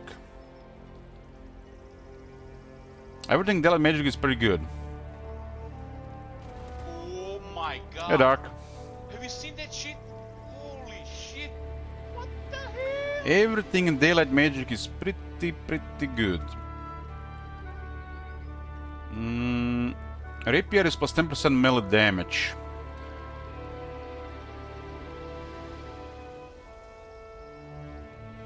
I think it's a little bit weaker than the lance for my army.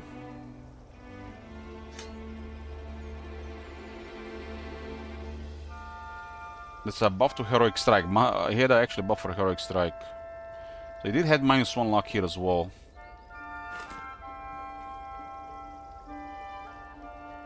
And -1 morale. So they had -3 morale and we still had max morale. Nice. I guess 2, 5, 7, 8. Yeah, we had 8. So it didn't do that much. This is a +2 attack item, that's pretty good. We don't really need a knowledge item, but there's not much alternatives here. All Nightshade spells and Orb of Twilight that gives Nightshade spells +1 level. And the enemy -1.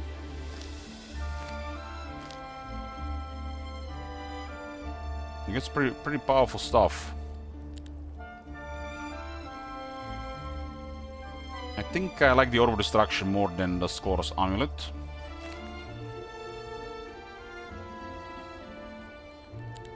I need very limited knowledge here, just for some region and some mana to cast. Don't have Thaumaturgy, don't have any glow mob spells to cast, and all they have pretty good base knowledge. Look at this guy, 18 spell power, 11 knowledge. What the hell?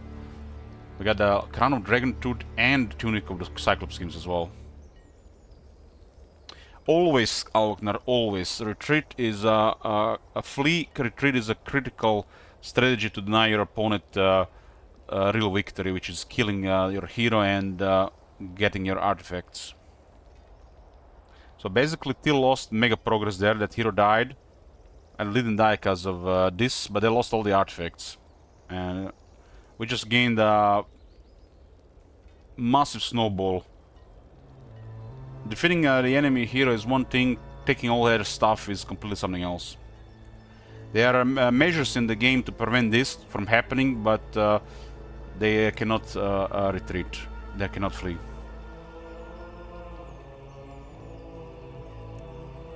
Because the hero gets killed and they lose all the artifacts, so they lose weeks of progress. So you can actually recover by fleeing. No problem.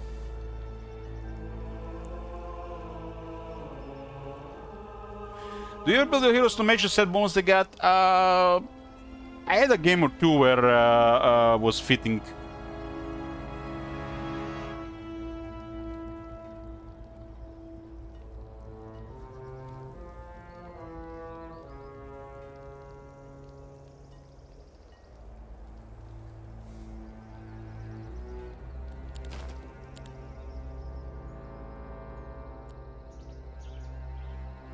Somebody gotta deliver that big.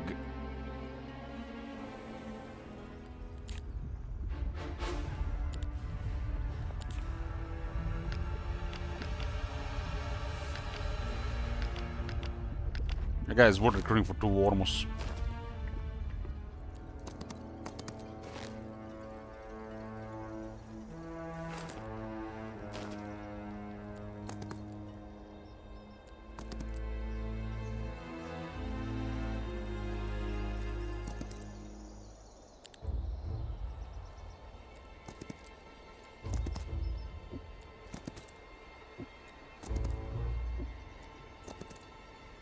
Each one of these areas have something. This is Inquisitors. Elite Inquisitor get more growth. They ignore additional enemy attack percentage and they gain 1 speed. Just to they get 1 speed is very important that you need speed. It makes them even tankier and they get a growth at the same time.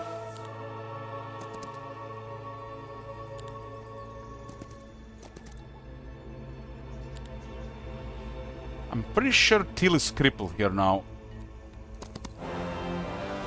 Well, we gotta stick to the road.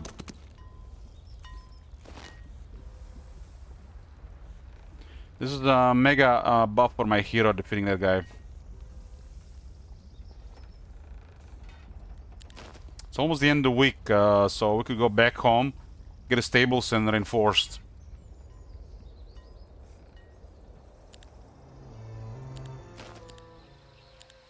We'll go for gold here. This one doesn't need anything. Get the Inquisitors upgraded. I'll be using the Mother Superior. It's really hard to kill. And it gets +2 initiative, +1 speed over the regular one, and then +1 speed from the law. 125 HP on 28 defense.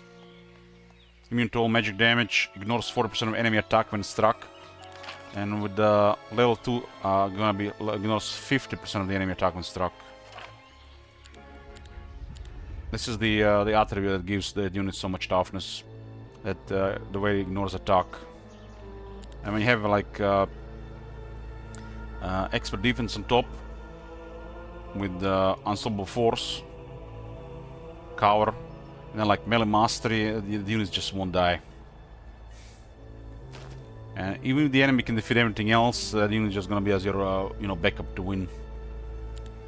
And that slowly goes bigger stack every week, right? So look at they got a point where they cannot die anymore. You get like anesthesia, some other artifacts, and they even get a stack regeneration.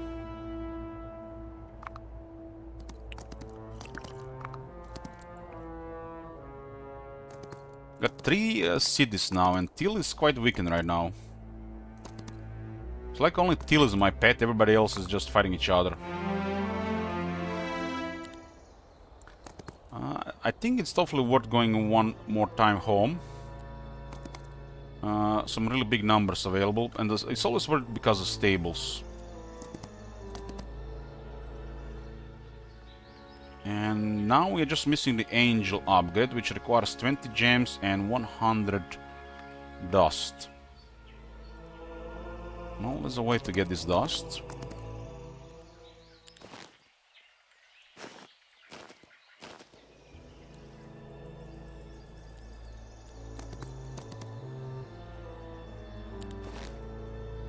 I'll just get rid of some of this stuff.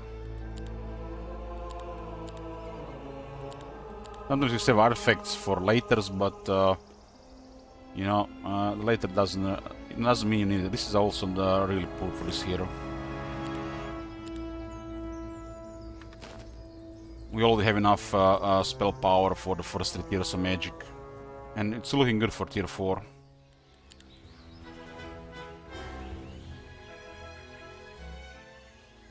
Okay, the angels upgrade are gonna be secured. Everything is in position here. Should we target some of these points of balance, get some other real angels of the army? They look like we can get like 3 or 4 of them.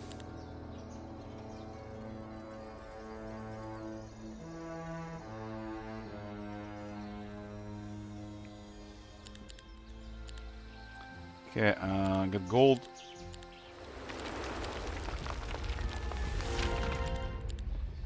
We're gonna use the seed number 2 and 3 as banks.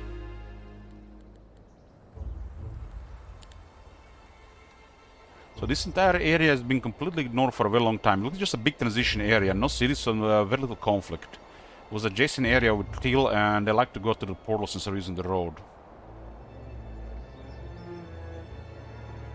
Don't know this leads there. I actually know where this leads to. So this area is kind of clear for the extra stuff.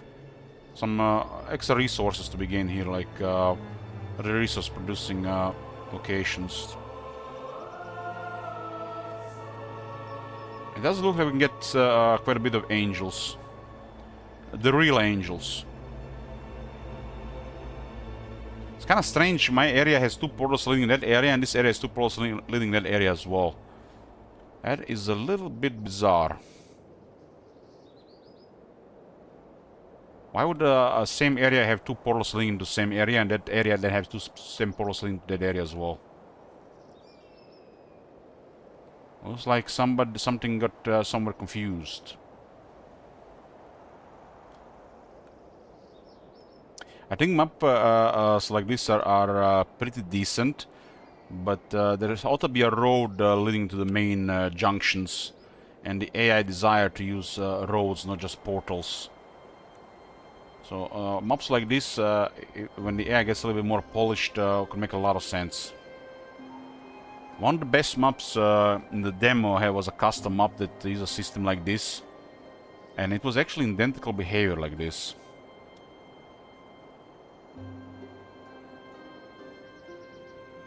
As long as you ignore one of these locations, you do have a lot of downtime to do whatever you want.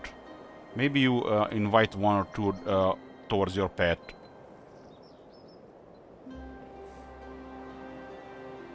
So Nadir is pretty much done here. There's nothing to do here except clear. We will need to get forces to clear, which I'm not really care about. A lot of this area doesn't get clear because you tend to do things with 1 hero. But if you split some stuff, you can clear more with multiple heroes.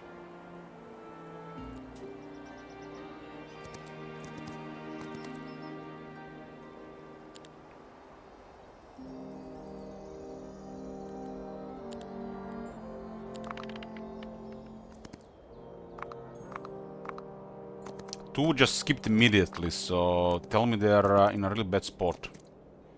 Or maybe they just don't have anywhere to go. As we play the map more, we'll see what is going on there.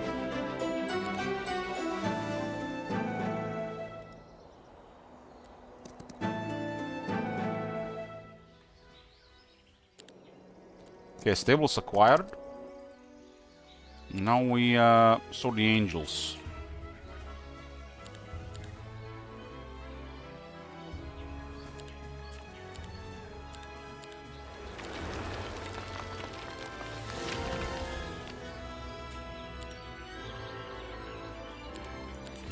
Sword the angels.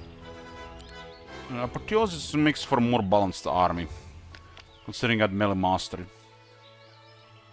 I like 1 slot open.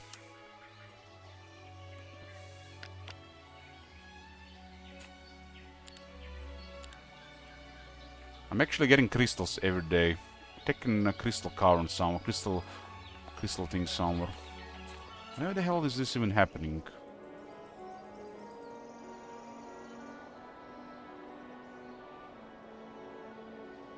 Ah, it's because of the depot in the cheating. I don't need these extra crystals. These are very expensive units.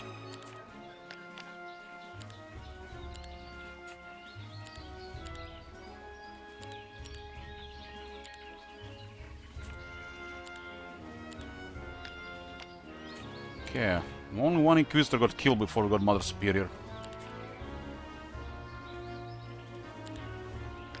Now 4th Mother Superior is a lot more spookier.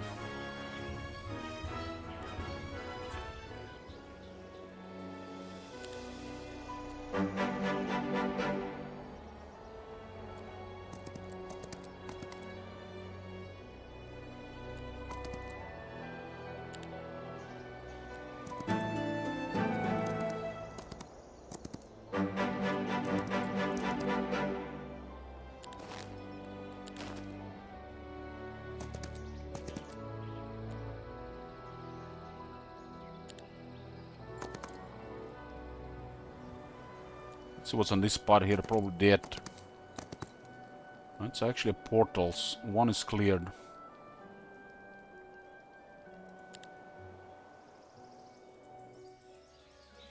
Quite a bit of troops available here. Quite a bit.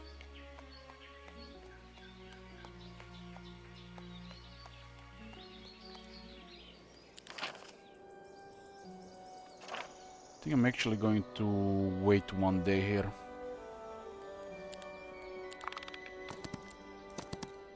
Since I'll spend a lot of gold on the angel upgrade.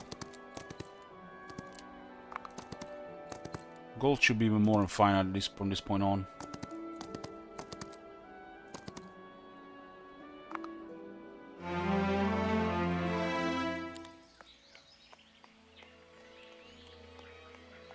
Might even consider upgrading some spells. That's a spooky amount of noble cavalry.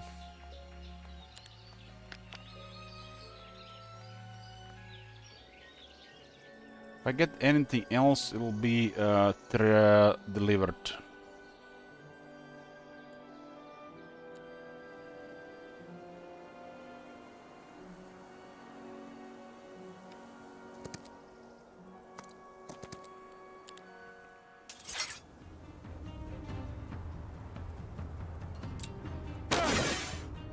Nice damage, heroic strike.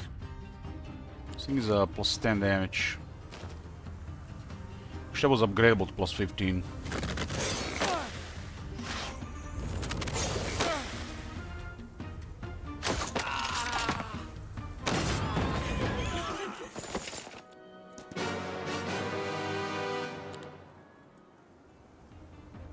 Okay. Okay. This is good.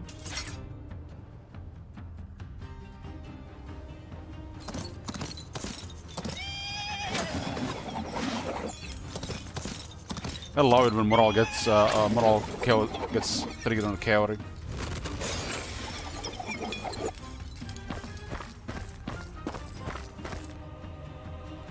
It's gonna be like only one angel.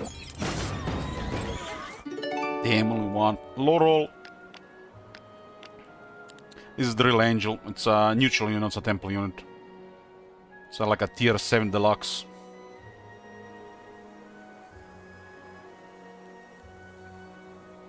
It does lower morale in the army, so can see along a temple faction, or only, but it's only gonna matter in battles where the enemy lowers our morale on with multiple effects. Yeah, the Archangel and Apotheosis are so polished. Like the way they move, animated, is like so polished. It's like one of the most amazing things.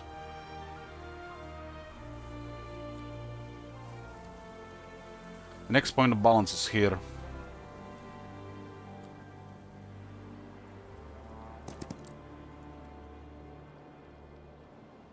You can actually get diplomacy buff that buffs neutral units. They get double attack and defense from the hero.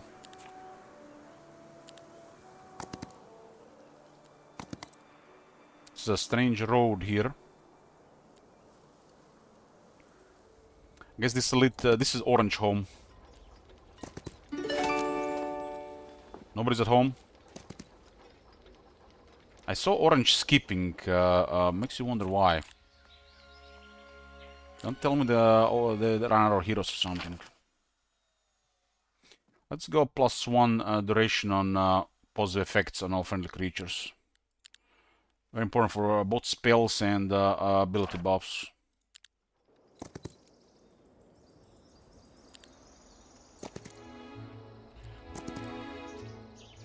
There's quite a bit of rich stuff here. Look at the research laboratory in Utopia here as well. But they're just fighting each other. I'm just chill grinding here.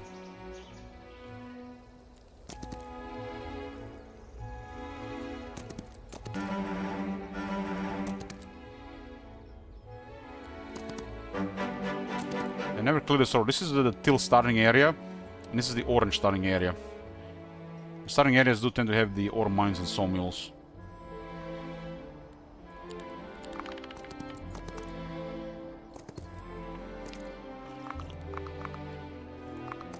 Two skipped almost instantly, makes you wonder why. Smells like something broken. It's like they don't have heroes. That would be the main explanation.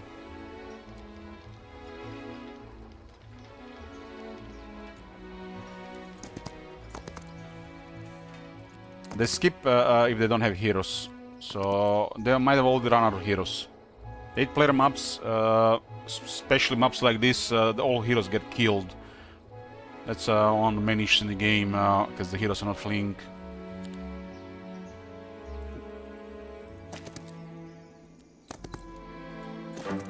So they never cleared this this pad here. They all had multiple things on this pad. So if you see somebody turn lasting under a second, preferably under half a second, it's they can't progress, so they have no heroes. Or you have a supercomputer.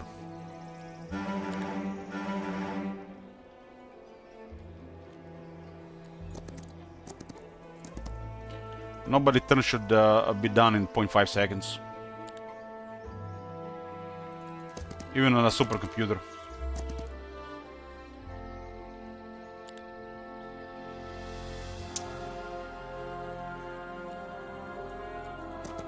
Let's get more stats for our Mage Johnson.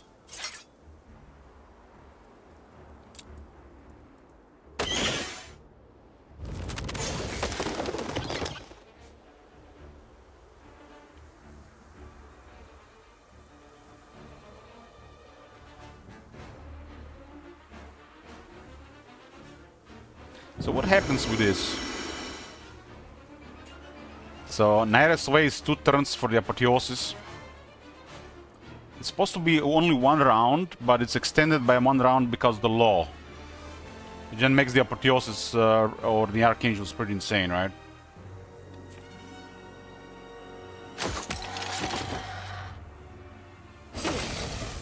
It's certainly made to work with the fake angels.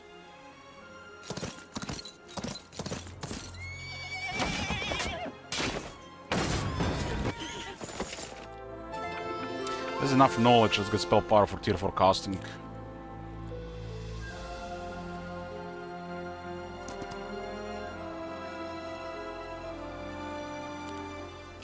Economy. Yeah, it does really all points out that 3 of the AIs are currently broken here. Due to various reasons. I would say they ran out of heroes. But it's literally the start of the 2nd month, which is bizarre. Which just points out how big of a problem this is. Blue is fine. Orange got a hero, okay. So they hired a hero now. But I was skipping like 2 previous turns. Nadir served us well. Rest in pepperoni.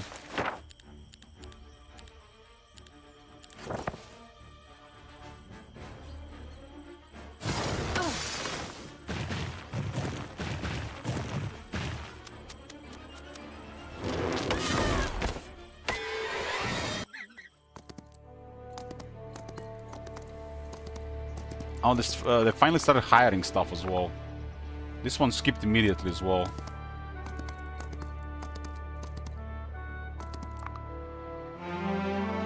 Yellow as well.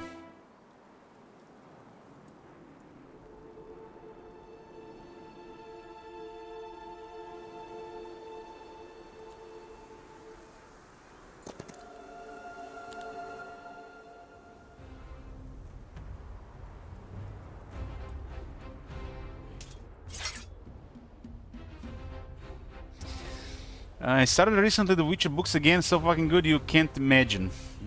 Really can't. I mean, there's a reason why the franchise is so popular, right? Had to be that good, right?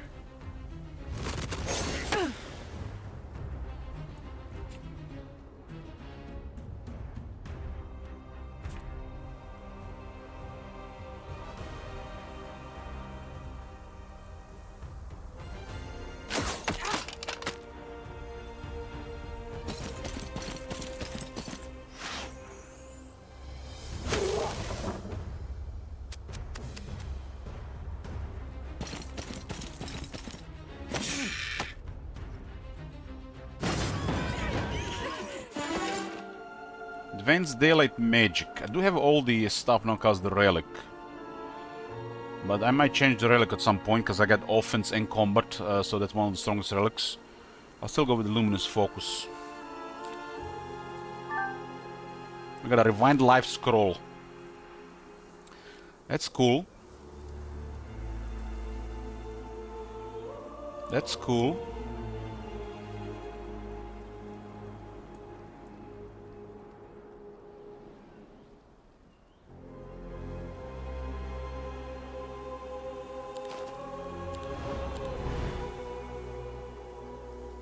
Let's get rid of these foul magics.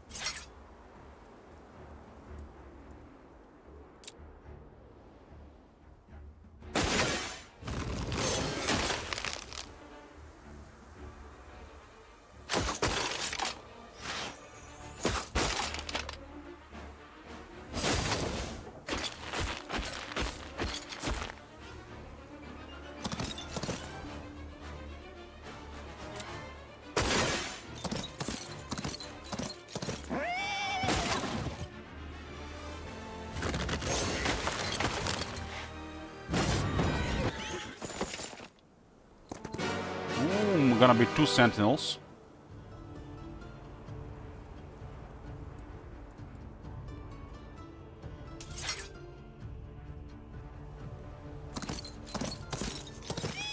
I think it's gonna be 2 with this many. Or it's just gonna be 1 again.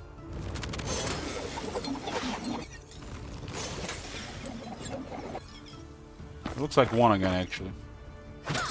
With 6. Well, I got doubled it at least. They look a little better when doubled.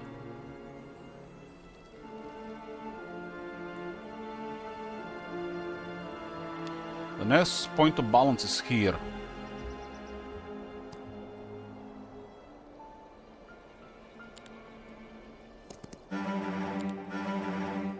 Okay, got all the swordsmen for the week. From the garrisons we got here, nothing.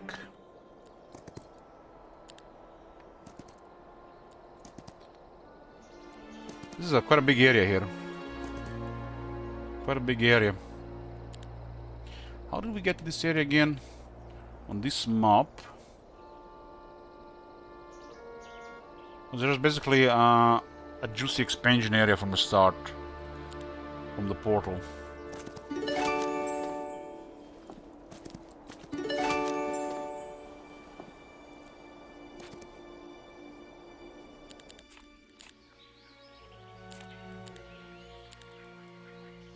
This guy just waited for the troops.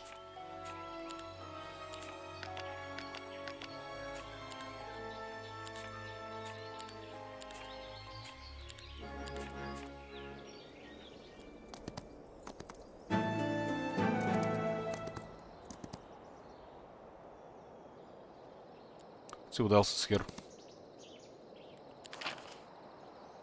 Oh, we can get a stronger counterattack. They get this faction get double damage counterattacks. There's also scouting here while it still does something. Kinda expensive side radius, really. But I think we got everything else sorted. These two are pretty good, but the damage is a little good right now. During my walking session, do you listen to audiobook sometimes? Music or YouTube videos? No audiobooks. Let's go with this training scouting. Just as like quality of life exploring. We have everything else sorted.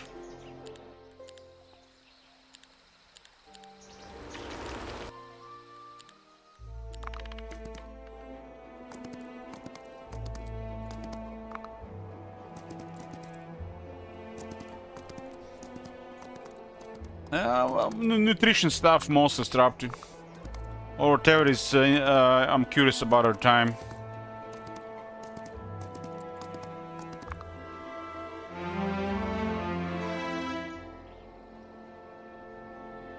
So it looks like Orange and Teal are fighting here. It's like everybody's fighting here.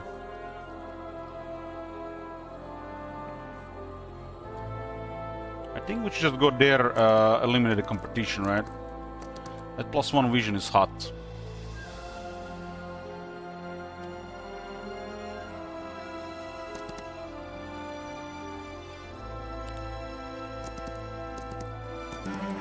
Surely. Quickly, troops.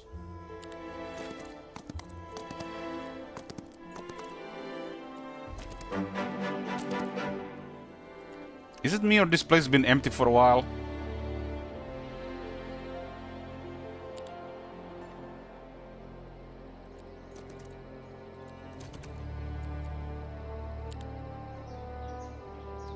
Sometimes you see some really strange stuff going on.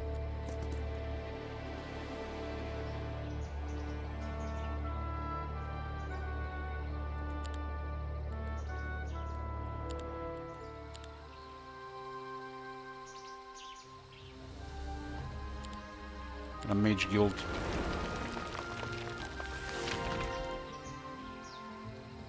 I'm having enough dust now to upgrade spells.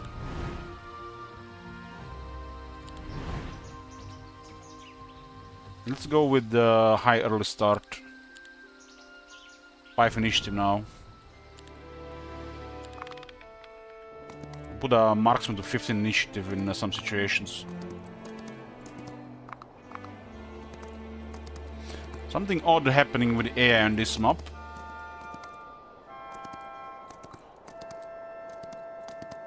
I can only just guess what is going on here.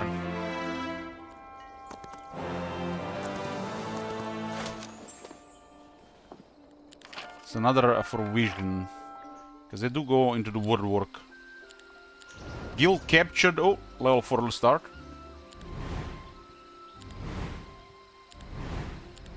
We upgraded Arena's touch as well.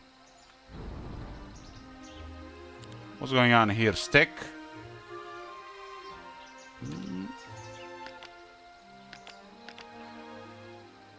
I just need actually one guy.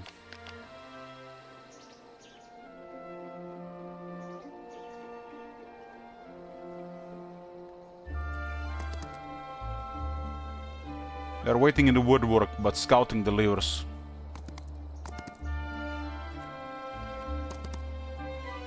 At this point, especially going into the unexplored area, the scouting is so nice. So this later on is pretty nice. Let's cost 3.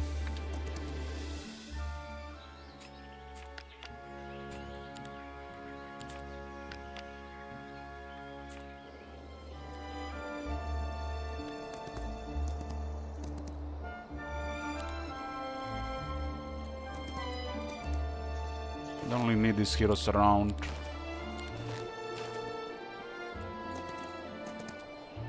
This is basically just a really rich area that needs clearing, like really rich stuff. There's like all these restoration laboratories and Dragontopias around.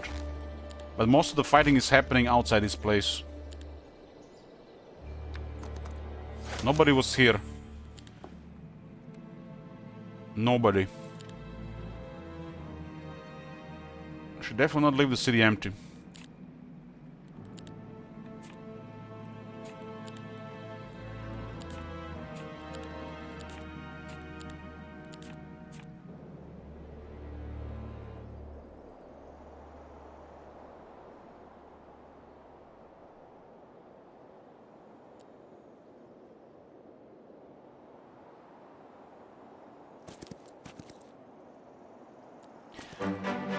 My conclusion about what's going on some of these maps, some of the templates just have broken behavior.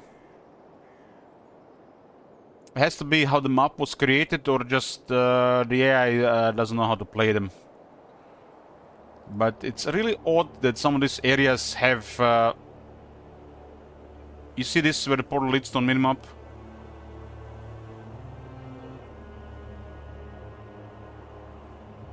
So it's really odd that stuff like this happens. It's like, this makes no sense. And then you wonder what else is off. So this one is out of place. Will it make you wonder what else is out of place?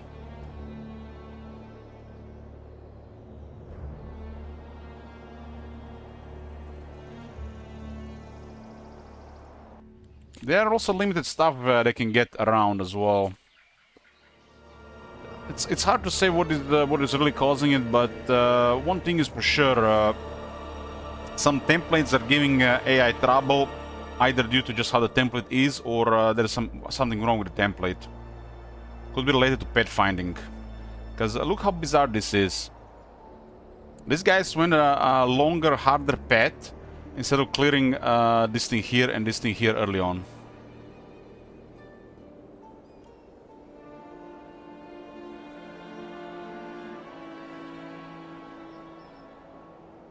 And then they find a pet, which they literally think like the only pet in the game. Let's say there are 4 pets. He has a pet A, B, C, and D, and player can go all the pets.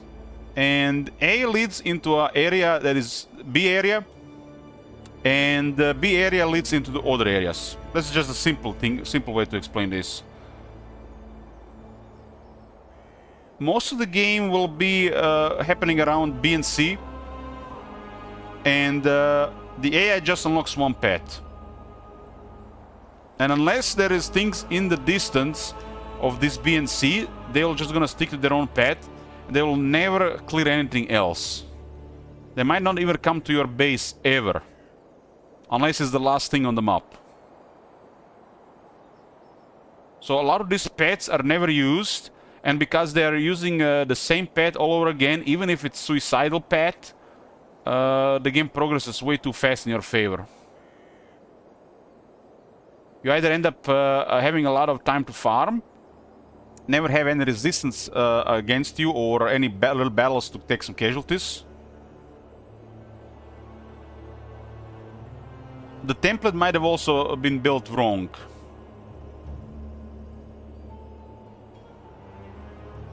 I mean, it's like we said many times, it's early access, so this is work in progress.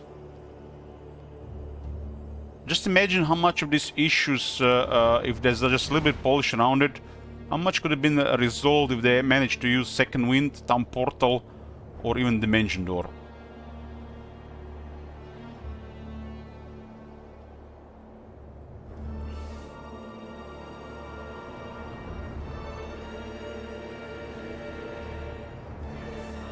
From my experience is they clear a path and then they stick to that path. They never go another path.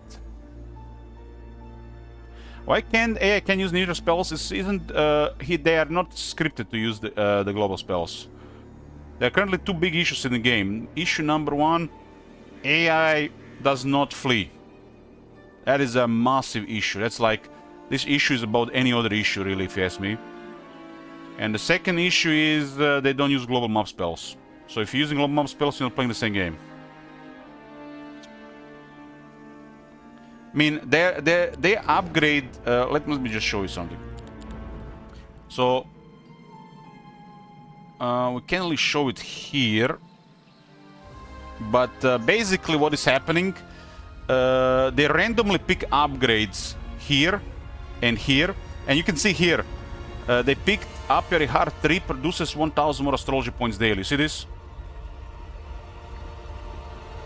But the AI cannot use this tab, which where the astrology points go to. So the AI doesn't use this, but they build astrology. They don't even prevent the AI from doing astrology until they resolve this. On the dev stream, we asked the devs,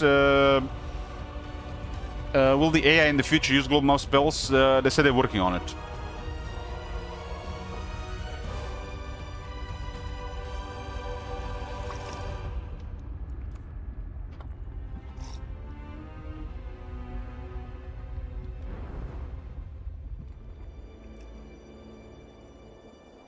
I mean, it's early access. If this is a full release game, would be in trouble, right? But right now, it's early access. The highest difficulty AI should do everything, really. It's a turn-based game, there should be no mistakes. Chess level AI. And then you adjust the resource handicap to see if you can do it. There's no really excuse for a 2026 strategy, turn-based strategy AI for mistakes.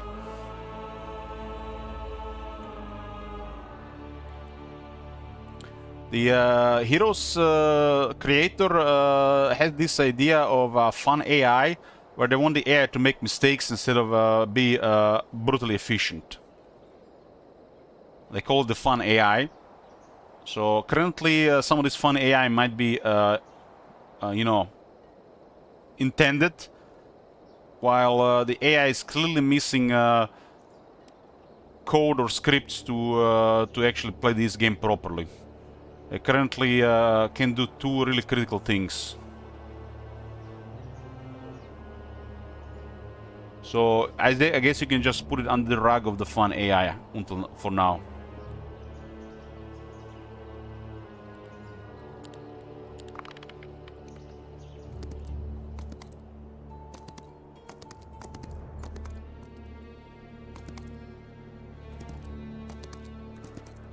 If you want to have a more interesting game, don't use global map spells. Don't use the astrology.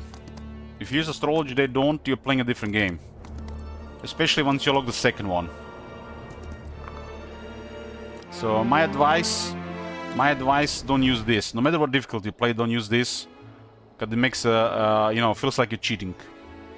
It's just like no other words to it. Even on the hard maps, Apocalyptic, if you use this, it feels like you're cheating. The moment the second spell gets unlocked, it's game over.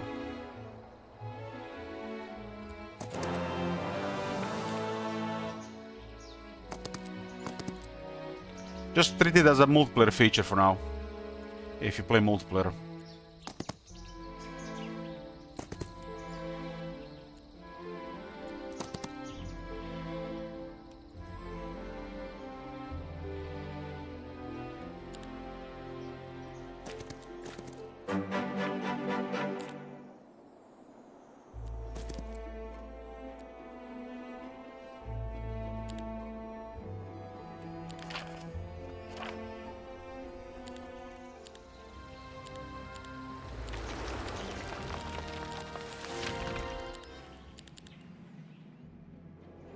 So there are 5 of them still left. We got to the origin till area here. The yellow doesn't seem to be doing anything.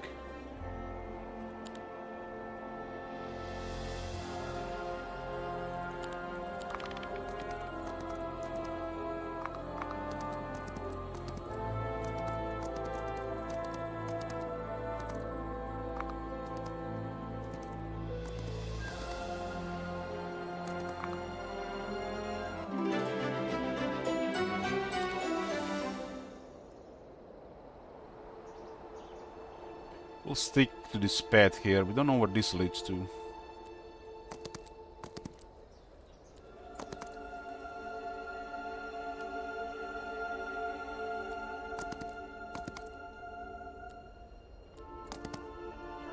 Yeah, there's a town here.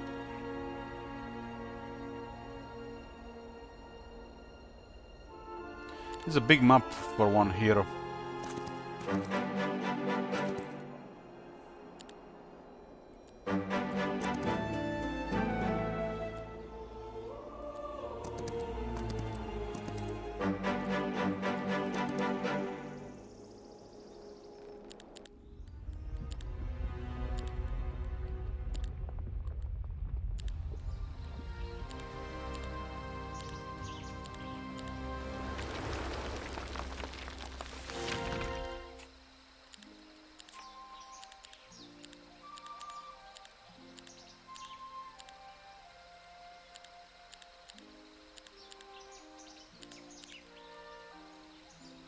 Get some guards in case they return. Got shackles.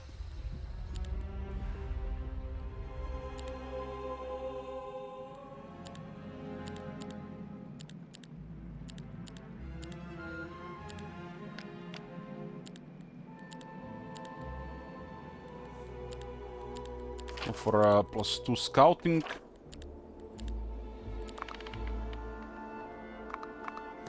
Like all the fighting is happening on like 2 pads here.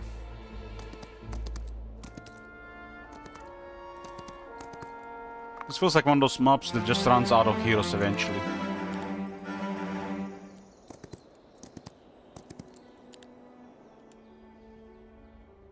This is too good to ignore.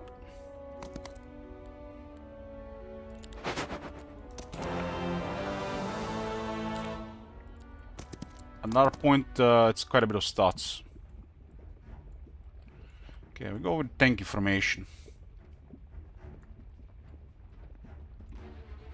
Tanky formation. Maybe closer for Apotheosis to go in.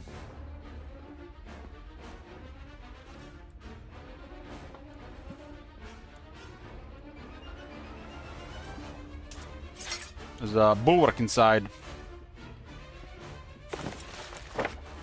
We got riposte level 4, arena stage level 4. Well, we do like simple magics on this guy. Let's go arena stage, give everybody +2 initiative and 20% HP.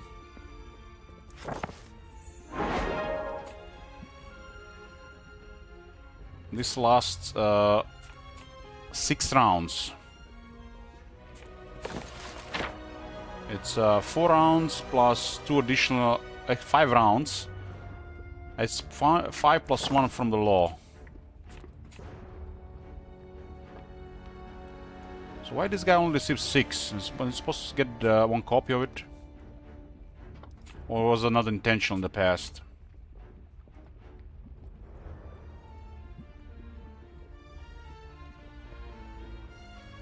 So it might have not been intentional in the past that he gets another copy of this.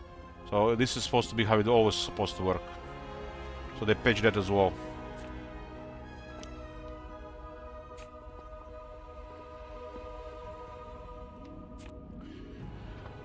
Okay.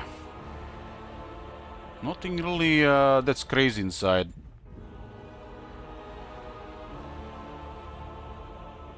We got a 10 speed Apotheosis.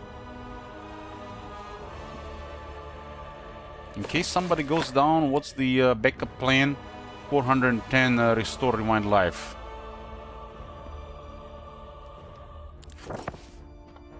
Shoot the leeches. They are quite tanky. This guy specializes against range attacks. We got a strong heroic strike.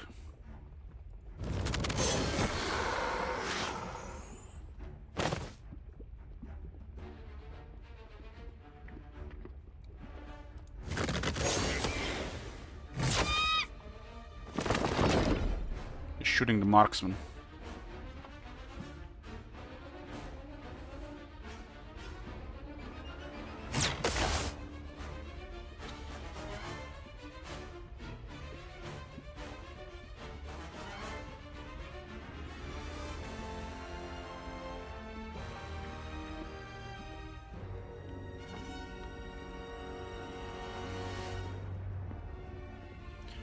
Let's go with fine bolts.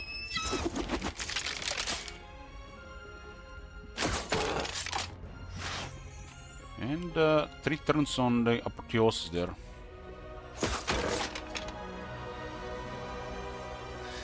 So Apotheosis in Warhammer, it's regeneration and fear. Apotheosis here. Poor Gran Pepe. Lord Apotheosis. This wall is really secure, so I'm not even worth even clicking this, just waste of time.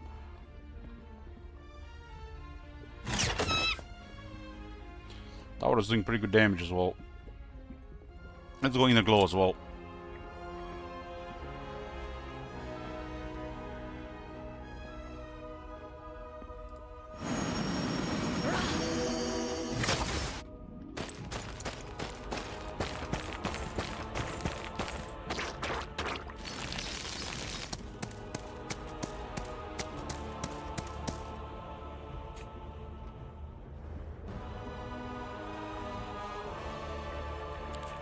Next time we go with level 4 post.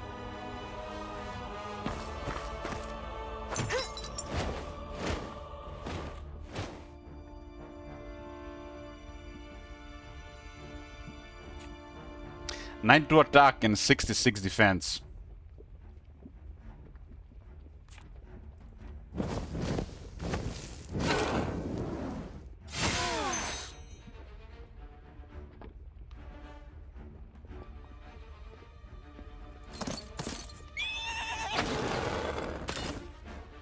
Okay, so we put an arena touch. This is now, you know, the bullying. He didn't do anything against it. Now we go riposte. We get parry, stronger counterattack, and additional counterattack on every creature. And if you had the loss, Temple does double damage counterattacks. Doesn't work on the Channel of Glory though. It's a magic creature.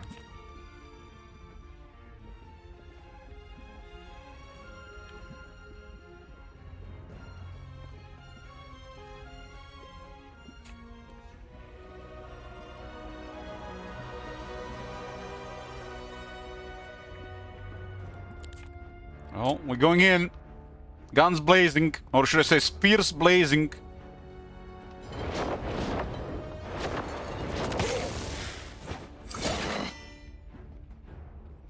We're gonna go nearest way to increase the damage and damage reduction of this unit, and Proteus will get a copy of it.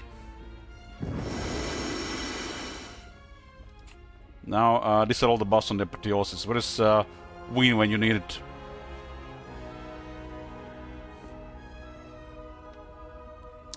Keep in mind, we got expert defense and we got the battlecraft with melee mastery. That on top of this.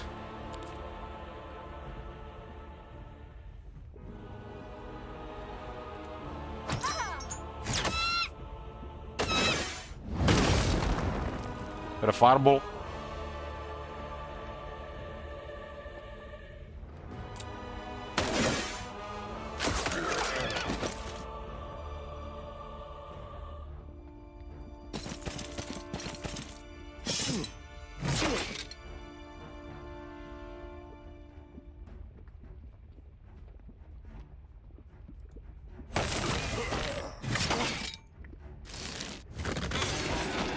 Parry.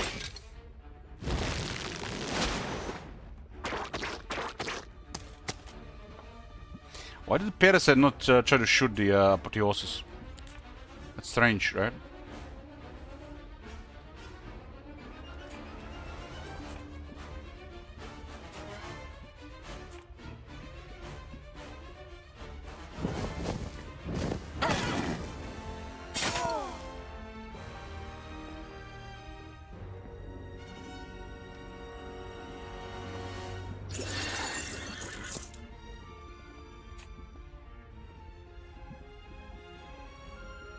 $17.13, huh?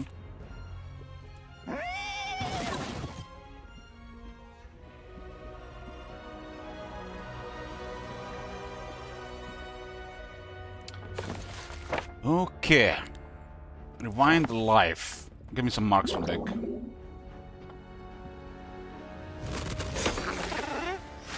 Nice.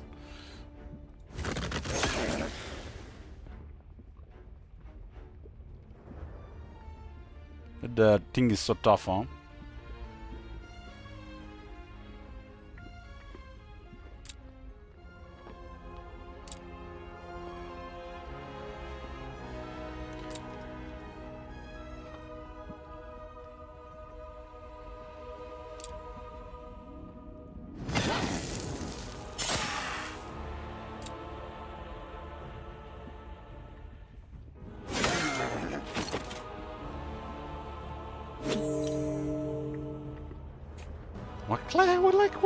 What the hell?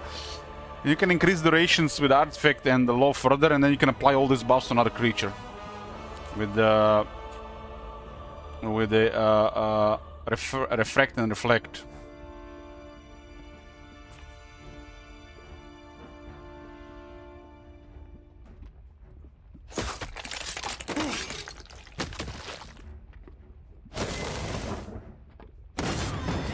Plus 5 Hierophants and 20 Suns.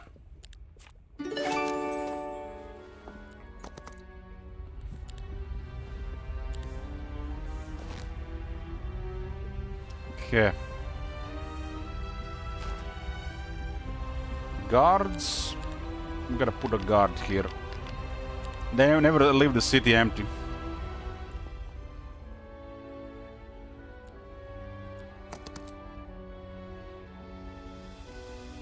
The King of Kings has been fleeing from us. What would be the pet even here? It's a fresh week. I mean, might as well start on the reinforcements. Let's get Julius. There's fresh troops. Does look like the game is running out of heroes.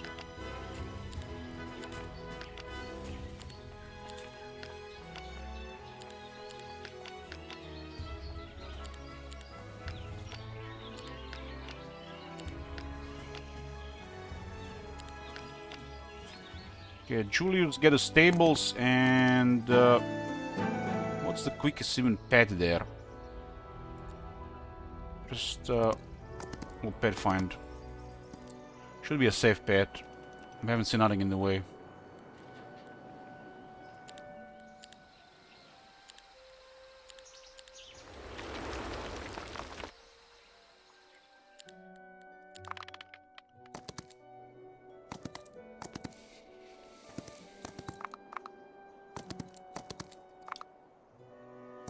Does look like 3 AIs are not doing anything.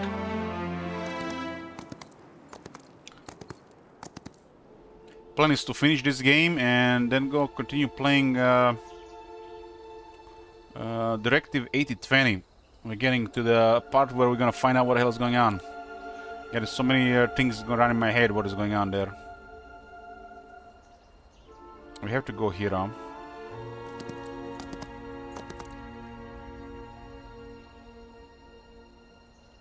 So there's a city probably here.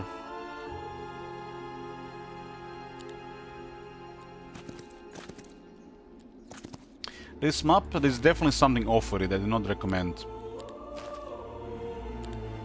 If you want to play a map like this, rather go play Nuclear.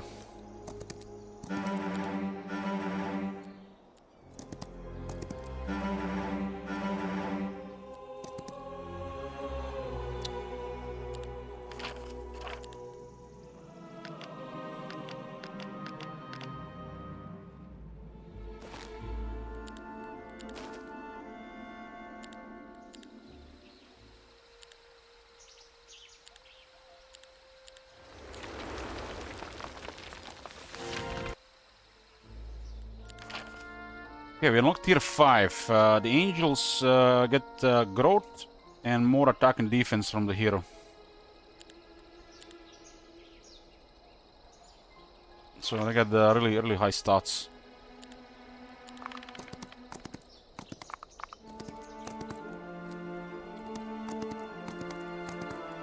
So blue and purple are moving stuff.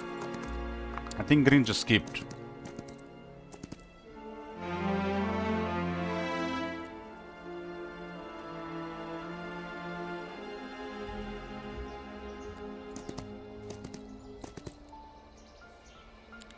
At least we know where they're moving around.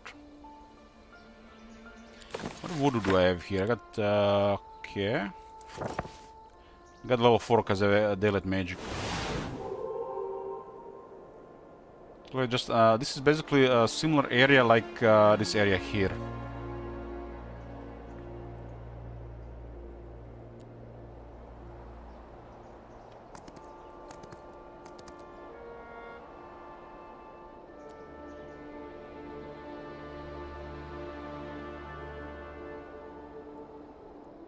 This leads there, okay, so could have been have the same path.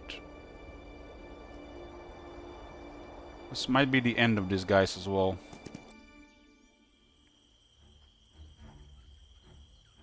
Go to the Apotheosis formation.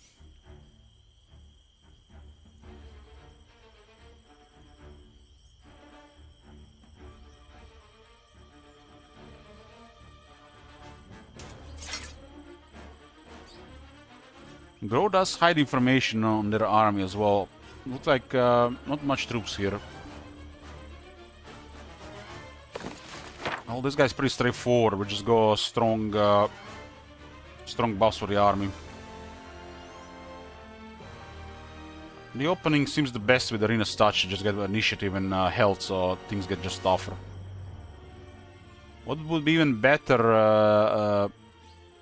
Radiant armor. I don't have it though. Oh, this is the second best thing.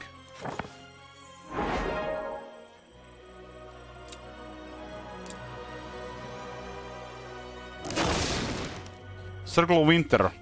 Okay. Broke the formation there.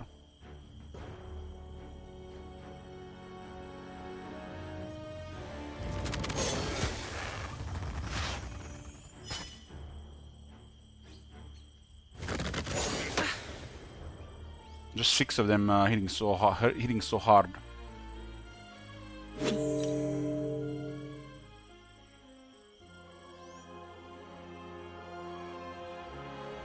You don't have to approach this at all.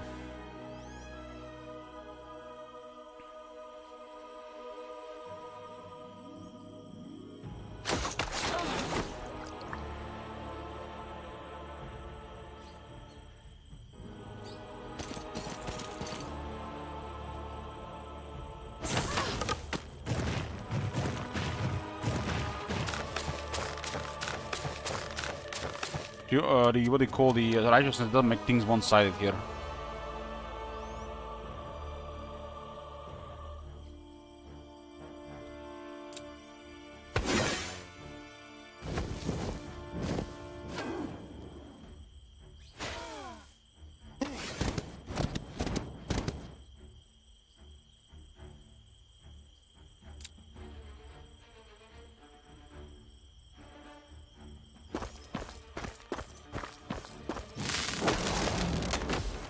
Damn, that was quite a bit of damage.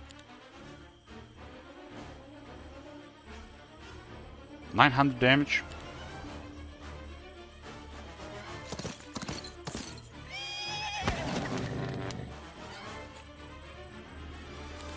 Has offense. Got a scroll rewind life. If you hold out, you can see who has taken casualties. You got 14 marksmen, 14 swordsmen, or 4 of these. I guess 4 hierophants makes the most sense. Although, yeah.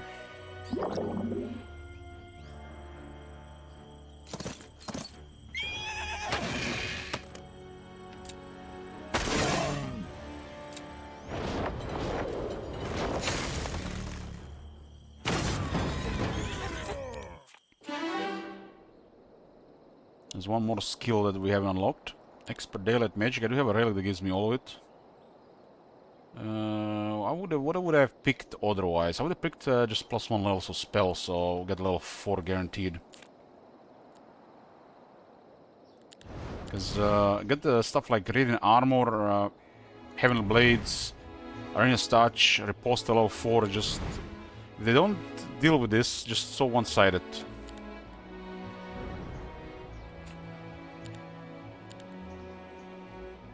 It's real powerful stuff.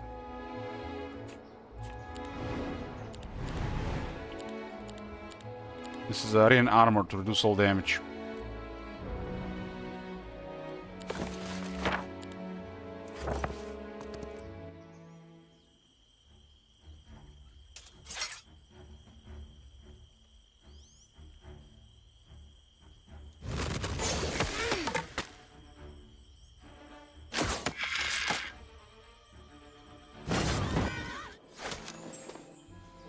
Let's do spell power. I've got quite a bit of spell power going on. Another guild level 2. This leads where we're planning to go anyways.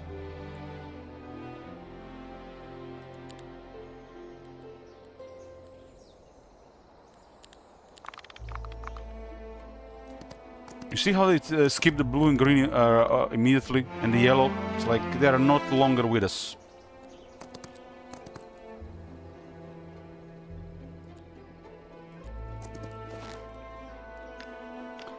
And the reinforcements arrived. So my army is already pretty obscene even without this.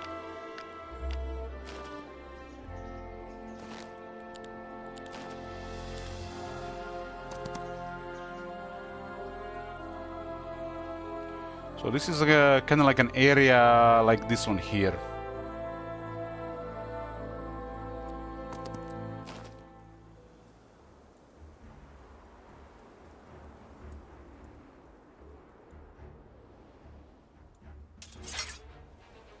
Three units.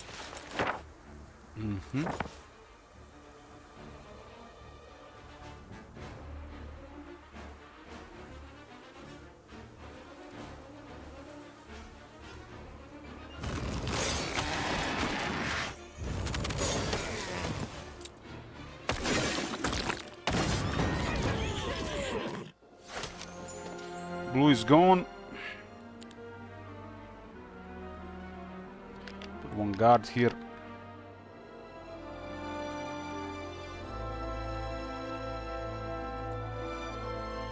I'm just out of range for that guy.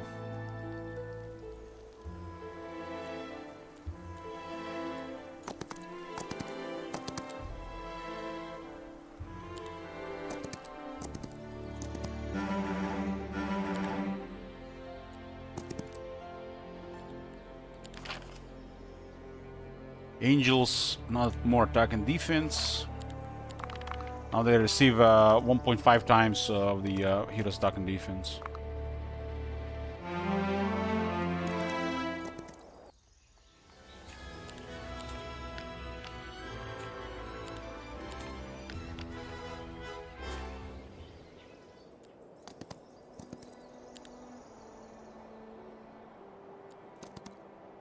I didn't even have logistics this round now.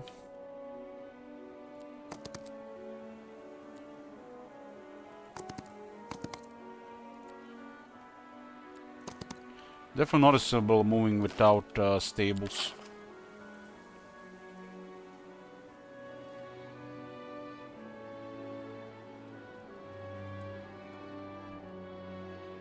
So Hero's Blessing can be additional 25% of hero spell power, knowledge as attack and defense respectively.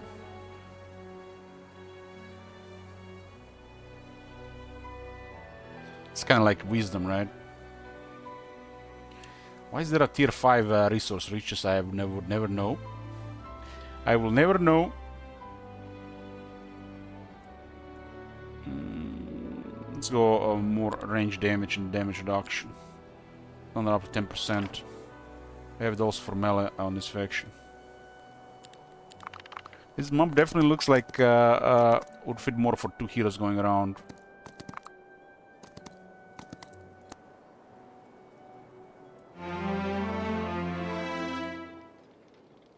Well, we definitely go after that.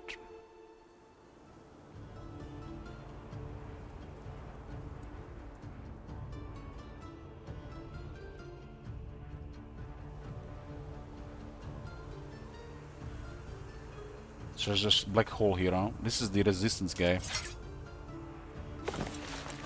Well, now we got radiant armor. All friendly creatures take minus 40% damage from all sources.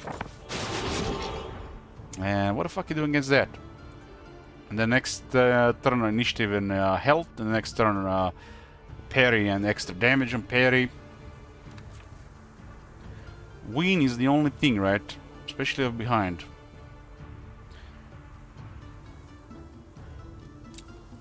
There can be only one. Only one.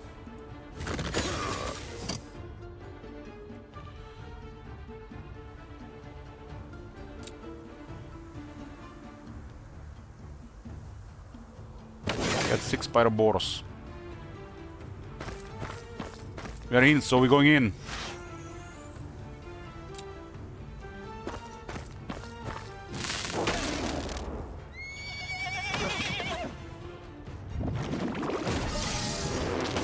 Lower my damage and cast it guillotine on a tier 1 creature. Natural call, minus 7% basic attack damage.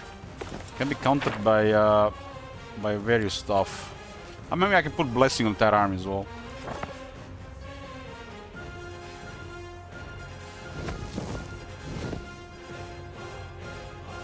So what is going to be bothering us here next? I guess the scorpions are the most numerous. And then is the... I guess doesn't matter what else is there.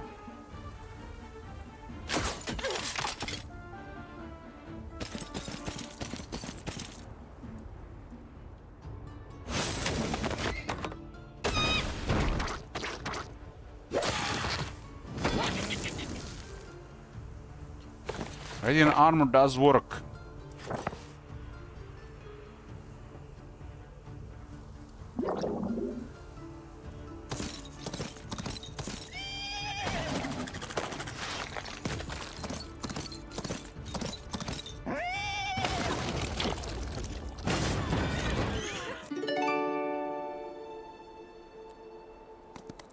Okay, continue on the path.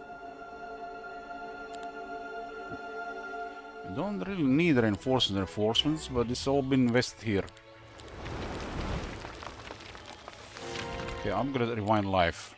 I'm using the scroll.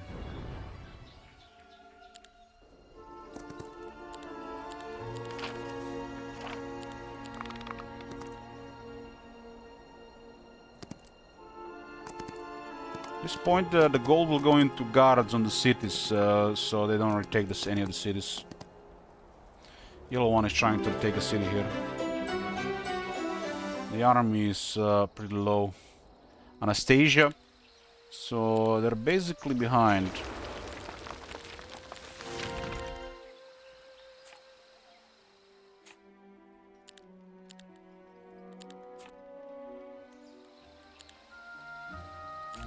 He has Heretic and Lord Rufus.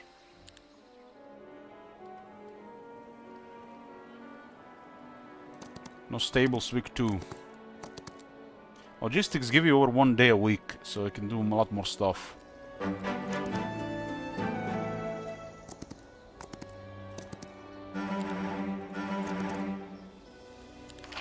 The bank is making money. Not us this time, but it's making money 1,000 a day. This mob doesn't have gold mines in this area.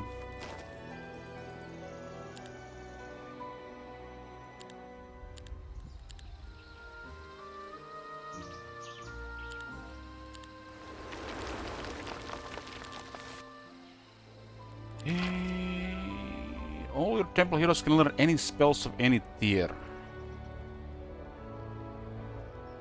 Just get more damage and damage reduction. So they're threatening this city here, and other than that, it's pretty much done. Skips. Purple is moving.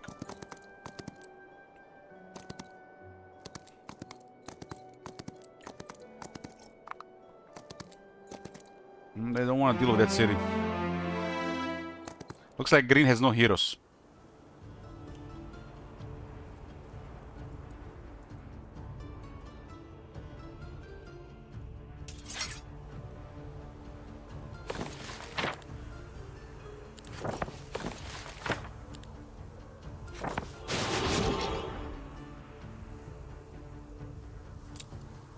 Yeah, this guy's been recruiting here for a while.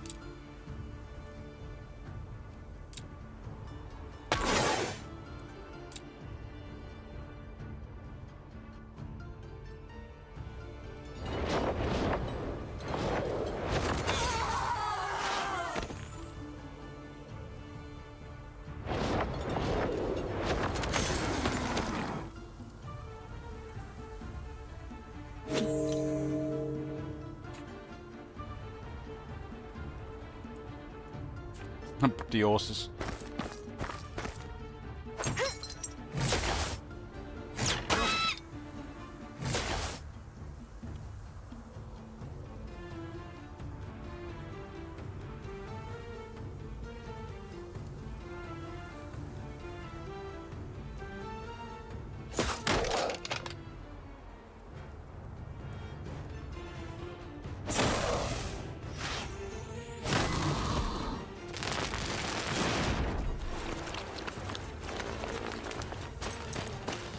I don't want to fight at the Apotheosis.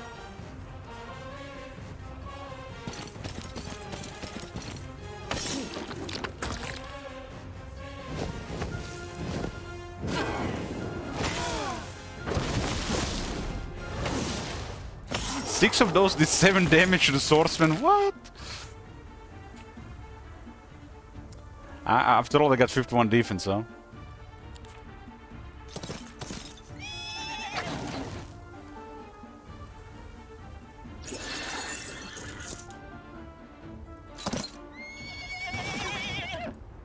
The barricades do work for... it count as enemy stacks. So they work for righteousness.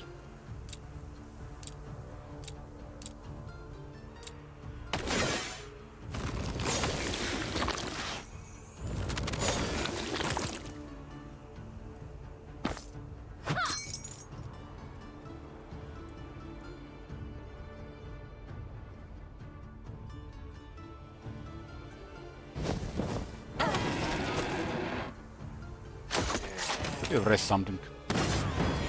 Supporting crossbow sound.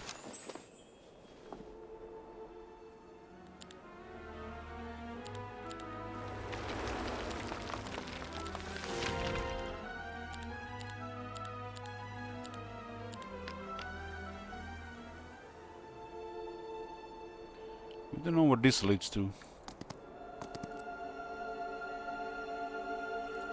There's a purple hero here.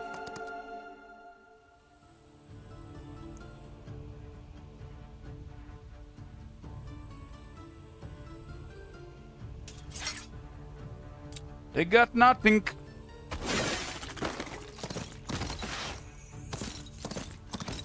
That's Zoran.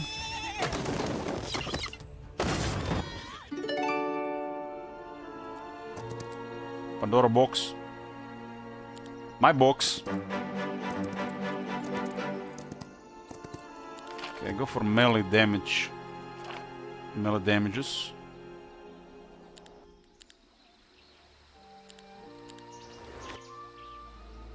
So what this guy's going next? Next is here. Trying to attack one of the cities that have no defense.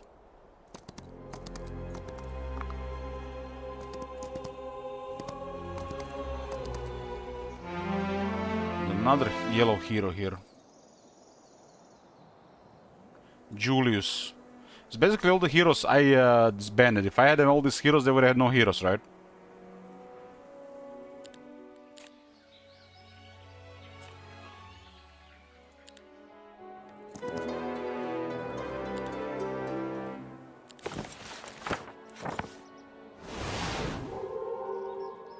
Looks like another one of these areas around. Yeah, looks like there might be Green's home here. Yep.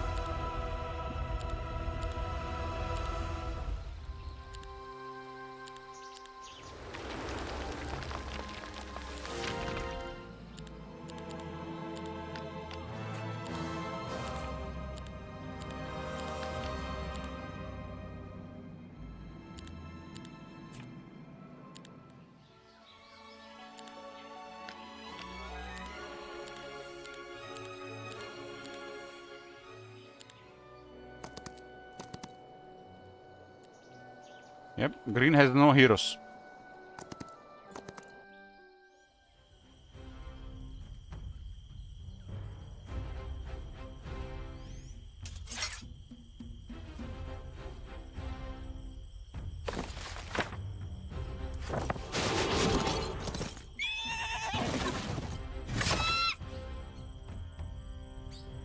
This one has been recruiting here for a couple of weeks.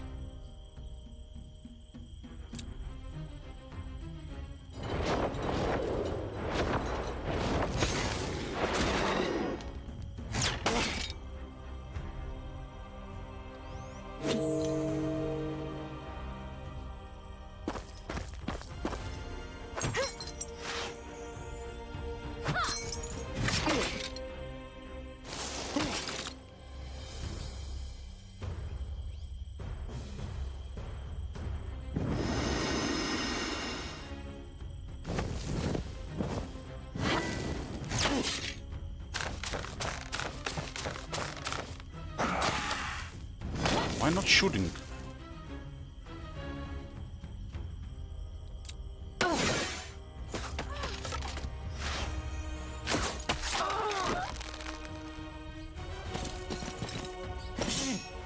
"45 spell power, huh?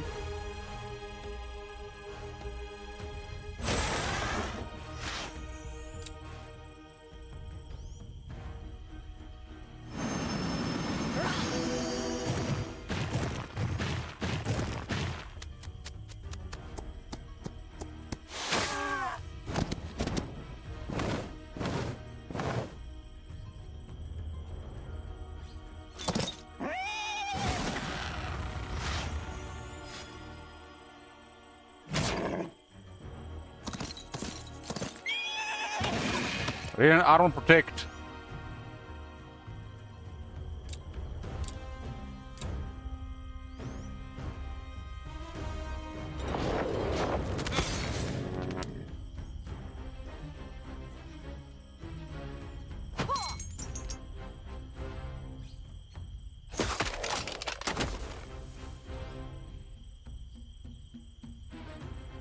This will kill all of them.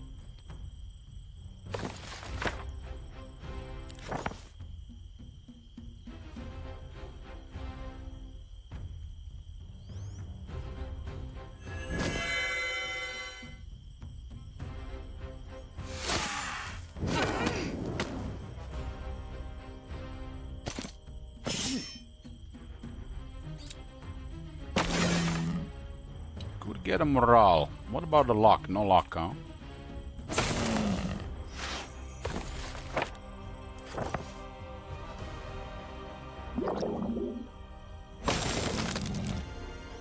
Ines hit for the green. Yep.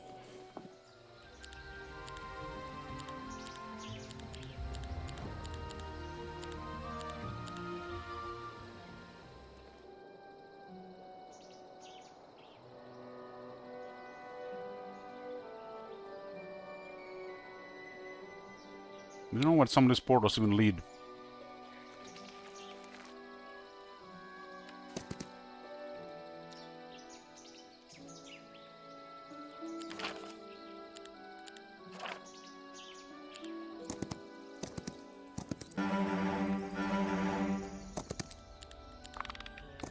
Purple is moving and yellow is moving. They have the heroes that were literally I disbanded.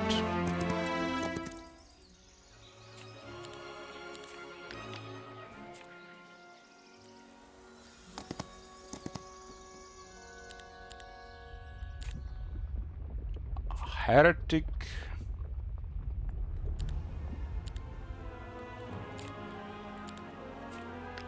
And Rufus. No more heroes for anybody. If I didn't disband those heroes, recruit a couple more, they would only have had 9 more heroes right now.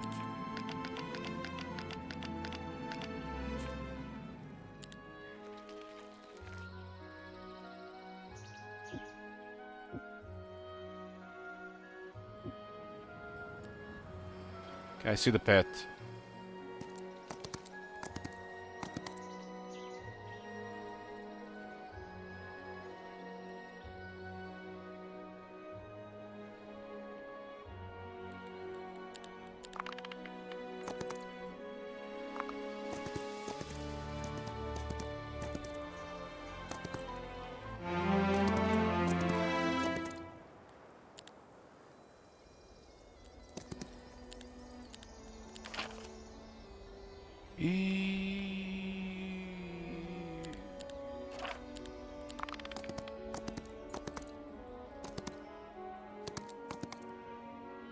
Seems like they're like 2 heroes each.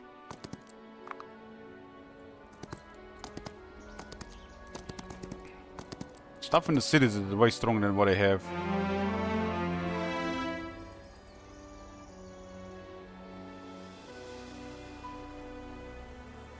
They went through this one. I don't know where this one leads to.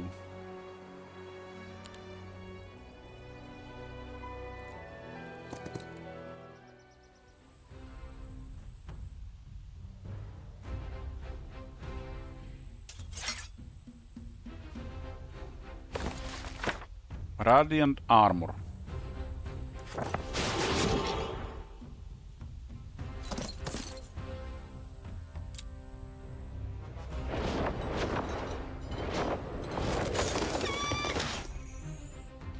There can be only one.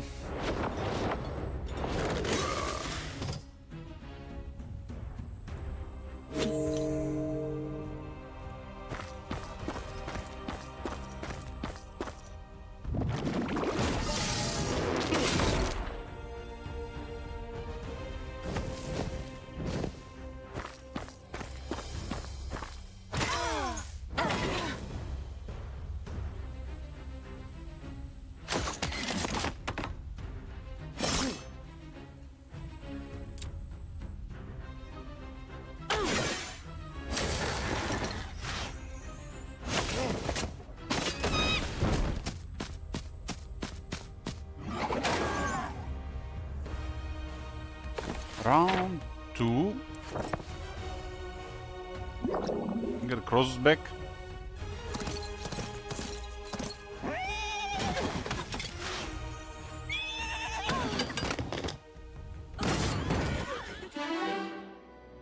Tactics, resistance, or scouting.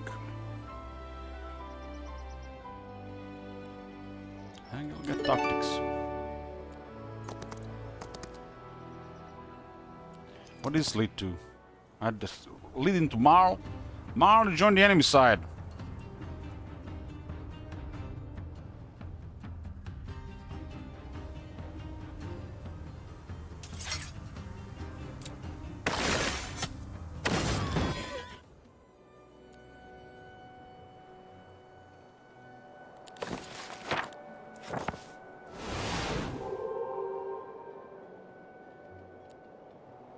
I do know that this leads to a town.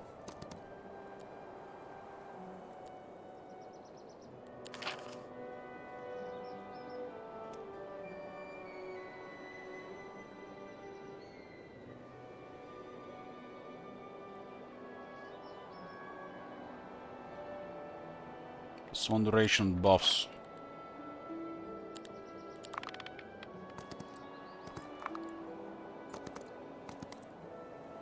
Well, there are many heroes for the ones that I had with me, but I got rid of them because I didn't want to have 10 heroes. Maybe this demon baby wasn't with me.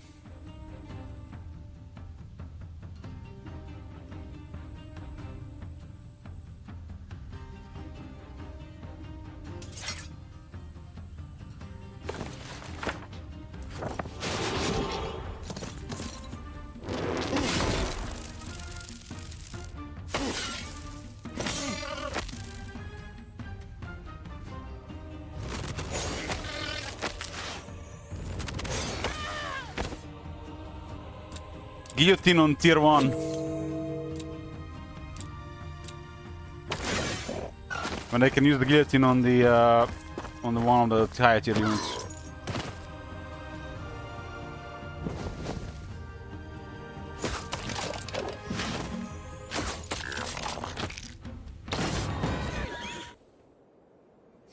Duration buffs, you have some duration each always, like never enough duration.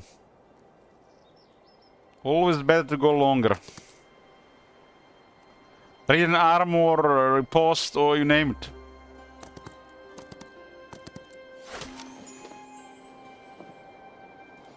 Was the another temple after all this? Not many temples on this map, huh?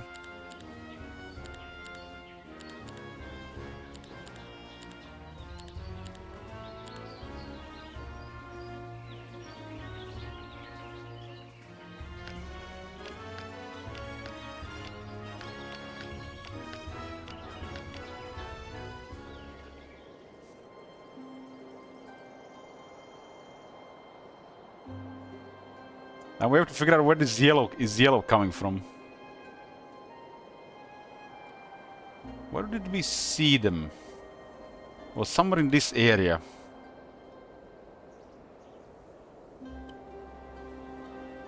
So possibly from down here or here. I will say it's here.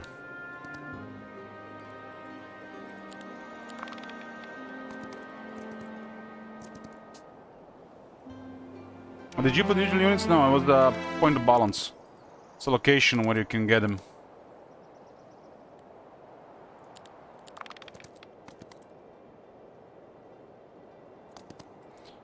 It's one. It's this. This is where you defeat the World Watchers and get the angels.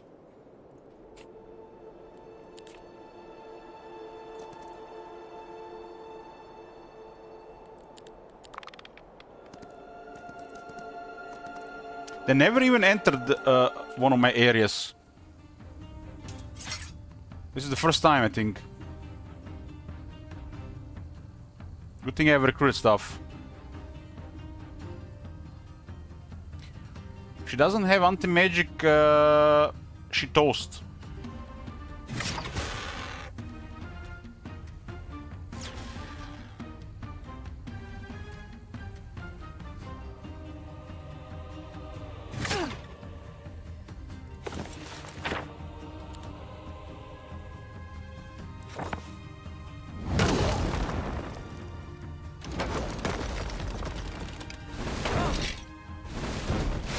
No anti-magic, okay.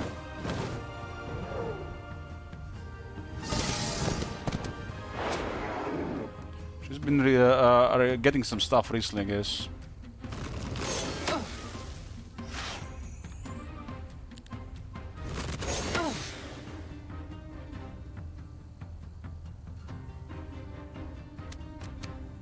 She was with me until recently. Was one of the only heroes in the game, so a lot of heroes died this map. Some of those maps where the heroes easily die. They're shooting the griffins. Interesting. Maybe because of ages.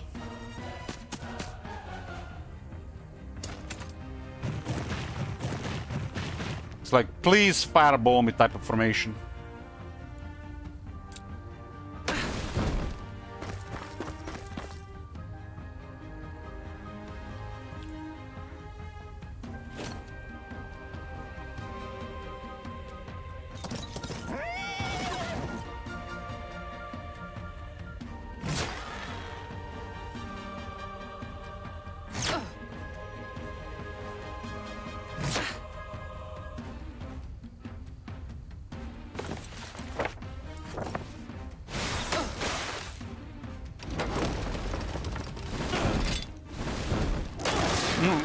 Nice.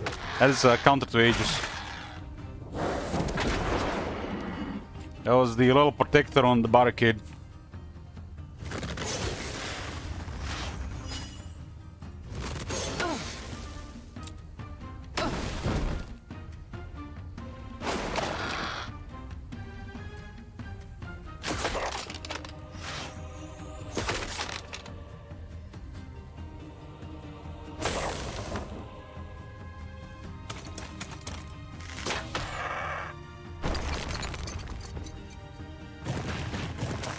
City is too high and the hero is too low to even breach the walls.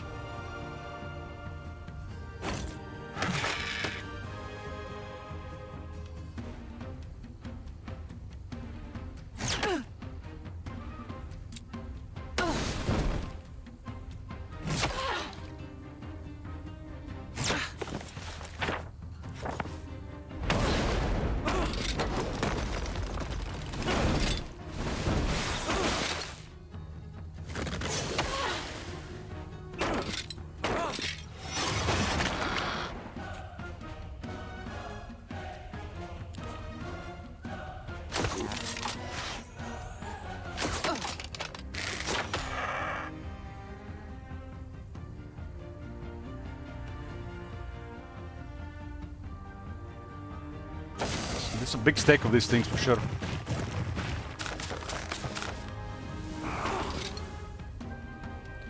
For sure.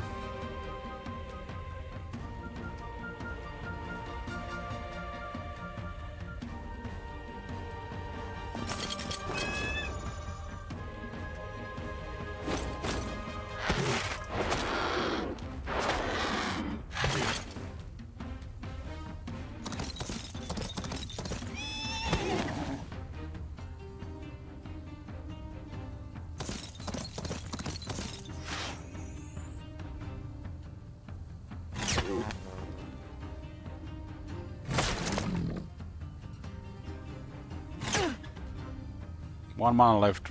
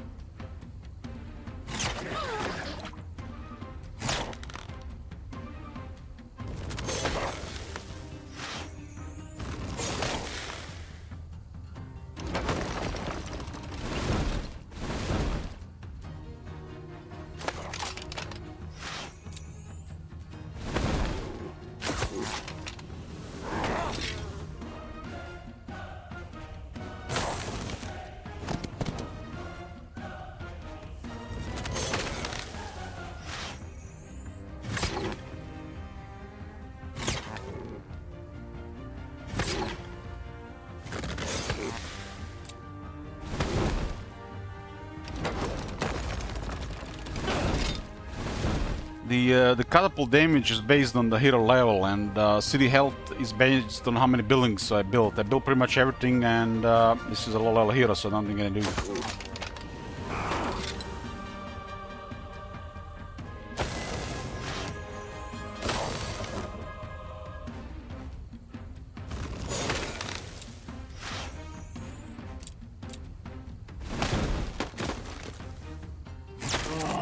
These vine areas are so tough. Feels like tier 4 unit at least.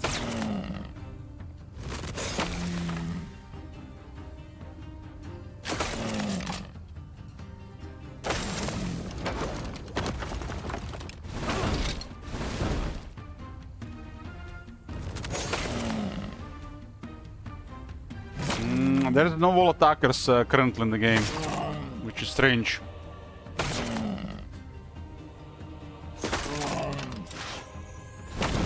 Only way they bridge the city is with this, but the level difference is too much.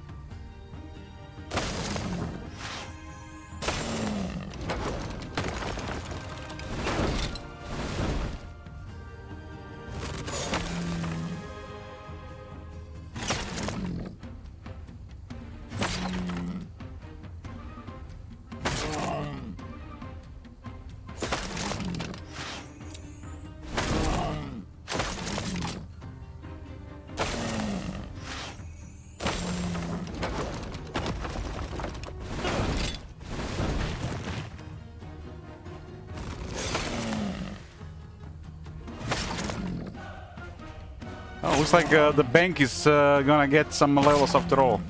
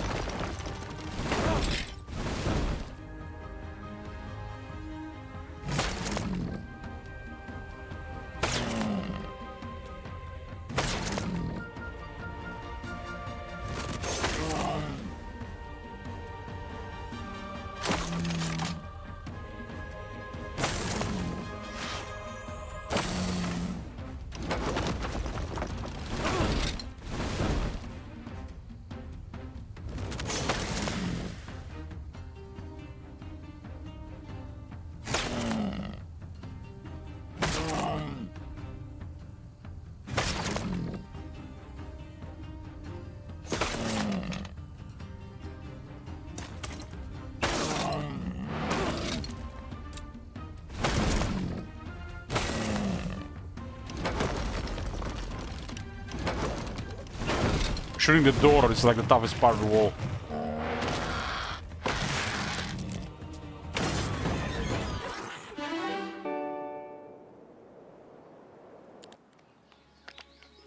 Seven levels on the bank. Expert economy. Dust. Just when I don't need anymore.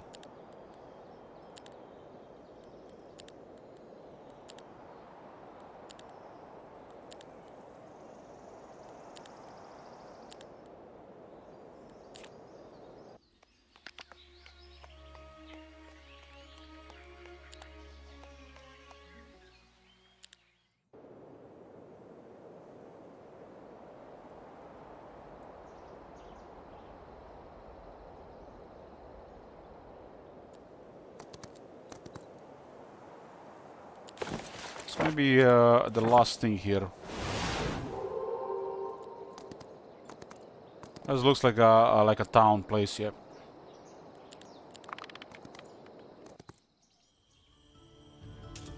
Julius, betrayer. This map ran out of heroes around the second week of the second month. Just doesn't work.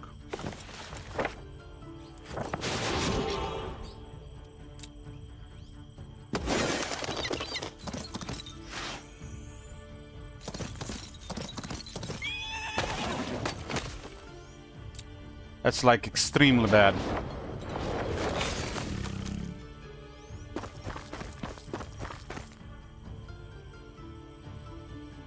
You are the betrayer. Victor will write the history down, don't you worry. We'll make it look good.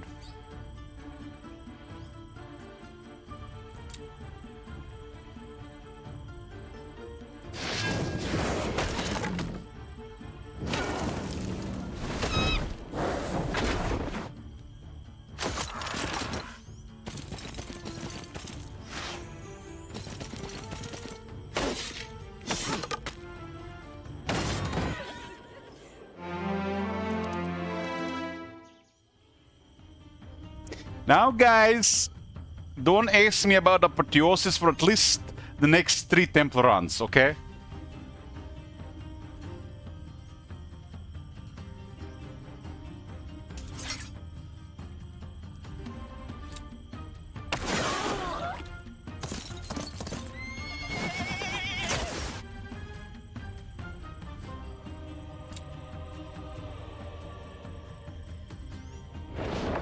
The Archangel makes the same sounds. It's just the sharpshooter. You're not the boss of me. I mean, top manager, I know there's no help with you. You're just gonna do the opposite.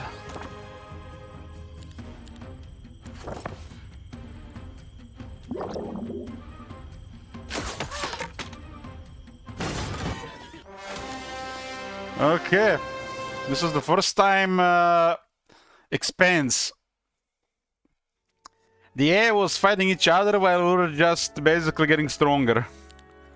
And they ran out of heroes already on the second week of the second month. A really big issue with the game. Do not recommend this map.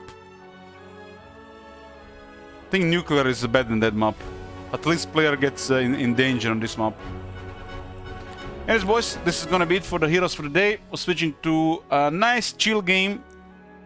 And I'll see you guys after I get some food.